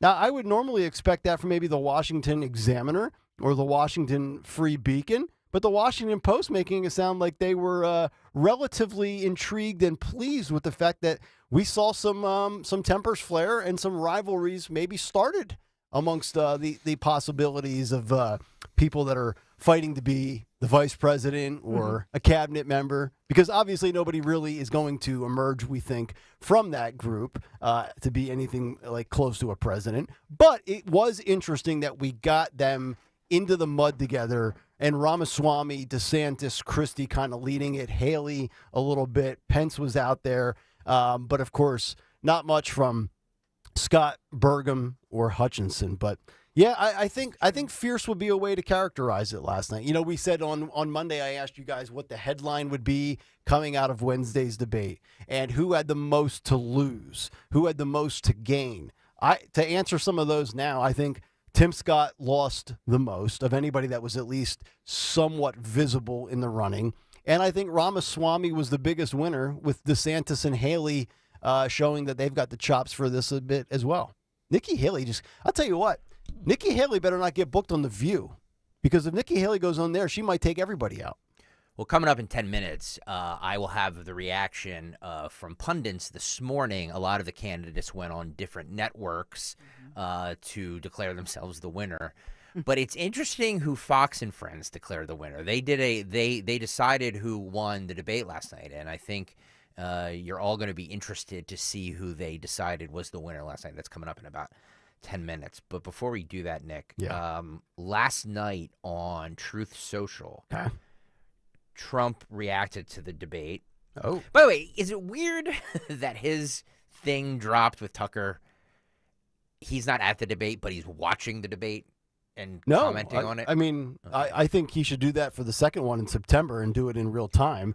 But we know that Trump is a guy that watches a lot of television, so I'm not surprised in the least that he was taking notes and commenting. Well, he commented on Ron DeSantis' performance, and he also took a shot at his BFF, Sean Hannity, which I think is interesting. Okay. Trump went on Truth Social and said, DeSanctimonious was a bomb tonight, especially with his softball interview with Sean Hannity. This guy has totally forgotten his past. Who cares? Wow. Now, did he do the Hannity interview at the end of the night? After the show. In the Post. In the Post. Okay. Where Kimberly and Don Jr. were banned from. They're like people in a nightclub standing outside, not allowed to get in. They're not used to that. It's like Chris Kattan in Night at the Roxbury. It's the best thing that could have happened to them, because they made more of a spectacle outside than they would have done. They were smart. Going on but I wonder if did Hannity have any of Trump's surrogates on? I don't think he did. I mean, I didn't even know that happened, because I immediately, when I got done with Fox, I put Trump and Tucker on, and then I called it a night. Yeah. So that's very interesting. He didn't like the fact that Trump is okay with Hannity interviewing Gavin Newsom, but not DeSantis. He felt a little cheated on. Let's play a little of the Hannity DeSantis interview. DeSantis, Governor, how are you? Good to see you. Good to see you. You know, I thought, she was saying that, Laura was saying that she felt you got stronger throughout the night, but I thought your open was particularly strong, and it's a message that most Americans believe. This is a nation in decline. Then you went into American first policies. Then you talked about Ukraine. You know, we're not securing our borders. Right. Why are we spending all of that money when Europe won't even step up? Yeah, look, I think that the nation's in decline, but this decline's a choice, and we're going to make this choice over the next 18 months. We can reverse the decline. We can restore America. I think it's similar to the late 1970s when Jimmy Carter was president. A lot of people said it was an age of limits. America wasn't going to be able to be great again, and Ronald Reagan had a different idea. So that's just, I think, what the average American is seeing in their own daily lives. And so in some respects, we can point out all the bad things, and there's a lot of bad things, but I am optimistic that it can be done. You know why? Because we did it in Florida. Everything I laid out in Florida, we accomplished, and the state has boomed. We can do the same thing for the U.S. Okay, so that was a big part of your theme tonight. This is Florida. 2018, you had a pretty close race. I was down in Florida covering that race, as you know. And then you come back, and 4 years later, you win by a record 1.5 million votes. That would be, I would think, validation for your governing skills for the state. And you kept talking about, I will not let you down. Explain. Well, look, I think that there's a lot of people that get elected, they overpromise, underdeliver. When times get really tough, there's a lot of people that aren't going to stay in the fire. And what I did in Florida, particularly during COVID, making sure the kids could be in school, protecting everyone's businesses and jobs. By the way, your kids were back in school in August of 2020. Right. And I got pilloried for that. But when I stand my ground for you, you can take that to the bank. I am not going to back down. I've taken on the left and the Democrats and the media, and we've beaten all those people. And I think that when in Florida, part of the reason I did so well is because people, they knew where I stood, and they knew, look, if the governor says he's going to do something, he's going to do it. He doesn't just... There you go. Well, I mean, he should absolutely be optimistic about what he can achieve with the economy and everything he did, for the state of Florida. But here's the other thing he's got to stop doing. And I've been fair. I've been giving him a lot of credit this morning. I thought all in all he did pretty well. So the people that say, "Oh, when did you become such a DeSantis hater?" If you've been listening this morning, I thought he was good. He's got to stop with the decline is a choice thing. That's such a campaign message, and he starts it off every time with that. Like, I know what the billboard says. I know what your posters say. That's like his new, it's like he replaced woke with decline. And I'm not sure that I need to be constantly reminded that the nation is in decline and it's not necessarily our choice, but it's more of a result of the Biden policies. Like, we get that. Just, I would omit that moving forward. I've heard enough of that. Just my 2 cents. Yeah, I think I agree with you. Just real quick here, because you've said a number of times, that, and we've talked about Tim Scott in South Carolina. Nick, think about why South Carolina is in play, because think about Biden in South Carolina, and so that's a state, that's a critical state, right? So they need South Carolina's in play. They need Pennsylvania, South Carolina. I mean, you need it all, but I just was thinking about that, so I just wanted to put that out there. Why the importance of South Carolina. Wisconsin is also yes. a super. I mean, that's why that debate was in the first debate was in Milwaukee, and I think that the RNC convention is going to be in Wisconsin as well. So. Okay. Yeah, in a state where in one of their most recent elections, abortion was on the ballot, so-called. And that was their state Supreme Court, and people went for a state Supreme Court that would hold abortion rights. Mm-hmm. And these are the suburban women that Greg Stocker predicted would come out, and Greg rightfully was right in predicting that would be in play before the primary the last time across the country. You were right. And so that's why the abortion issue, all of the candidates getting their talking points. Mm-hmm.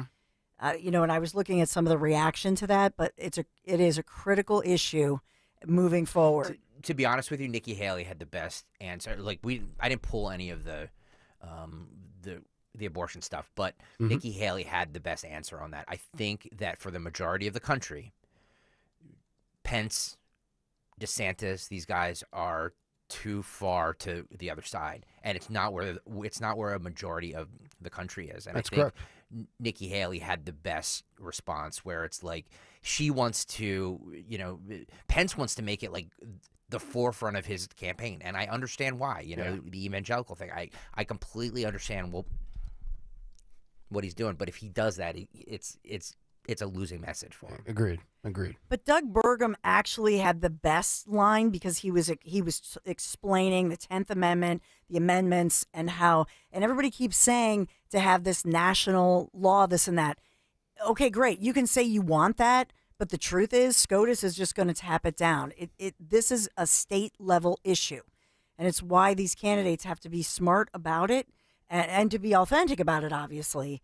But I think that there is a lot of misinformation. And essentially here in Pennsylvania, we've seen, for example, Governor Josh Shapiro, as well as Republicans, say, even when they're asked about it, say, well, that's true, but you cannot trust Republicans on this issue. Yes. That's their talking point.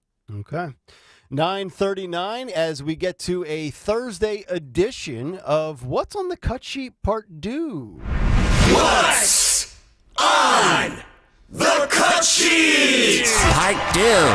Very interesting, Nick, who they consider as the winner of the debate last night. Oh, boy.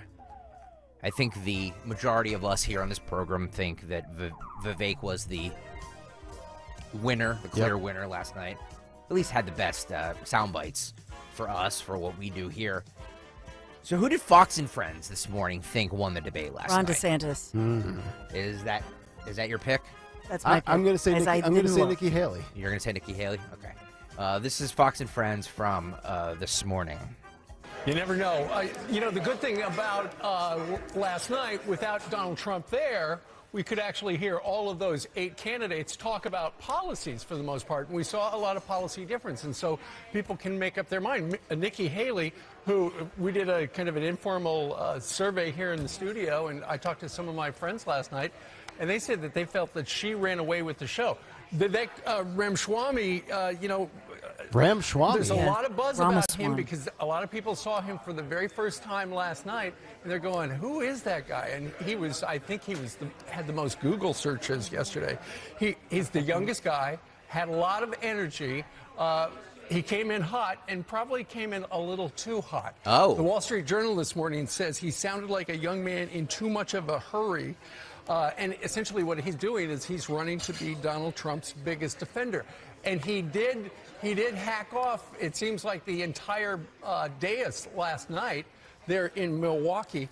We've got essentially the zinger of the night. And I thought that Governor, yes, Ainsley. Sorry, I just want to say one thing before She's pointing. Before we get off, Yes, just ma'am. raising my hand, before we get off this topic about foreign policy, because I was glad Nikki Haley hammered him on it, because a lot of people really like Vivek. They like he's a billionaire. He seems to, he sounds cute, working out with his wife. They're very impressive. He has these two beautiful children. He said, we've been running for something. We need to run towards something now, the American vision. He has some good lines, and he's brilliant. He's a billionaire. But his foreign policy, a lot of people have a question about it, and Nikki Haley hammered him. He kept saying false, false, false. So I wanted to hear what he said. I wanted to hear his rebuttal, and I wasn't impressed with it. It was not satisfactory. He said, basically, I like what Israel does at its border. We should do the same thing, and I like Israel's Iron Dome.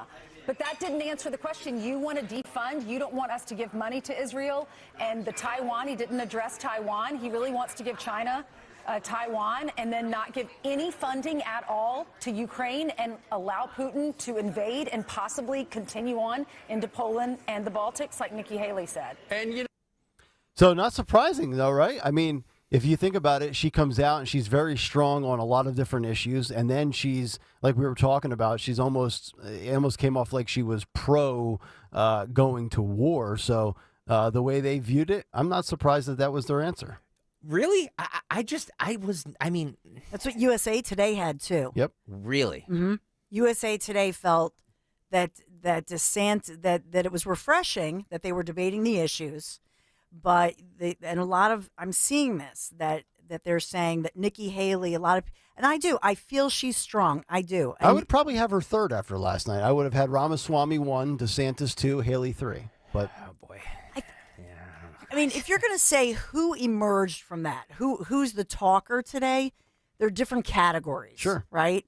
That Ramaswamy, he's in a lane all by himself. He's so quick. He's young. To me, he was the most hopeful. Talking about a new revolution, invoking Reagan and all of that. Mm-hmm. Positive energy, high energy.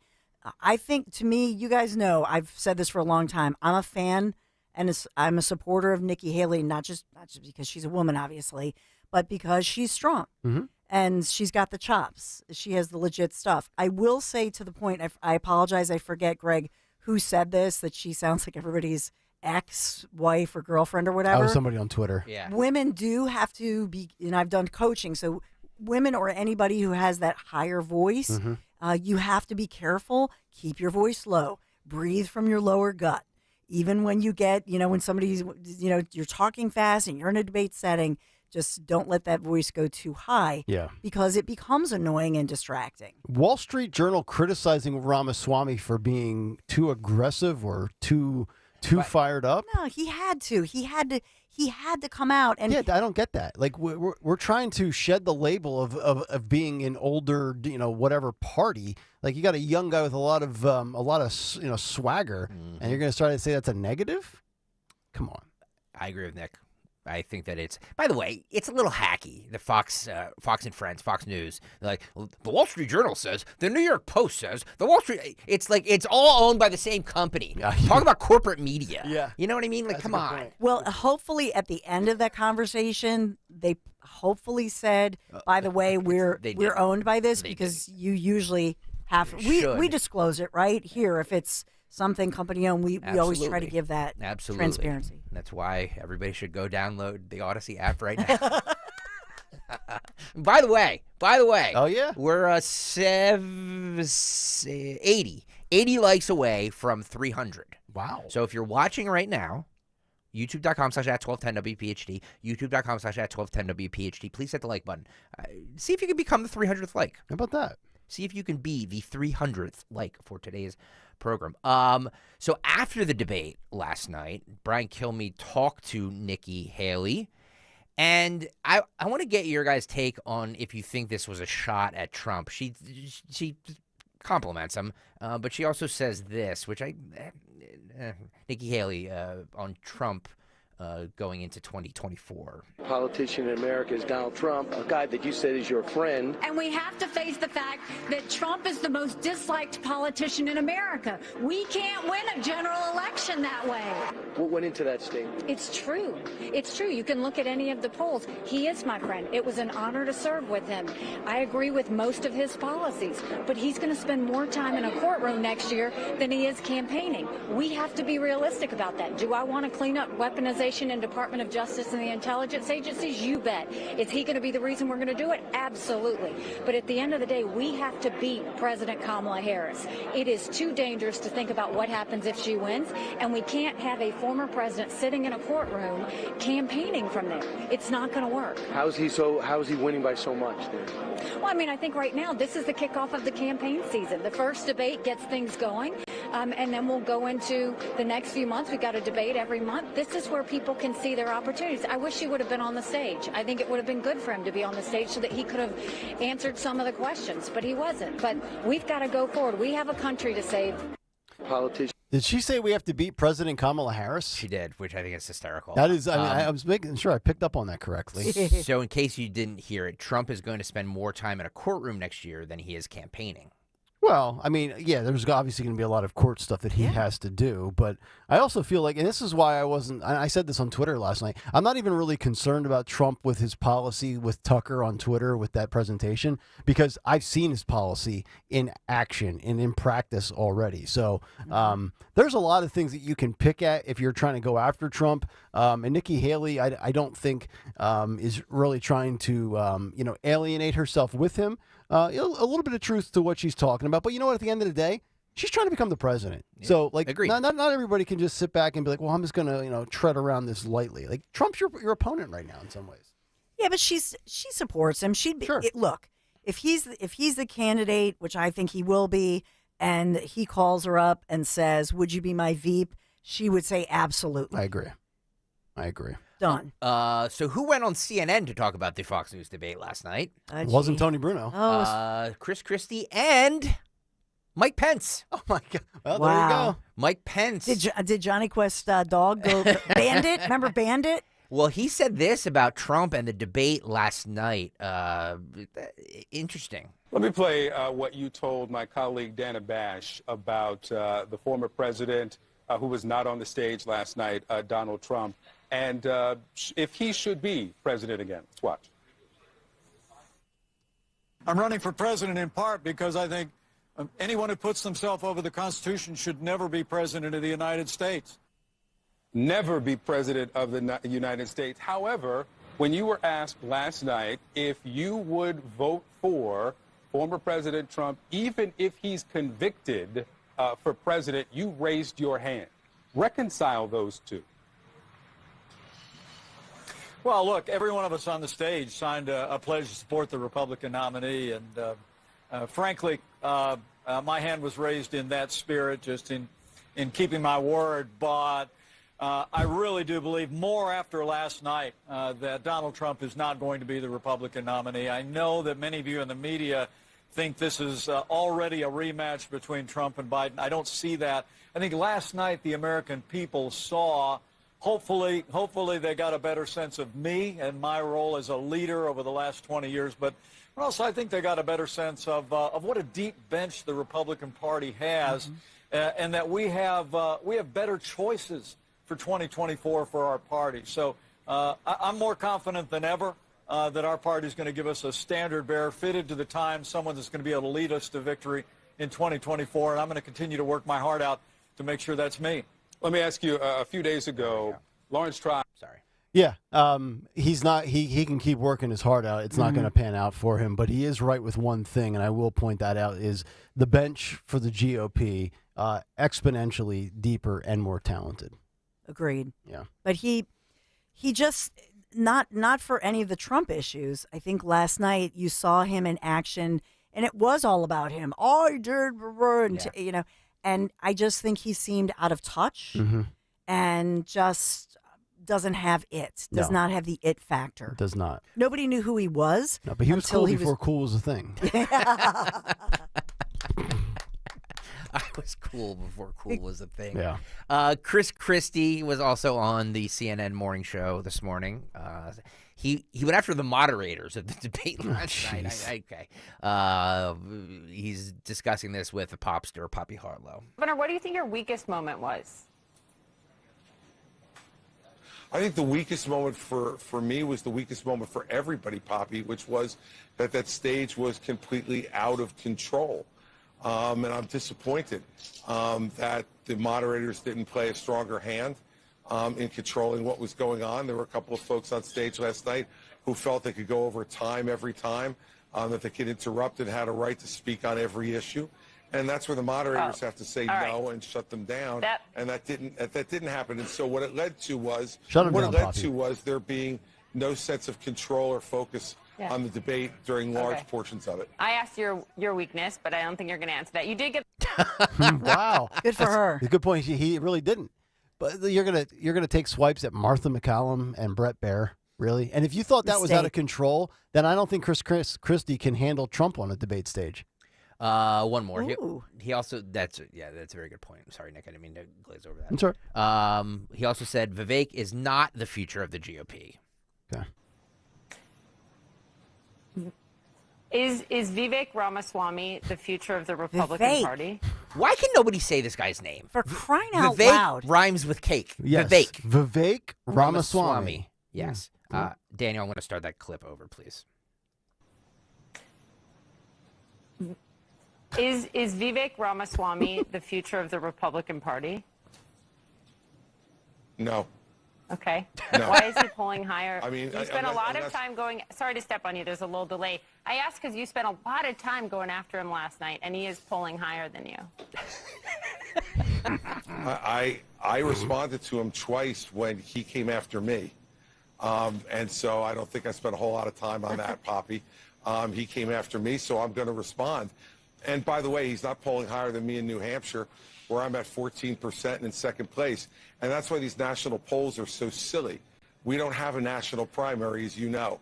And I'm really happy about the fact that I'm at a clear second place now, 5 points ahead of Ron DeSantis and 3 points ahead of Vivek Ramaswamy in New Hampshire. And that's where this is going to matter in the early states. That's going to set it up. So the national polls are silliness unless we decide to have a national primary, which is not what we're doing in this race. So Christie should have said, is Poppy Harlow the future of morning television? Well, Shafe on the YouTube chat says Sloppy Harlow. Oh, wow.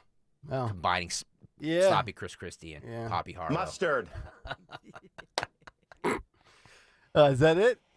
Yeah. All right, that'll do it. Part due in the books. The Dawn Show, 7 minutes out. 7. And we find out what she has on tap at 10 o'clock. Yeah, so a lot developing in Philadelphia regionally, and of course, awaiting the latest news when we will stop talking about Ramaswamy and last night's debate because Trump is heading to Georgia where he's expected to surrender to authorities. So that drama will be unfolding today. Of course, we're following it throughout the day, live and local until 7 o'clock tonight. But coming up at 10:05, we'll have Eric Calciano. He'll talk about the future of CVS and Big Pharma. We have thousands of people being laid off their jobs right here in our region. So we'll talk about, there are hundreds in our region, thousands across the country, I should say, in pharma and CVS. That has been a breaking news story. And we'll get the latest with that take from Eric. Brian Hart breaks down Temple, what's going on the Temple campus as we think about back to school. So we'll do a back to school report at 11 o'clock. I did during this morning, I was texting back and forth with Kathy Barnett, who is obviously in charge of the grassroots communication director for the Ramaswamy campaign. Ramaswamy. She's on a plane. She would have called into Kayal and Company. She just so maybe she'll call in. Maybe, but we're congratulating her because what an exciting time for to have local people involved in this campaign that's historic. Yep. So shout out to Kathy. Congrats on that, Kathy Barnett. So she's on a plane with the Ramaswamy campaign and didn't call into Kayal and Company, but says have a great show and all that. Very good. Looking forward to it. We wrap it up on a Thursday with Who Won Twitter today. Who won Twitter? Colleen wins Twitter, and it's not the Colleen. Colleen wins Twitter. She says Nikki Haley was Lindsey Graham last night. Oh, that's a good one. I agree with wow. Another South Carolina option. Colleen. Colleen there wins you go. Twitter on this debate post debate Post breakdown Thursday. That's correct. All right, that'll do it for us. Stay tuned. The Dawn Show is coming up next. We're back at it tomorrow morning at 6 o'clock. Until then, let's give you a little Ron DeSantis as we walk out of here on a Thursday. Mustard.